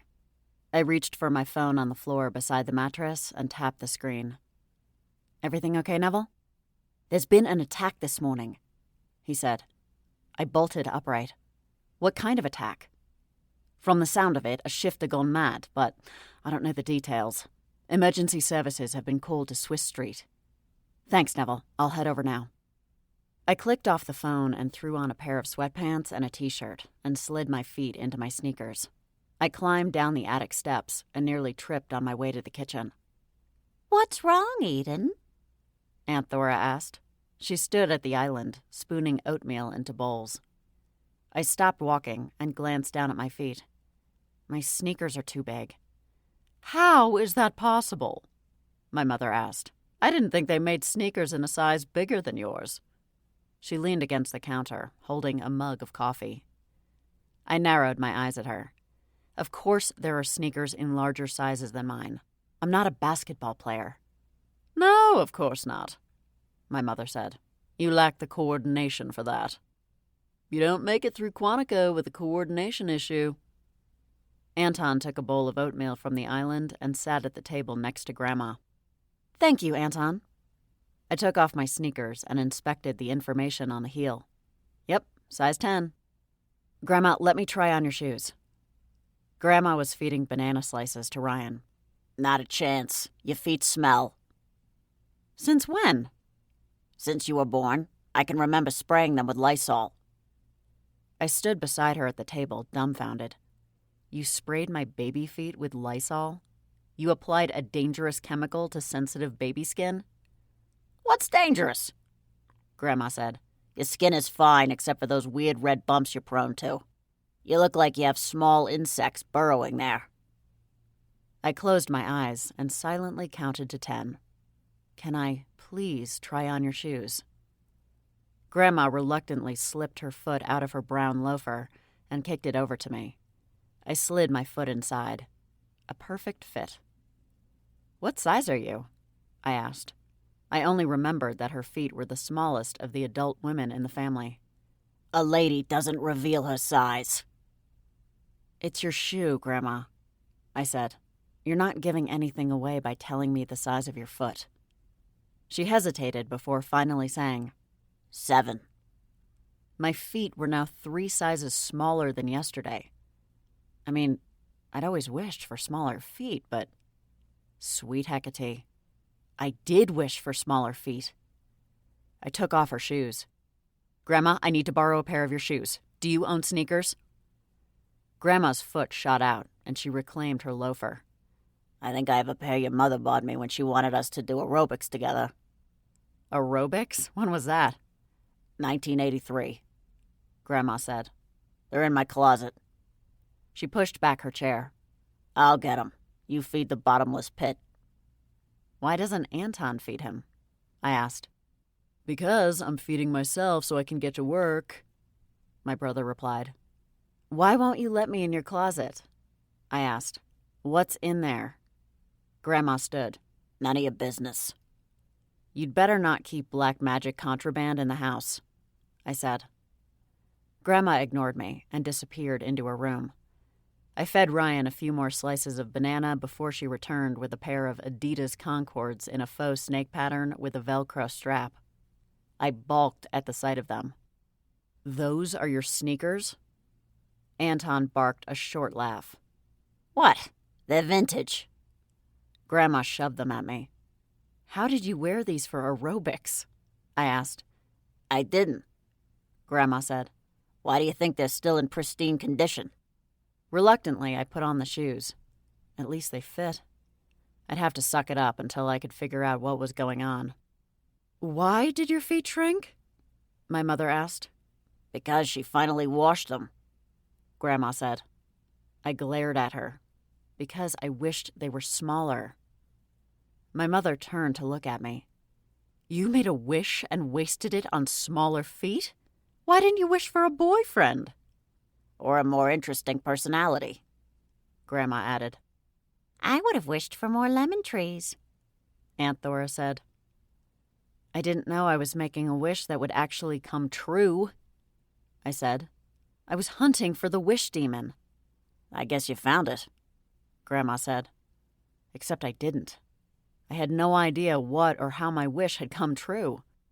Where was I when I made the wish? I needed to go back to the park, but right now I had to get over to Swiss Street. And where do you think you're going in my shoes? Grandma asked. My assistant thinks there's been a werewolf attack. I'm driving over to the scene. In those sneakers? My mother asked. I'm not meeting a date, I said. Who would be foolish enough to attack anyone? Anton asked. They'll have the wrath of the supernatural community upon them. That's what I'm going to find out. My mother motioned to the table. Take your brother with you. I squinted at her. Anton works for an ad agency. I'm a federal agent. Why would I need to take my big brother with me? So you don't get hurt, my mother said. Anton glanced at her. But it's okay for me to get hurt? I have a family. My jaw clenched. What does that mean? I'm dispensable because I don't? Like you said, it's your job. Anton stole a few slices of banana from Ryan's tray and dropped them into his oatmeal. Yes, but you're a vengeance demon, I said. You have skills too. You're the one who said you didn't need me to go, Anton countered. I'm agreeing with you. But now it's just insulting. I grabbed my handbag from the counter and stormed out of the house. I got in my car and drove to Swiss Street, careful to adhere to the speed limit. The last thing I needed was Deputy Guthrie to pull me over. He'd relish the chance to give me a ticket. The flashing lights ahead told me I was in the right place. I parked behind the chief's car and walked toward the ambulance. Agent Fury? Chief Fox looked at me with surprise as I approached the scene. Hi, Chief. I heard there was an animal attack. I'm not really sure what we're dealing with yet. He glanced down at my shoes. Interesting footwear. They're vintage. I glanced past him to see the victim being transferred to a cot. Despite the blood and gashes, he looked vaguely familiar. Have you identified him? Maxwell Egerton, the chief said. A 37-year-old male. His house is there. Chief Fox inclined his head toward the brick house behind us. Can he talk? Did he say what happened? I wanted to speak to Maxwell myself, but there were too many people around. I'd have to go to the hospital. The only word we could get out of him was wolf, the chief said. I know wolves have been spotted in the area on occasion, but I haven't seen reports of any attacks. I watched as Maxwell was lifted into the back of the ambulance. Any witnesses? I asked. Nope. The chief rubbed his stubbled jaw, and my attention was drawn to the dimple in his chin. I tried to distract myself with actual work. Any evidence at the scene? He squinted. Are you checking up on me? No, I'm just being nosy.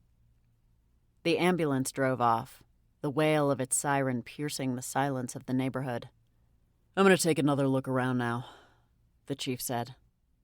I didn't need to search for clues. What I needed was to talk to Maxwell before the chief had a chance to dig deeper. Okay, I'll let you work in peace and quiet, I said. His brow lifted. Really? Far be it for me to interfere with your duties. Since when? Let me know what you find out, I called over my shoulder. I rushed back to my car and raced over to the hospital. I hoped Maxwell was well enough to answer questions. By the time I arrived, he was set up in a room and hooked up to fluids and painkillers. I made it past the nurse's station without anyone noticing me, thanks to the charmed invisibility necklace. Maxwell's eyes were closed as I approached the bed. I opened my locket to make me visible again. I didn't want to scare the guy to death. "Maxwell?" I said softly. "Are you awake?" His face was lined with bloody scratches, and a nasty gash on his shoulder peeked out from beneath his hospital gown. His eyes fluttered open. Yes, he croaked. Do I know you? You look familiar. I live in town. I'm sure we must have seen each other before. That would explain why he looked familiar to me, too. Are you able to tell me what happened? Maxwell winced and shifted slightly in the bed. I thought I saw a man in my yard. I went outside to see if he needed help or something, but when I got out there... He groaned, and I couldn't tell whether he was in pain now or remembering the moment. A silver wolf. Strangest thing. And the wolf attacked you? Maxwell struggled to nod. Rabid, maybe. They're running tests. And the wolf just ran off afterward? A car scared it. He croaked. My neighbor. He must have been the one to call 911. A woman came rushing into the room, mascara streaking her cheeks. "Maxwell!" she said, and pushed me aside to reach him. She clutched his arm and choked back a sob. "What happened, sweetheart?" Through a haze of pain, Maxwell managed to smile. Suzanne. She cupped his face with her hands. "Can I kiss you, or will it hurt?" Maxwell puckered his lips, willing to risk it, and Suzanne planted a kiss on him. I suddenly realized why Maxwell looked familiar. In fact, they both did. They were the amorous couple from the bushes near the promenade. I'd stumbled upon their secret picnic. Suzanne? A gruff voice called. Suzanne jerked away from Maxwell. "Kyle?" She clenched her fists as a man appeared in the doorway. "What are you doing here?" Kyle looked older than Suzanne, with lines around his eyes and streaks of gray in his hair. I followed you. I tried to get your attention to see where you were going in such a hurry, but you didn't see me. Kyle narrowed his eyes at Maxwell. Who is this? Suzanne inched away from the bed. "Don't you recognize Maxwell?" Kyle stepped forward to scrutinize the patient. What happened to you, buddy? "He was attacked," Suzanne said. "His neighbor called me." His neighbor called you? Why? Kyle looked from Suzanne to Maxwell. "He knows Maxwell and I work together," Suzanne explained. Her anxiety was palpable, and it seemed apparent that Kyle knew they did more than work when they were together. He reeked of wolf. I had to defuse the situation before it ignited right here in the hospital. Kyle, is it? I gave him a friendly smile. My name is Agent Eden Fury. Recognition flickered in Kyle's eyes. You're Julie's cousin. How about you and I take a stroll down the hall and let Suzanne discuss whatever work issue she needs to with Maxwell? Kyle's jaw hardened, but he took a step toward the door. I'll only be a minute, Suzanne promised. I guided Kyle out of the room and down the corridor until we reached an empty room. I dragged him inside and shut the door. You know who I am, I take it? He nodded. The new FBM agent. Good. Now I don't have to flash my badge. My blood began to boil. What were you thinking? Do you know how many laws you violated today? You've jeopardized this whole community. Kyle's tough facade crumpled. Oh, I know, believe me. I'm so sorry. He's okay though, right? He looked okay. I think he'll be fine. If not, I'm sure it's something Dr. Verity can fix. As a druid, my sister-in-law had certain healing abilities. But we can't let this go, Kyle. It's too serious. You don't understand. Something weird is happening. I sure hope so, I said, because there isn't a good explanation for a werewolf attack. Kyle dragged a hand through his hair. Okay, I admit I was out of line. I had no intention of hurting him. I only meant to scare him. But you got carried away? Kyle's nostrils flared. I smelled her all over him. My wife. He turned away from me, struggling to maintain his composure. I just lost it. How long have you known about the affair?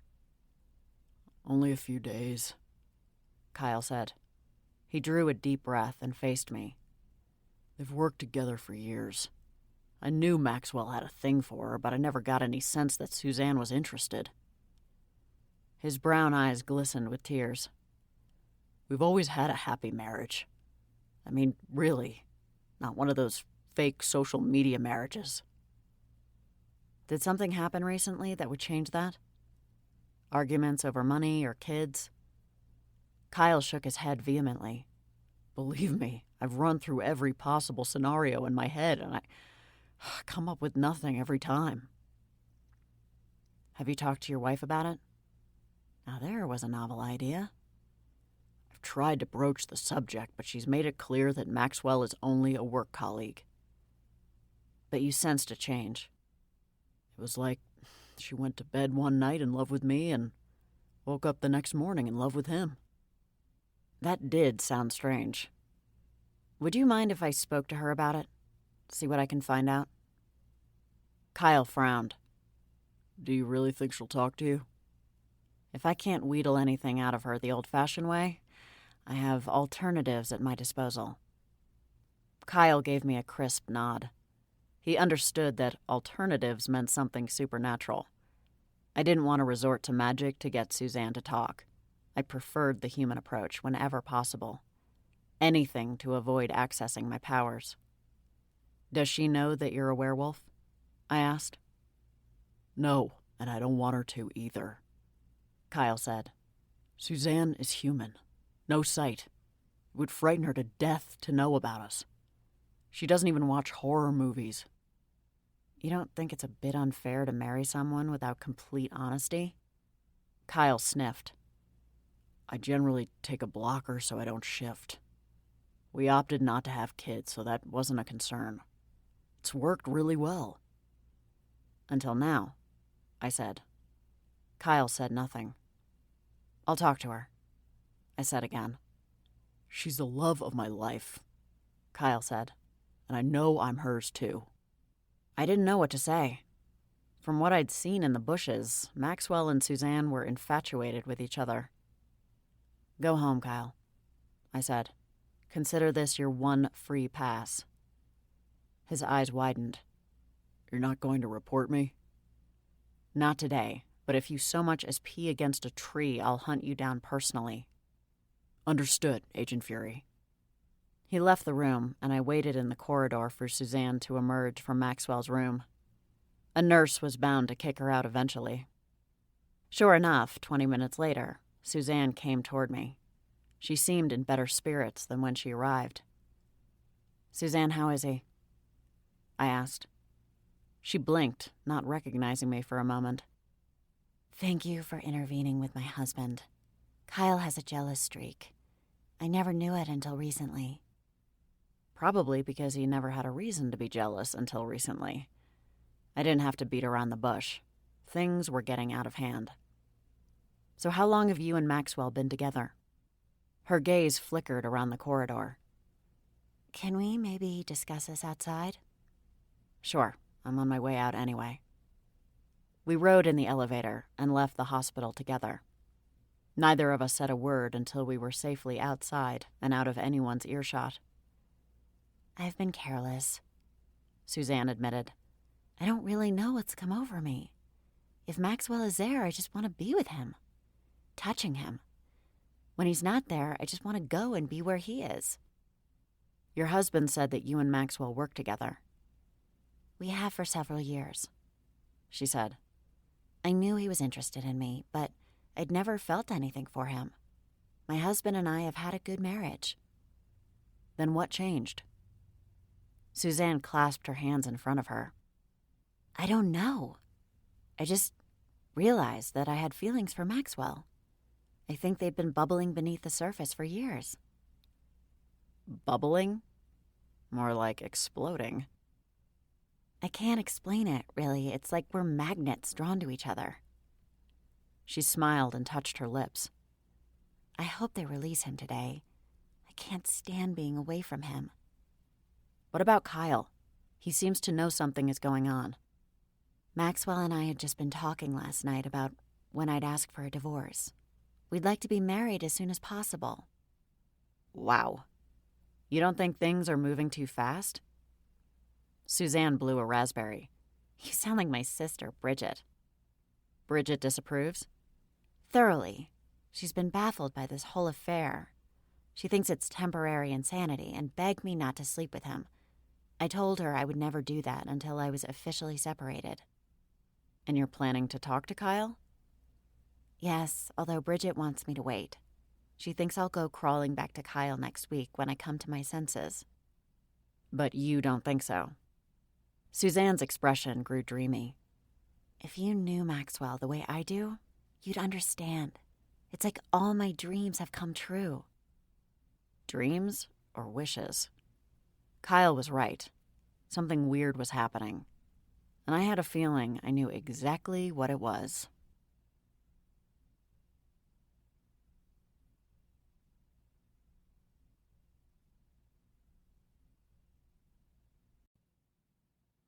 Chapter 14. Clara and I sat in a booth in Good Enough, the downtown diner with more dishes than they could fit on the menu. I called her from the hospital parking lot to see if she wanted to meet for breakfast. We'd spent many afternoons after school in this very booth, dreaming about our future lives or moaning about our families.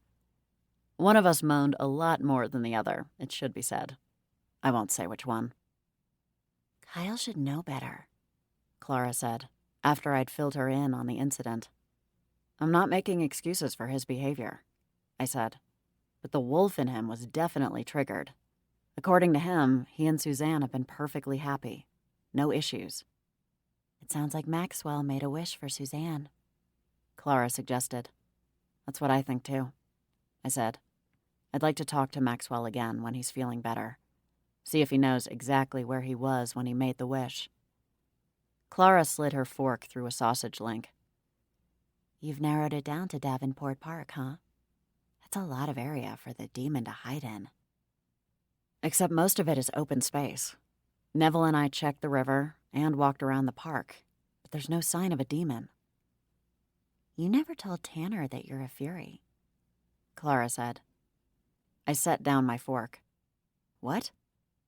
"You gave Kyle a hard time about lying to Suzanne, but you did the same thing." "I was in high school," I objected. "I wasn't marrying him. It was different." "So you'll tell your next human boyfriend?" Clara asked. "You're not 17 anymore. Marriage would be a real possibility with the next guy. Which is why there won't be a next guy. Clara eyed the lone pancake still on my plate. Are you going to finish that? I pushed the plate closer to her. At least one crisis has been averted this week. I was worried that my father was sliding into senility a little early.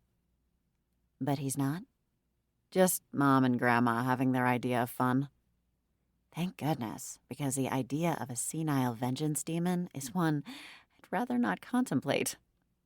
Clara laughed. Can you imagine? She puffed out her chest and used a deep voice. I am here to reap vengeance. But I can't remember what you did or what I'm supposed to do to you. Would you mind filling in any gaps before I exact revenge? I have enough to worry about without senile supernaturals running around town. Clara gasped. Can you imagine your grandma with dementia? Trust me, that's the kind of thought that keeps me awake at night. Clara's phone buzzed, and she checked her screen. Sassy is going to join us, if that's okay. I groaned. Does she have to? Eden, you promised. I did promise. Sassy had proven herself to be a good friend to Clara in the years I'd been gone. I owed it to both Sassy and Clara to make an effort to get along. I'll be on my best behavior, I said. But we'll have to stop talking about supernatural stuff. I would think you'd welcome that, Clara said. You're the one who wanted to get away from it by moving across the country. Clara was right. Maybe welcoming Sassy into my inner circle would be a good thing for me. She can keep me grounded in regular human life. Hey, girls. Sassy bounded toward the table, her high blonde ponytail swinging back and forth. She scooted in the booth next to Clara.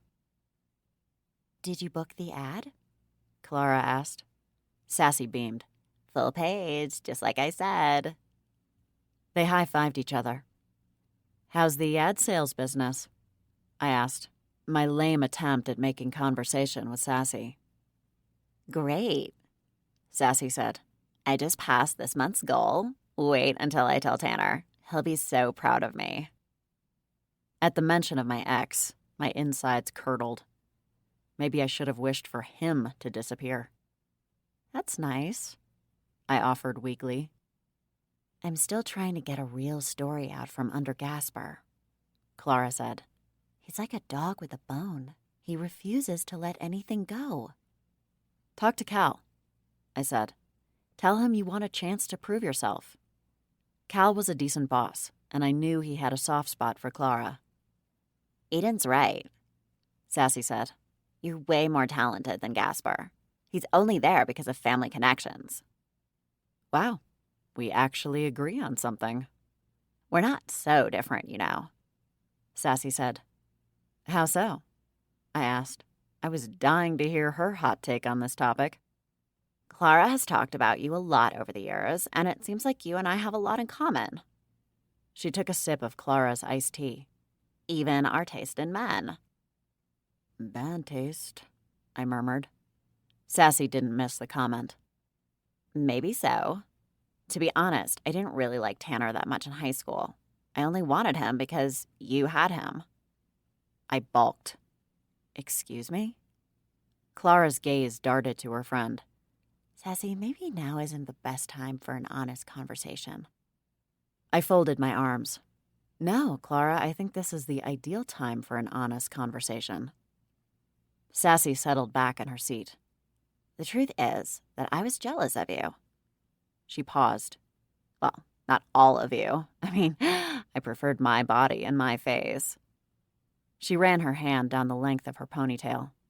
Okay, I preferred everything about the way I looked, but you seemed to attract good people to you. Clara was your best friend. Tanner was your boyfriend. Tanner wasn't good people, I said. He's not a bad person, Sassy said.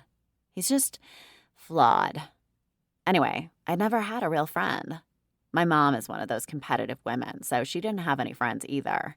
She'd make a friend and then lose her within a month because she didn't know how to behave. So you had no role models, I said. Sassy shook her head. I was following the same pattern, but I wanted friends. I just didn't know how to make it happen. You could try not sleeping with their boyfriends, for starters, I said. Sassy heaved a sigh. I deserve that. I pitied the pretty blonde. Maybe Clara was right about her. Maybe she'd been misunderstood. I was so thrilled when I got the job at the newspaper, Sassy said. I knew Clara worked there, and I was hoping this would be my chance to make a real friend. Clara bumped her playfully. And I think it worked out for both of us. Turns out I needed a friend too. My stomach knotted at the hint of my absence. I'd never forgive myself for abandoning Clara the way I did. You know how sorry I am about that. She doesn't blame you, Aiden, Sassy said. She understood that you wanted to put distance between you and your family. I don't blame you.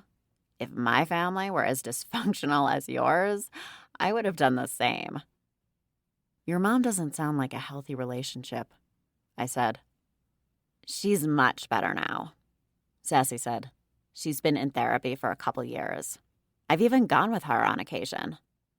Never in my wildest dreams would I have expected to return to Chipping Cheddar to an enlightened sassafras persimmons. You should put toothpaste on that zit, by the way, Sassy said. My fingers flew instinctively to touch my face. Where? The side of your nose. Looks like an insect has burrowed under your skin. Lovely. Thanks for the tip. Sassy beamed. That's what friends do. With a friend like Sassy, who needed a mirror. Watch your elbow, someone shouted. I craned my neck to see that a crowd had gathered in the entryway of the diner. Isn't it past rush hour? Our waitress stopped at the table to refill Clara's iced tea. Didn't you hear? Mitzi Malone is coming. She posted it online. I surveyed the crowd. They were all here to catch a glimpse of a teenaged girl getting diner food. People were strange. I guess I'll go to the restroom before it gets too busy, I said. I threaded my way through the crowd and entered the restroom. One of the stalls was out of order, so I went to the next one. Although it was locked, I didn't see any feet when I peeked below the door. Is someone in there? I asked, knocking. There was no answer, but I felt a presence on the other side of the door. Listen, if you need help, let me know. I can call someone. I'm sure I have a tampon in my bag if you need one. She wouldn't be the first woman caught by surprise. Will you really help me? A small voice asked. Of course. The door opened a crack, and a hand grabbed me and pulled me into the stall. The tips of the young woman's hair were dyed purple, and she wore oversized sunglasses with a baseball hat. I gaped at her. Mitzi? She shushed me emphatically. I don't want anyone to know I'm here. I laughed. Have you seen the crowd out there? I think they know. I only wanted to meet a friend here for coffee, but she shared my message on social media. I've been hiding in here. Why? I thought you liked the attention. I couldn't imagine why, but that wasn't really the point. I did at first, but it's gotten out of hand. She adjusted her hat. Plus, I have stalkers now. They wait to find out where I'm going on social media so they can follow me and take pictures. She shivered. It's gross. I don't want to think about what happens to those photos. Well, you've got this disguise going on, I said. Maybe that will be enough? It isn't, Mitzi said. I colored my hair and started wearing a baseball hat, and I don't even like baseball. No matter what I do, I get noticed. She started to cry. And my boyfriend broke up with me. Because of the attention? She nodded, sniffing. David said he can't live under a microscope anymore. We were gonna get married. Oh, wow. You were? When? In 10 years. Her cries turned into anguished moans. 10 years? That's been our plan. Enough time for me to get my YouTube career off the ground. I put an arm around her. It's going to be okay, Mitzi. As soon as I took care of this demon, it would all be okay. How do I stop the ride? She choked out. I want to get off. I grabbed toilet paper off the roll and handed it to her to blow her nose. I think it will all be over soon. She peered at me from beneath the brim of her hat. You think so? Consider it your 15 minutes of fame. No need to tell her about the supernatural world. The girl was freaked out enough. This might seem like a weird question, but do you happen to remember where you were when you wished to be famous? She wiped her eyes with the toilet paper, leaving streaks of mascara on her face. I've wanted to be famous since I was a little girl. I used to make videos of myself with my dolls. Any recent wishes? I asked. Out loud? Mitzi looked thoughtful. My boyfriend and I celebrated my birthday a couple weeks ago. And you made a wish? Sort of, she replied. He took me to Davenport Park for a picnic. I was annoyed at first because I hate sitting on the ground. She scrunched her nose. It's always hard and lumpy, but he was so sweet. He brought me one of those huge cupcakes from the bakery with a candle on it and sang to me. He sounds pretty great. I can understand why you'd want to hold on to him. She smiled at me through her tears. My birthday wish was to be famous. That was what I told him. Davenport Park. No surprise there. Can you tell me where exactly you had your picnic? I asked. I'm always looking for a good spot for a picnic. I'm not sure, Mitzi said. Were you near the river? No, it was further into the park. David blindfolded me until we got there because he wanted it to be a surprise. I tripped like 10 times on the way there. She sighed. But he caught me every time. Oh, that's how you know it's love. He catches you when you fall. That's a nice sentiment, I said. I'll tell you what, I'm going to help you get out of here sight unseen. How do you expect to do that? It's mobbed out there. You'll have to trust me. I unclasped the locket from around my neck and handed it to her. Wear this until you get outside. No one will recognize you. She scrutinized the necklace. Because I would never wear such an ugly necklace? Exactly. She hung it around her neck, and I closed the locket. I don't know which is worse, she said. This necklace or the baseball hat? I opened the stall door. Come on, I'll walk you out and make sure no one notices you. Then I'll take my necklace back. I'd have to text Clara from outside. She would understand. Are you sure you want it back? We can just throw it away. It has sentimental value. I lied. We vacated the stall and maneuvered our way through the bodies. It seemed more crowded than when I entered the restroom.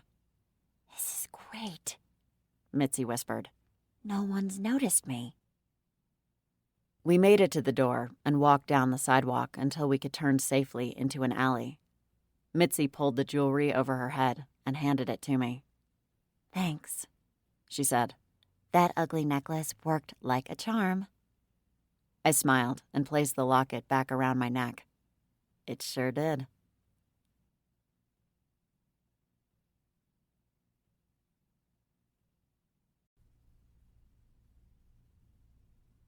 Chapter 15. I returned to the hospital to check on Maxwell and discovered that he'd been discharged. I wasted no time in heading over to Swiss Street. Maxwell was my last hope to find the wish demon. I knocked on the door and waited patiently. Maxwell had been pretty roughed up. He was unlikely to move quickly. The door opened a crack, and Maxwell peered outside. His skin was still streaked with scratches, but they appeared to be healing quickly. He frowned at the sight of me. You again? This is getting to be a habit. I flashed my badge. To a human like Maxwell, it looked like an official FBI badge. Maxwell, my name is Agent Eden Fury. We spoke a bit in the hospital, but you obviously weren't feeling well. Would you be able to answer a few questions now? Maxwell hesitated. The FBI is interested in a wolf attack? I'd explain, but our reasons are classified, I said. Maxwell pulled the door open and stepped aside. Please come in, Agent Fury. I crossed the threshold and surveyed the tidy interior. How are you feeling? You look much better. I feel much better, thank you, Maxwell said. Can I offer you anything? I have lots of herbal tea. Please don't wait on me, I said. Let's go sit down so you can rest. I'm sure you're still tired. Maxwell offered a weak smile and shuffled into the living room. The room was sparsely decorated with white paint on the walls and no personal effects. A brown leather sofa was positioned directly in front of the television with a recliner on an angle close to the fireplace. A single end table to the right of the sofa featured a box of tissues, a mug on a coaster, and Maxwell's phone. How long have you lived here? I asked.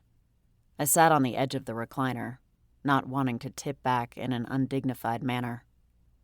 5 years, he replied. He took his spot on the sofa next to the end table and checked his phone. 5 years? I would have guessed 5 months. No one can accuse you of being materialistic, I said. He glanced around the room and chuckled. Suzanne says it's like I moved in yesterday. I told her it's been waiting for a woman's touch. His cheeks colored. Her touch, specifically. Something in his expression told me he wasn't simply making romantic noises. He meant it. How long have you been in love with Suzanne? Since the moment we met, 3 years ago. He sighed at the memory. It was her first day at the office, and we were assigned to work on a project together. It was like fate intervened and put us together. We got along like we'd known each other forever. I knew I wanted to marry her. Except she's already married. To Kyle. I had faith she'd come around eventually, Maxwell said. A love like ours can't be contained indefinitely. How did you know she'd change her mind? I asked. Did she ever say anything to let you know she was interested? Not until recently, Maxwell said. To be honest, I'd nearly lost hope. I'd even joined one of those online dating sites. A friend convinced me to try and focus my energy on meeting other women. Which friend is that? His name is Dom, Maxwell said. He works with us. Poor man has watched me pine after her all this time. He and I had gone for a walk during lunch a couple of weeks ago. He was trying to convince me to move on. He viewed Suzanne as a lost cause? Oh, for sure. Maxwell checked his phone again and smiled. That was a text from her. She's coming by later to check on me. She's the sweetest woman in the world. He put the phone back on the end table. Anyway, I told Dom that I would consider it, but that I wished she would finally admit she had feelings for me. Obviously she did. He beamed at me. Happiest moment of my life. We stayed late at the office and ordered food. It was just the two of us. She'd seemed off all day, and I thought she was going to tell me something horrible, but then... Then what? She kissed me and told me she was in love with me. His gaze swept the room. I've pictured our photos on these walls for 3 years now. The idea of putting anything else up there... He shook his head. I want this to be our home. I want evidence of our life together everywhere I look. Wow. I couldn't imagine being in Maxwell's shoes. He'd put his life on hold for a married woman without even knowing whether she felt the same. It was either incredibly brave or incredibly foolish. Did she tell you what made her decide to start a romantic relationship with you after all this time? She said she couldn't deny them anymore, Maxwell explained. She'd felt nervous that whole day because she felt like something was going to happen between us, and she knew it was wrong. But she did it anyway, I said.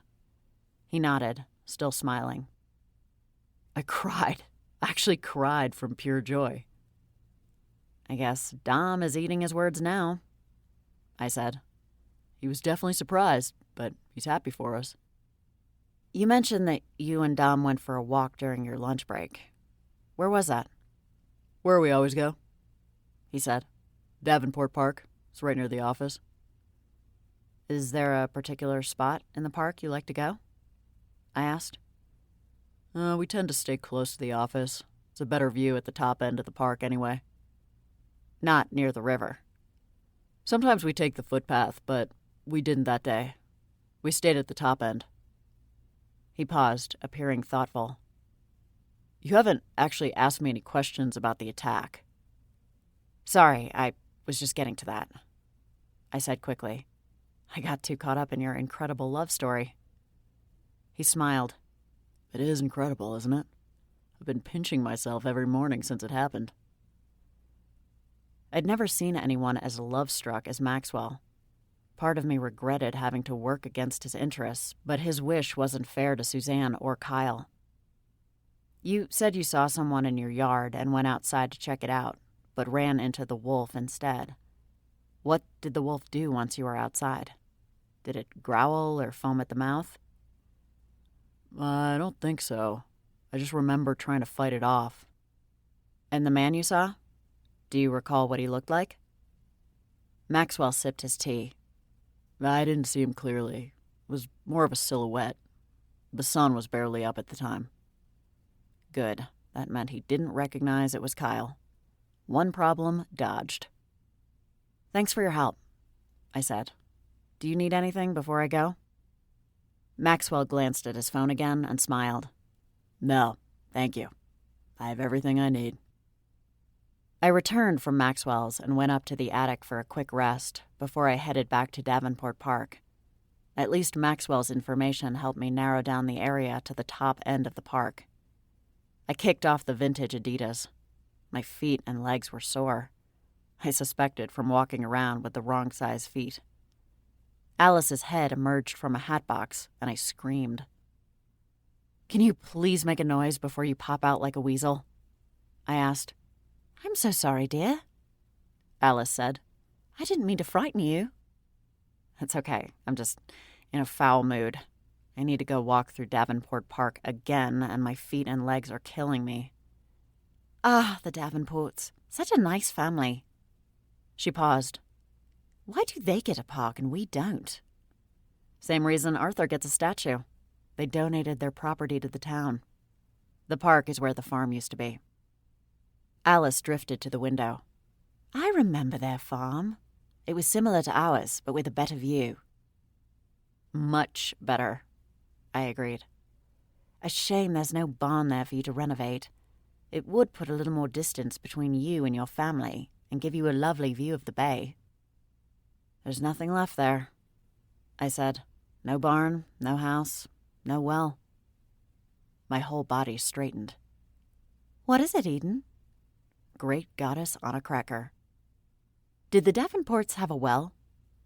I'm sure they did, Alice said. All the farms had one. I don't know what would have happened to it once the town took over the land, though. Whether it would have been filled in. It hasn't been filled in. Reluctantly, I pulled the horrible shoes back onto my feet. How do you know? Because, if my theory is correct, there's a wish demon trapped at the bottom of it. A wish demon able to hear and grant the wishes of anyone passing by. I wonder if that's how wishing wells started, Alice said. I'll let you do the research on that, I said. Right now, I had my own research to do. I hurried from the attic and went in search of Princess Buttercup. If anyone could help me sniff out the location of the well, it was my hellhound. On the way down the front porch steps, I pitched forward and shot head first across the lawn. Agent Fury, are you okay? I lifted my chin to see Chief Fox's shoes. Terrific.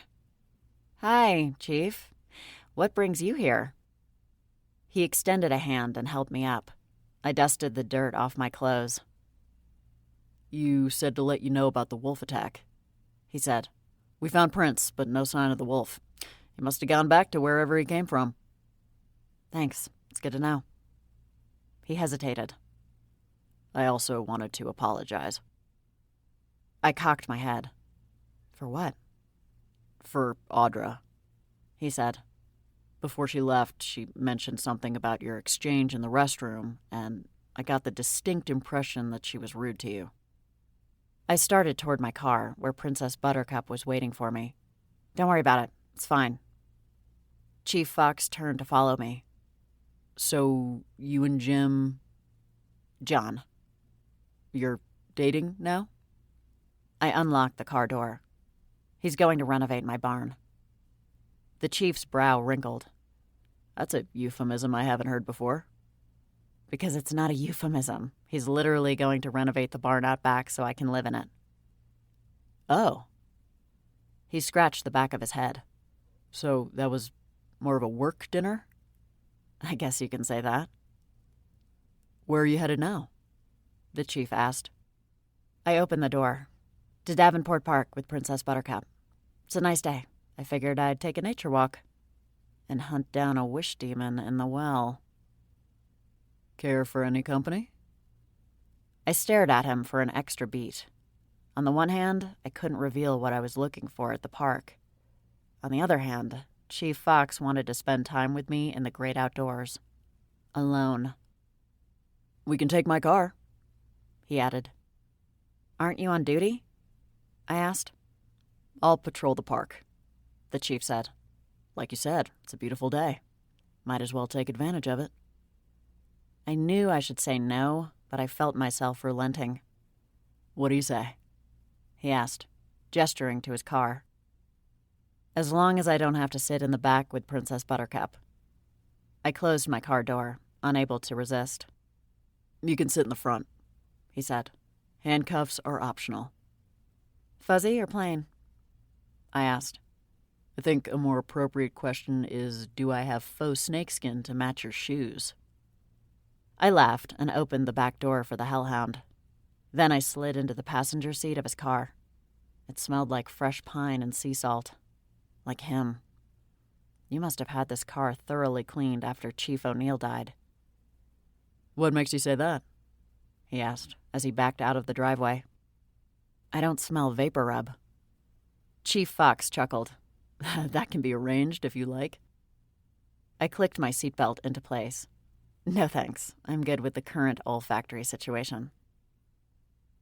We drove out of Munster Close, and I waved to Aggie Grace as we passed by. She was in the front yard trimming the hedges. So, Audra's gone, huh? I asked. Yeah, she went back to Chicago. Are you two together? I asked. Princess Buttercup stuck her head between us, as though eager to hear his answer. No, the chief said. He kept his eyes fixed on the road ahead. I thought you two might be getting married. The chief began to cough and grip the steering wheel to keep from jerking it. There isn't a snowball's chance of that. Ever. My stomach slowly unknotted. That sounds pretty definitive. The chief pulled into the small parking lot near the park. We've been over for a long time. To be honest, I was surprised when she said she wanted to visit. We're friends, but not super close. Not like we used to be. We got out of the car, and I took Princess Buttercup by the leash until we crossed the street to enter the park. I seemed to trip every few steps. Stupid tiny feet. What made me wish for smaller feet? They couldn't even support my body size. Princess Buttercup stayed close, waiting for her orders. Are you having equilibrium issues? Chief Fox asked. You should see a doctor. Could be an inner ear thing. I'll talk to my sister-in-law, I said. And she'll mock my tiny feet. I was walking on the equivalent of T-Rex arms. Anyway, I'm sorry if Audra was rude to you. It was uncalled for. Do you mind me asking what appealed to you about her in the first place? I asked. Aside from her perfect face and body, I mean. He laughed. We met when we were young, and I wasn't as emotionally developed as I am now. We grew into different people over the years, but I guess our shared history kept bringing us back together. I stopped to look at him. You're emotionally developed, huh? His mouth quirked. You beg to differ? I don't know you well enough to differ. Well then, I guess that's what this walk is, he said. Getting to know each other. We passed the mound and walked alongside the river. The current was calm today. I surveyed the area to see if I noticed anything out of the ordinary in the park. It was a little distracting having the chief beside me. I found myself sneaking glances at him as we walked. With someone that attractive, it was hard not to look at him. You don't mind if my dog gets a little exercise, do you? Dogs are allowed off-leash in the park, he said. You're not breaking any rules. I crouched down to unhook the hellhound's leash and whispered in her ear, "Find the old well, Buttercup." Princess Buttercup barked and ran off through the park. She's graceful for such a big dog, Chief Fox said. That's a Great Dane for you, I said. I couldn't imagine what he'd say if he could see her real form. A few minutes later, Princess Buttercup rushed toward us, barking. I think she wants to play, the chief said. She wants us to follow her. I began to jog and prayed my feet didn't betray me once again. The hellhound stopped in the distance, and I knew she'd found the well. Now I had to examine it without letting the chief know what I was up to. The chief laughed when he noticed where Princess Buttercup was. Did Timmy fall down the well, girl? Is that what you wanted to tell us? The hellhound barked. I heard people have been using the old Davenport well as a wishing well, I said. Why don't we check it out? Why? You plan to make a wish? Seemed to work for John, I said. He won the lottery. But he's still going to renovate your barn? He loves what he does, I said. I think it's great to have that kind of passion in life. I totally agree, the chief said. Passion in life is critical. I leaned over to peer down to the bottom. If I could identify the exact species, then Neville and I could figure out the best way to transport it back to Otherworld without someone getting hurt. Wouldn't want to fall in there, the chief said. You can barely see the bottom. Those Davenports dug deep. They had deep pockets, too, I said. That's why Arthur gets a statue, but not Alice Wentworth or any of her relatives. Who's Alice Wentworth? The ghost in my attic didn't seem like the correct response. We live on the old Wentworth dairy farm. They were one of the founding families, too. Cheesemakers, huh? I nodded, and a flash of green below alerted me to a presence at the bottom of the well. Yes, there was our demon.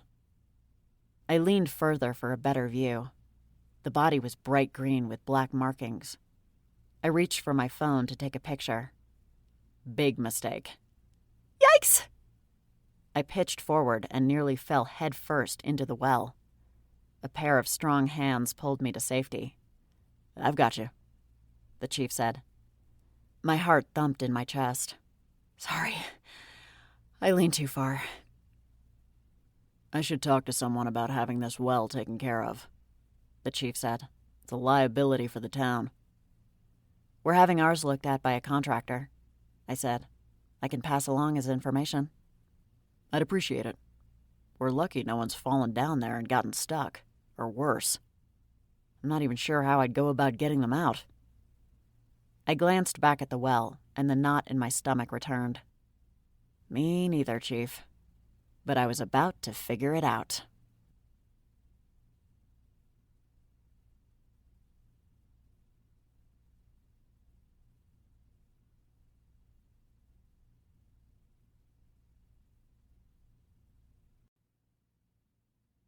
Chapter 16.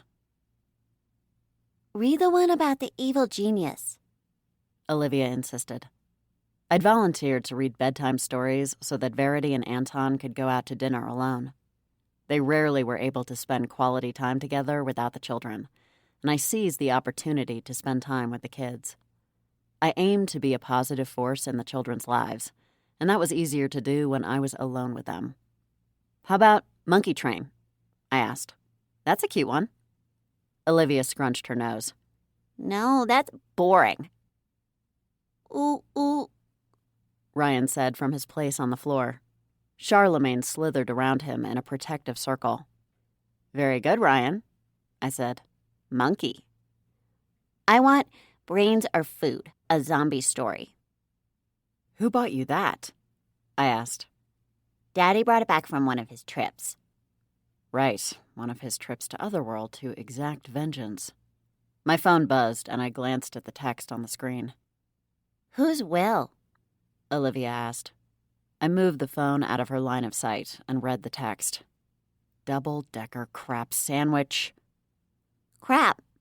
Ryan said. What's wrong? Olivia asked. Even the python lifted his head to observe me. I need to go, I said. But my story, Olivia said. I'll ask Mom. You promised. Olivia began to pout. I'm sorry, but this is important. I felt awful, but what was happening with Will right now was too serious to ignore. I'll send Mom in. Ryan thumped the python on the head with the rattle, and Charlemagne hissed in response. Olivia jammed a finger in the snake's face. No hissing, she told him firmly. I fled the room and summoned my mother to ask her to take my place. She seemed to realize the urgency of the situation because she actually refrained from making a snarky comment. I sprinted to the car and sped over to Will's house. I practically flew to the front door and pounded on it. When he didn't answer, I forced open the door and called his name. Up here. His voice was shaking. I found him upstairs, huddled in the corner of his bedroom. His face was pressed against the tops of his knees. Will, tell me what happened. I crouched beside him. Did you bite her? He shook his head. No, but I wanted to. Tears streamed down his face. I really wanted to. I almost couldn't control it. I placed a comforting hand on his arm. It's okay, Will. She's safe. You didn't hurt her. I could have killed her. Who was she? Her name is Darcy, he said. I met her a few weeks ago at the cheese wheel and got her number, but I'd been too nervous to call. What changed? I thought it would be cool to take a girl out while I was still a vampire, Will said. I feel more confident than I usually do, you know? It made sense. 2 weeks ago, he was dying from cancer. Now he was jumping from the tops of oak trees. We had such a fun night, he said. I invited her back here and she said yes. I felt a pang of sympathy. And things got a little heated? In a good way, he said. But then it was like I sensed the blood flowing through her veins. I kept kissing her neck, and it was all I could do. He trailed off and looked away. I'm so ashamed. I would never want to hurt someone. And you won't, I said. How do you know? Did you find the wish demon? Yes, I said. I'm going to figure out the safest way to transport you tomorrow. And clearly I needed to work faster before Will's bloodlust became a real problem. Is there anything you can do? He asked. Something to make me stop craving blood? Do you still have supplies? Yes, your stepmom sent more blood yesterday, Will said. She's been great. Good. Then you're all set. My knees cracked as I resumed a standing position. I'm going to trap you in your house, Will, until I can take care of the demon and get you back to normal. Trap me? How? It's called a ward. He stared at me. You can do that? My assistant will handle it. Neville Wyman is a wizard, and he's excellent at creating wards. It will keep everyone safe until the situation's been resolved. Will nodded slowly. Okay, I think that's a good plan. I don't want to be a danger to the community. I shot off a text to Neville and explained what needed to be done. Have you had anything to drink since you've been home? He ran his hands through his hair. No, I've been too shaken up. Go get yourself a bottle from downstairs, and then I want you to get some sleep, I said. Your body needs more rest than you've probably been giving it. If I'm stuck here, I won't have much else to do anyway. So what happened to Darcy? She left? Yeah, I told her I had a migraine and asked her to leave. Will said. I'm sure she thinks I'm not interested. He blew out a breath. Which is probably for the best anyway. Send her a text, I said. Tell her that you're interested and that you'll be in touch when you're feeling better. I have cancer, Eden, he said. There won't be any feeling better. Not after you catch your Pokemon. I winced. Just send the text, Will. Don't waste time worrying. If you like her, I think she deserves to hear that from you. He pulled himself to his feet. Okay, you're right. I'll do it. I clapped him on the back. Good luck with it. I'll let you know when I've taken care of the demon. Will looked at me with a solemn expression. You won't have to tell me, Eden. I'll know. I was awake bright and early the next morning, determined to identify the demon responsible. I hated the idea of Will trapped in his house, scared of his own nature. To say I empathized was an understatement. While I stared at my computer screen, the Addams Family theme song burst from my phone. I made no move to answer the call. Aren't you going to get that? Neville asked. Nope. It might be important. It's playing special music. That music tells me how not important it is. The phone continued to play the tune, and Neville continued to stare at it, his discomfort rising. You should answer. Maybe someone needs help. If I answer that phone, the only one that needs help will be me. I'm here, Neville said. I can support you. It's in the job description. I smiled at him. That's very kind, but supporting me in my personal life is definitely not part of your job. If you just click the screen, Neville suggested. I groaned and tapped the screen to put Neville out of his misery. My mother's face filled the formerly blank rectangle. What is it, Mom? Finally! You never call. It's like we don't exist to you. We live in the same house. I saw you last night. My mother shook her head dismissively. Listen, your cousin Violet might have made a mess of a lesion hex on her brother, and it's his school dance tonight. I tapped the screen, and she disappeared. Satisfied? I asked. Neville hesitated. It sounds like your cousin needs help with his lesions. Not my job. My work is here. I shifted my attention back to the computer screen. I get annoying calls too sometimes, Neville said. Congratulations. My phone rang again, and I muted it. Neville, how do I get to the database? I clicked a few buttons on the keyboard, but the screen remained on the background image of a waterfall. Neville came to stand beside me. If you expect to pass for an FBI agent specializing in cybercrime, you really should know how to work a computer. He was right. I was lucky I could operate the sun lamp that Chief Fox had given to me. It was only one switch, but I had a habit of constantly trying to push the switch in the wrong direction and then wondering why it won't budge. I'll be sure to practice in my spare time, I said. Neville took the mouse and moved it to click on a folder labeled Garbage. That's the database? I asked, incredulous. How do you keep it from getting trashed? Because the real trash folder is there and labeled as trash, Neville said, pointing to the screen. Can't we call the database something else? I asked. Like what, Agent Fury? We need to keep it secret in the event that someone sees our computer screens. How about Neville's porn? No one would want to click on that. I think you'll find that the Cybercrime Division would frown upon porn on federal computers. But we're not really in the Cybercrime Division, and it wouldn't be actual porn, I said. I clicked open the database. Click here, Neville said. I saved the search results for types of wish demons.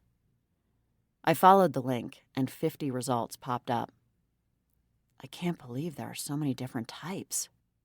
Now, you'll want to cross-reference wish demon with the color green, Neville advised. I added the new search term and scanned the summaries. This wish demon grants the power to have one last conversation with a departed loved one. I made a sympathetic sound. Sounds like a pretty good one. It depends, Neville said. I jerked my head to look at him. How does it depend? Isn't there someone you'd like to have one last talk with? Tell them all the things you wish you'd said when they were alive? I didn't have that issue, of course. I could talk to ghosts. But I recognized that this was a rare ability. Besides, most people didn't want to commune with any and all ghosts. They wanted to choose which spirits to contact. Be careful what you wish for, Neville said. Even a last conversation with a loved one could be damaging, depending on the circumstances. Well, this one is definitely a bad situation all around, I said.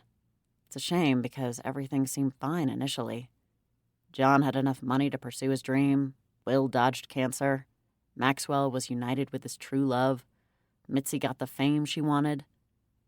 All that glitters isn't gold, Neville said. I arched an eyebrow. Are you going to spout platitudes at me all day? I happen to be a fan of platitudes. I used to own a platitude calendar, one for each day of the year. On the other hand, I want my feet back, so I guess they weren't all winners.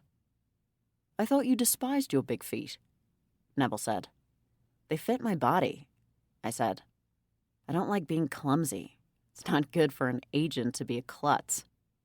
Fair point. I continued to review the summaries, and Neville returned to his desk. So many demons, so little time. Not too many green ones, though, and none that matched exactly. Strange. I clicked on the link for ancillary demons. What's an ancillary demon? I asked. Demons that are sometimes mistaken for other demons? Neville said. They might have physical characteristics in common, much like snakes that have similar markings. One might be deadly, while the other is quite benign. My heart jumped as I read the description of the first ancillary demon. Great balls of fury, Neville. What is it? He came to peer over my shoulder at the computer screen. It's not a wish demon, I said. The creature in the well is something else. I pointed to the image on the screen. It looked like this, that exact shade of green with the black markings. Uh-oh, a scales demon? Neville sucked in a breath. Ooh, I don't like that. Not at all. You're familiar with them? I've never dealt with one personally, but I know of one that caused trouble in a town in England about 10 years ago. How do they work? They grant wishes and then turn the tables against the person who wishes? Basically, the scales tip in one direction and it all looks good. And suddenly, wham! He smacked his hand on the desk. They tip the other way and all hell breaks loose. Hence the name. I reviewed the paragraph on the screen again. That explains what's been happening. The scales are starting to tip out of favor. If it gets any worse, things could get ugly very fast. What do we do? He asked.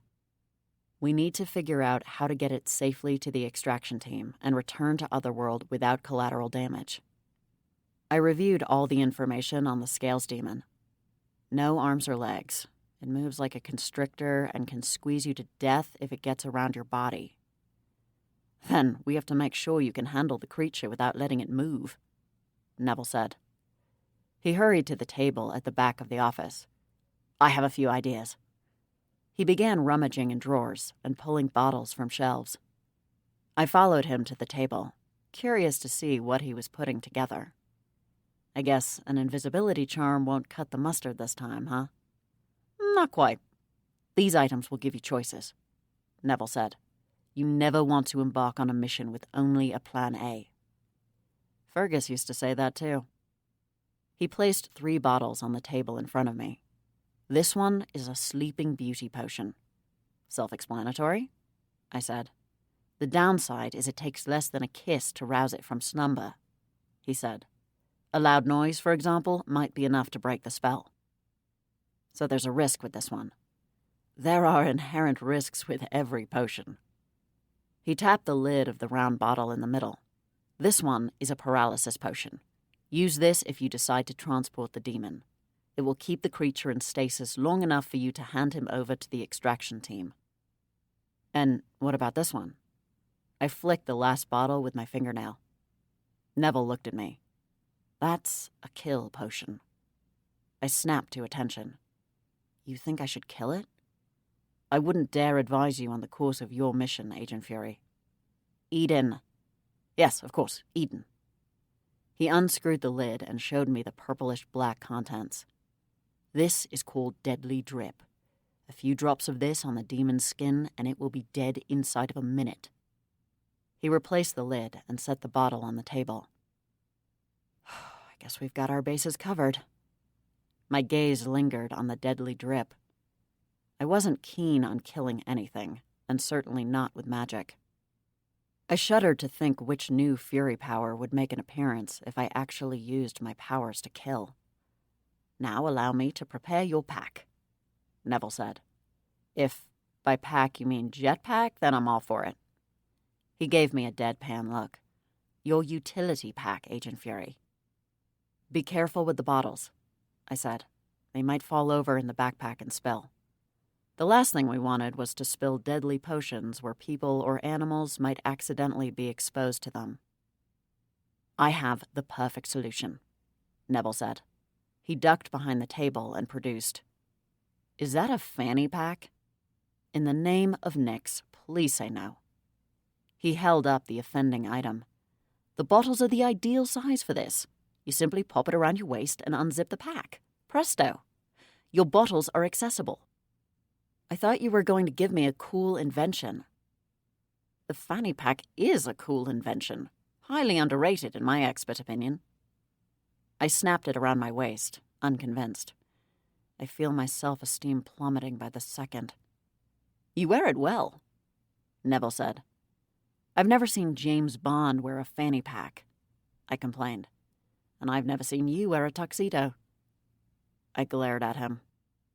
Neville set to work gathering the items I needed for my mission. I have to admit, I'm relieved we're not dealing with a wish demon, he said. I would have felt terrible about revoking their wishes. Knowing things will be careening downhill from here makes the whole thing more palatable. Even Cinderella didn't get to keep her coach and her beautiful dress, I said. The stroke of midnight returned the peasant girl to her former state. Neville zipped up the backpack. But she did get to keep a glass slipper. I doubt the demon we're dealing with allows for any such silver linings. I don't even want to imagine how things might get worse. Mitzi mentioned stalkers in the diner restroom. It was only a matter of time before one decided to take his obsession too far. Are you certain you don't want me to come with you? Neville asked. The park will be deserted at that hour. And that's the way I want it, I said. It was best to work under the cover of darkness. Less chance of being seen by humans, or worse, the chief. You had a partner in the FBI, Neville said. And I nearly killed him. This is different, Neville said. He handed me the filled backpack. You're right. Now I have an assistant instead of a partner, and I'm not willing to put him in any danger. In that case, anything else I can do to assist you? Call headquarters and arrange a rendezvous so I can transfer the demon to their care. Here or at the well? Have them meet me at the portal. It'll be too difficult to explain where the well is. It had taken me long enough to find it, and I lived here. 10-4, Agent Fury. I stifled a laugh. 10-4? Are you on your CB radio, good buddy? Neville's cheeks flamed. I saw it on a television show and found the lingo appealing. Let's talk like we're in the same room, because we are. All right, then. In that case, I wish you the best of luck, Agent Fury. I sighed. Do me a favor, Neville. Don't wish for anything right now.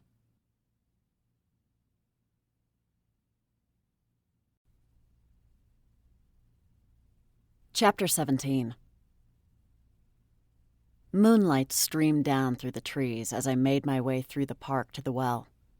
Neville's backpack was hooked around my shoulders, and the fanny pack was secure around my waist.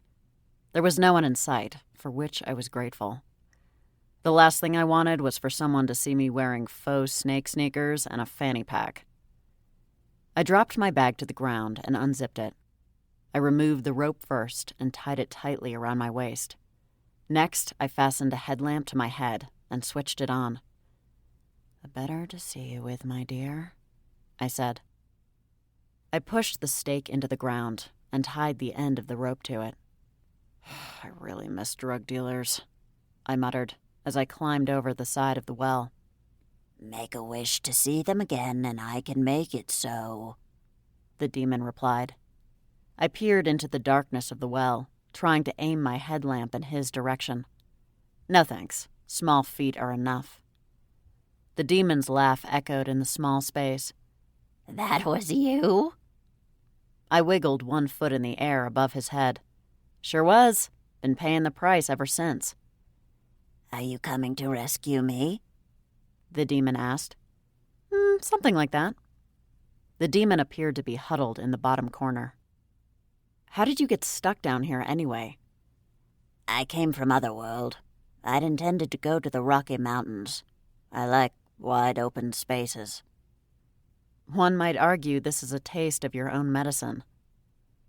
"Which portal did you come through?" "New York," he said.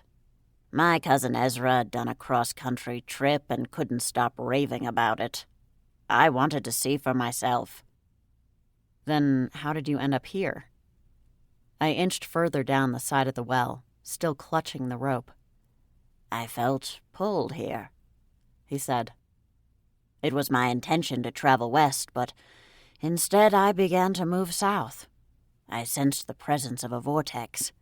I thought the ley lines might converge at the bottom of this well." "And then you got trapped down here?" "Clearly."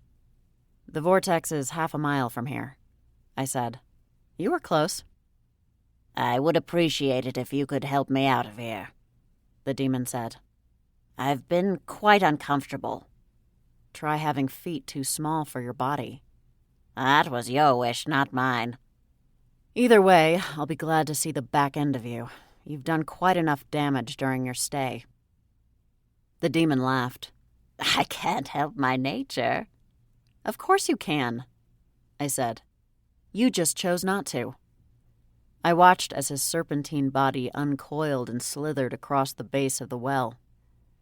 "What do you plan to do in the Rockies, aside from wreak havoc whenever the opportunity presents itself?" "Explore," the demon said. "I've always wanted to explore this world. If I like it, I'll stay." "How did you manage to get approval to come here?" Otherworld was particular about the demons it let through. A demon like this wouldn't be high on the list. Humans without the sight would mistake them for snakes, so the physical form wasn't necessarily an issue, but their potential for long-term damage was massive. "What makes you believe anyone gave approval?" Just as I suspected. He snuck in. New York was such a large portal that it was impossible for the border guards to catch every supernatural that didn't belong. "I'll get you out of here, but you need to go home," I said. "You can't stay in this world." "I have no interest in going home," he replied. "I'm going cross-country, as I originally planned."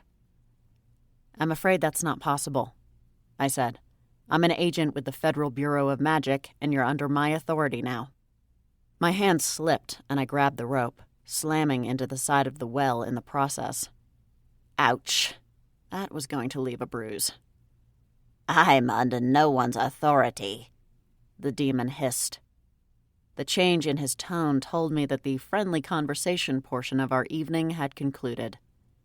"You have 2 options," I said. "You either come peacefully, so I can send you back to Otherworld, or I have to kill you." "I could just agree to come peacefully, so you get me out, and then double-cross you." I fixed my light on him. His green skin shimmered in the spotlight. "Why would you admit that? Now I have no choice but to kill you." Good point. My mother always said I should have more of a filter." "As long as we're admitting things," I said. "I don't want to kill you." "Then don't." "But I can't let you go either." The demon huffed. Then I suppose that leaves us at an impasse. A strange noise caught my attention. I looked up and noticed that the rope had begun to fray. Sweet Hecate. I had to move quickly before I joined the demon in the bottom of the well. He wasn't likely to be friendly once I got down there. Having trouble? The demon asked. No, not at all, I said. I planned for this possibility. A lie, of course. I planned for the demon's resistance, but not for a plunge to my death. I hurriedly unzipped the fanny pack and reached for the middle bottle. The rope began to drop further and further. Come to Papa, the demon said. He slithered beneath me, and I shuddered. I popped the lid off the bottle and dumped the contents directly onto his body. The demon began to glow. What did you do? He asked. I can't. His next words died on his lips as his body succumbed to Neville's potion. Paralysis potion, to answer your question. The rope split and I fell to the bottom, landing on my bottom with a splash. The small amount of water was enough to cushion my fall. Ugh, I said, inhaling the stench of mildew in the well. I stood and studied the demon's body next to me. It was longer than I expected. I had to figure out the best way to carry him out of the well. Actually, I had to figure out the best way out of the well, period. The rope was out of the question. If only I could levitate like Grandma. Then I remembered. I could do better than levitate. I could fly. I took a deep breath and willed my wings to appear. I strongly resented having to use my fury powers to get out of this predicament. The fewer reminders of my true nature, the better. I looked from side to side and saw that the tips of my wings were squashed against the interior walls of the well. It wasn't going to be easy to get out of here. Unfortunately, I didn't have a choice. The rendezvous point for the FBM extraction team was at the portal. They had no idea how to find the well. I squatted and used my legs to lift the demon over my shoulders and place him around my neck. My father would be proud that I bent my knees so as not to strain my back. Anything to preserve my precious posture. I nearly lost my balance under the weight of the waterlogged demon. I quickly recovered and focused on moving my wings. The paralysis potion wouldn't last too long. I had to get this demon out of here and out of this world. My wings began to flap, scraping against the sides of the well. Eventually, I gained enough traction to rise. It was slow and unsteady, and I nearly dropped the demon once, but I made it out of the well. As I rose, the demon's body twitched against my shoulder. He was starting to move. I couldn't land and walk to the mound. There wasn't time. I was going to have to fly across the park. Not ideal. The moon was still bright, and I didn't have a free hand to close the invisibility locket. If anyone happened to be looking in my direction, they'd see an enormous bird carrying a snake around its shoulders. I'd have to risk it. I flew on an angle, unable to balance the demon around my shoulders. Up ahead, I glimpsed two silhouettes, undoubtedly the extraction team. The landing was bumpy, but I made it just as the demon regained the power of movement. The demon hissed at me as the first member of the extraction team slipped a silver collar over his head to contain him. Good job, Agent Fury, the other man said. Thanks. I willed my wings to disappear. Tell headquarters I'll work on the paperwork tomorrow. Paperwork was my least favorite part of the job. Maybe I'd have Neville do it. Have a good night, Agent Fury, the second man said. I glanced down at my still small feet. Out of curiosity, how long will it take for the wishes to revert? As soon as he's processed and crosses back to Otherworld, the first man said. My guess is 3 hours, give or take. Thanks. I turned and walked to my car, careful not to lose my balance.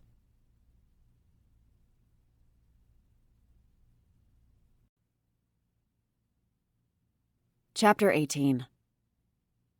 Morning sunlight streaked through the window, prompting me to wake. I sat up on the mattress and stretched my arms.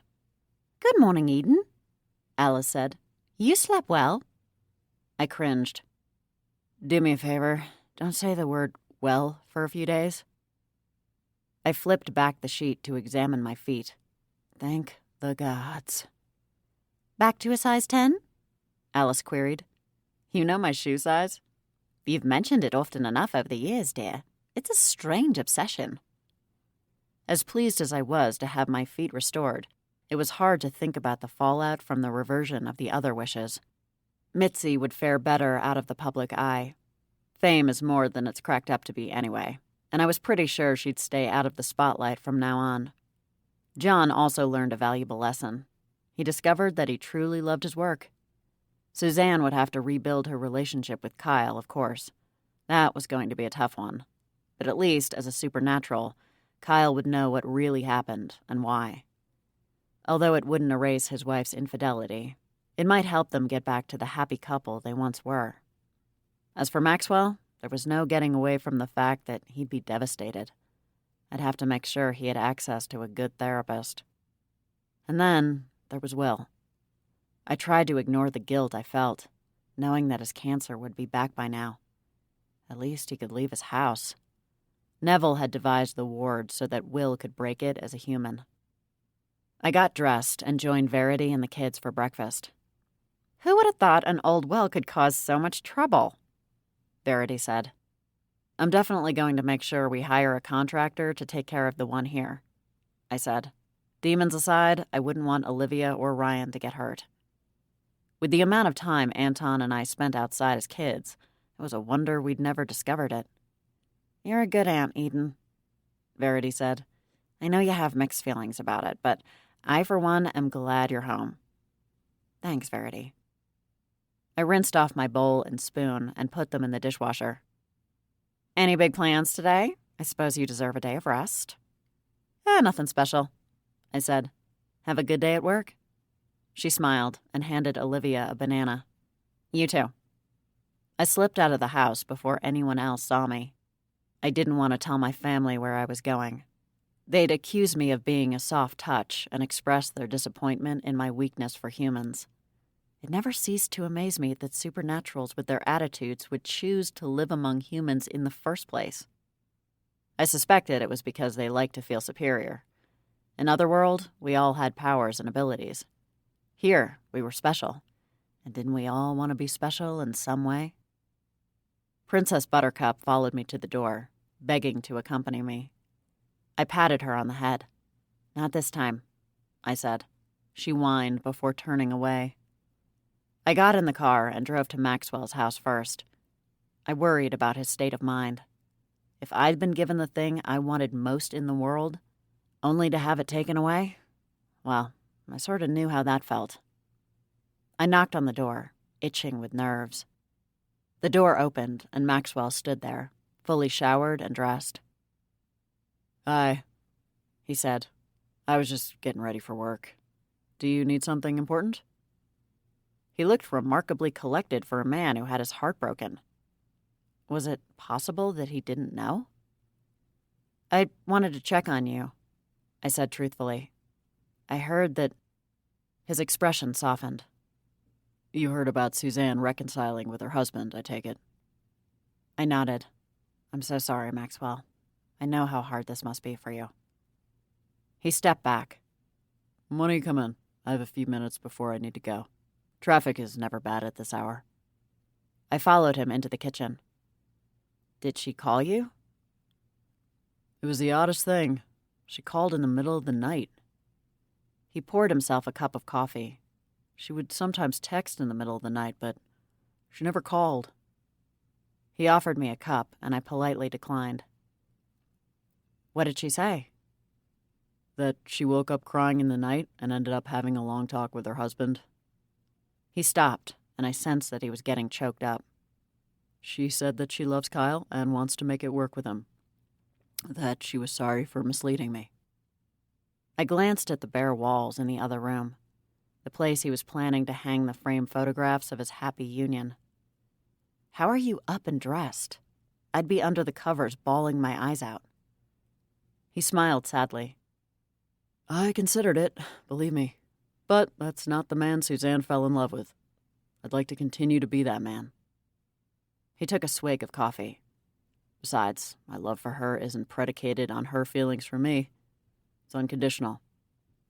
I stayed up the rest of the night processing the news, and I realized that I could live without her. I don't want to, of course, but I can, and I will. Just knowing she's alive and happy. He closed his eyes briefly before opening them again. That's enough for me.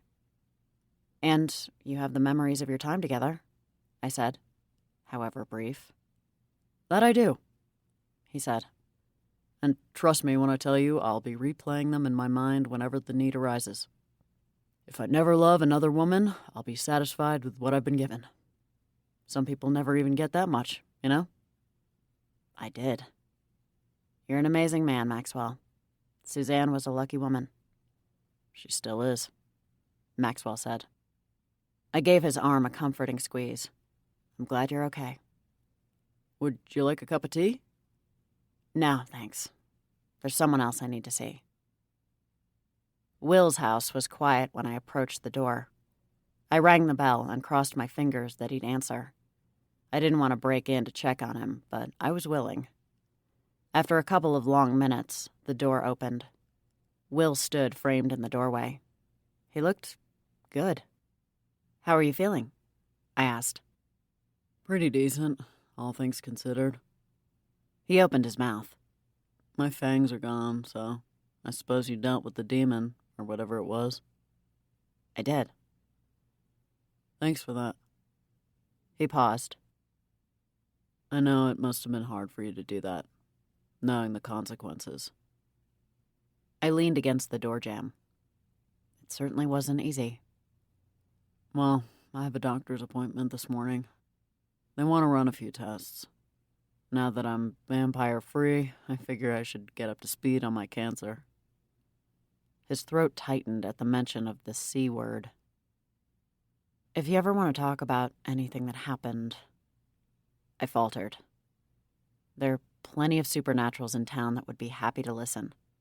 We understand how scary it must have been for you. Isn't this the part where you make me forget?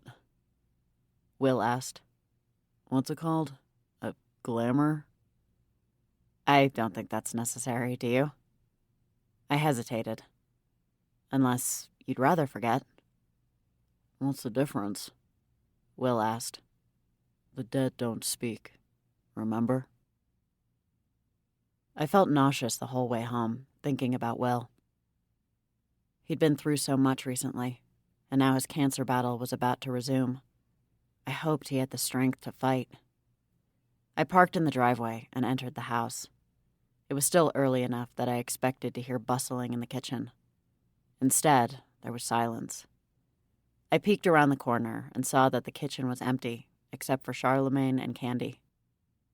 The python and the cat seemed to be engaged in a game of tag. I shook my head and continued toward the family room when I heard a muffled sound come from the office. Shh, I heard my mother say. I threw open the door, expecting to see my mom and Grandma. I did not, however, expect to see Aunt Thora with them. They stood together, blocking my view of whatever was behind them. I gaped at her. Et tu, Aunt Thora? My great-aunt gave me a sheepish look. They talked me into it. My mother cackled. Peer pressure? You're blaming peer pressure at your age? Let's not turn on each other, Grandma said. If we stick together, she can't crack us. I'm not trying to crack you, I said. I'm trying to prevent you from getting sent to Otherworld like the Scales Demon. You wouldn't turn in your own mother, my mom said. Of course she would, Grandma said. I put my hands on my hips. There's no dark magic while I'm under your roof. Why do you think we're moving you to the barn? Grandma asked. Besides, it isn't dark magic, my mother insisted. It's a surprise. For you. Huh, an unlikely story. What kind of surprise? The kind that we can't tell you about or it will spoil the fun, my mother said. I peered at them. I don't believe you. I continued to stand there, contemplating what to do next. After the last 24 hours I'd had, I didn't have it in me to deal with family drama. Aunt Thora held out her wrists. Go ahead and arrest me. As long as they let me keep my lemons, I'm okay with prison life. Grandma smacked her sister's bony wrists down. No one's going to prison. Eden would never do that to us. Never say never, I said. But I'll give you a pass. This time. You need to be careful, though. The new chief is young and alert. You can't flaunt your magic. We're not flaunting anything, my mother said. We're in the privacy of our own home. The doorbell rang, and everyone stopped. Are you expecting anyone? I asked. No, my mother said. Maybe it's a delivery? I moved the curtain to look out the window. It's the chief. Did you summon him? Aunt Thora asked. He's not a demon, I replied. Such a waste, my mother said. Other than that, he is perfect. Don't even think about it, I warned her. Why is he here? Grandma asked. Quick, cover the contraband. I rolled my eyes. I'll go let him in.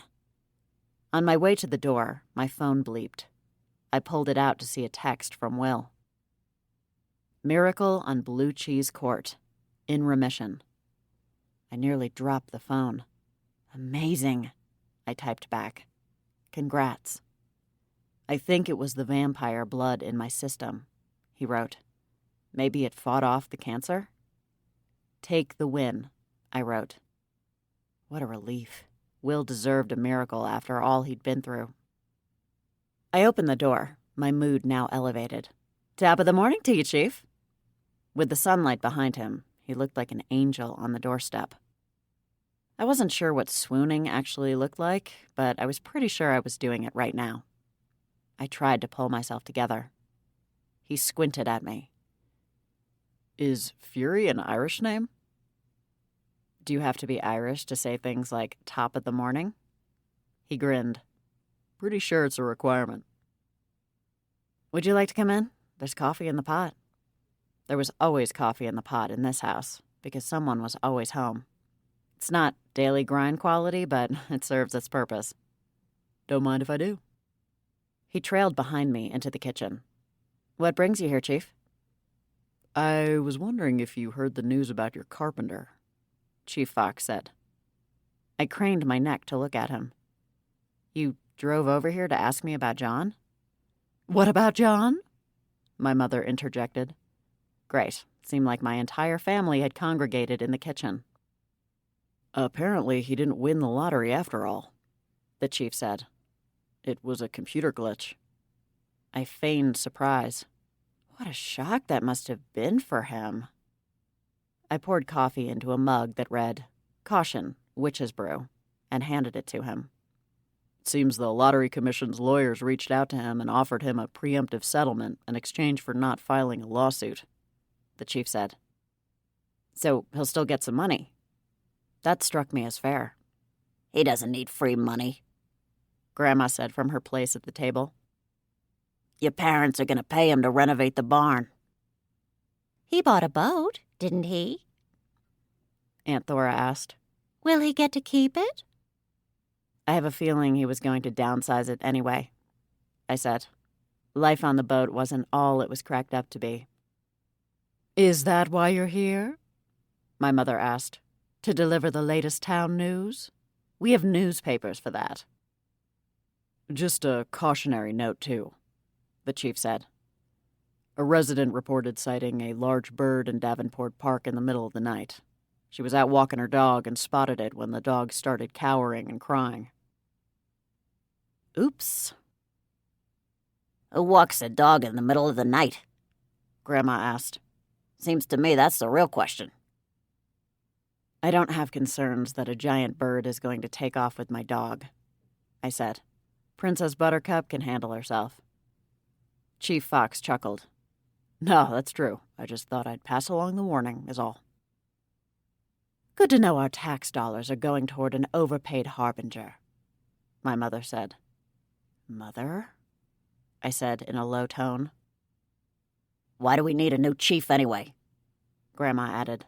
I think we can all agree the last one was redundant. Grandma, I said sharply. Redundant?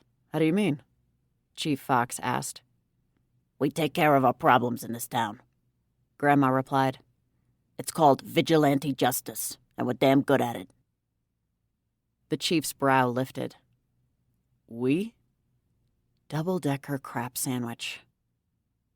I think I hear a siren wailing, I said, turning the chief toward the door. Let's go see. The sirens haven't been seen in the Chesapeake in 50 years, Grandma said. They prefer the Atlantic. The chief swiveled his head to look at her. Excuse me? Grandma hasn't taken her pills yet today. I steered him out of the kitchen and back to the front porch. Thanks so much for stopping by. I pushed him as far as the front lawn, where he dug in his heels and turned to face me with that ridiculously sexy dimpled chin. He broke into a broad grin. Agent Fury, Yes, Chief? Princess Buttercup burst out of the house and barked. His smile melted away. Never mind. I had a sneaking suspicion my mother was responsible for releasing the hound. I appreciate you stopping in with updates, I said. It's good to establish a rapport for when we work together. Work together, he repeated. Yeah, I guess it is. I took a step back toward the house. I'll be sure to watch out for large birds. Thanks for the warning. He gave a final wave before ducking into his car. I watched him drive away, my chest aching. I couldn't cross the line with him, no matter how much I wanted to. It wasn't safe for him to get involved with me. I wasn't safe. Alice appeared beside me, gazing after him. My word, that man has the tightest bottom I've ever seen. I could bounce a wedge of cheese off it. Alice! She smiled at me. Perhaps one day you'll get to test it for yourself, dear. I turned back toward the house and sighed. You never know, Alice. Sometimes wishes do come true.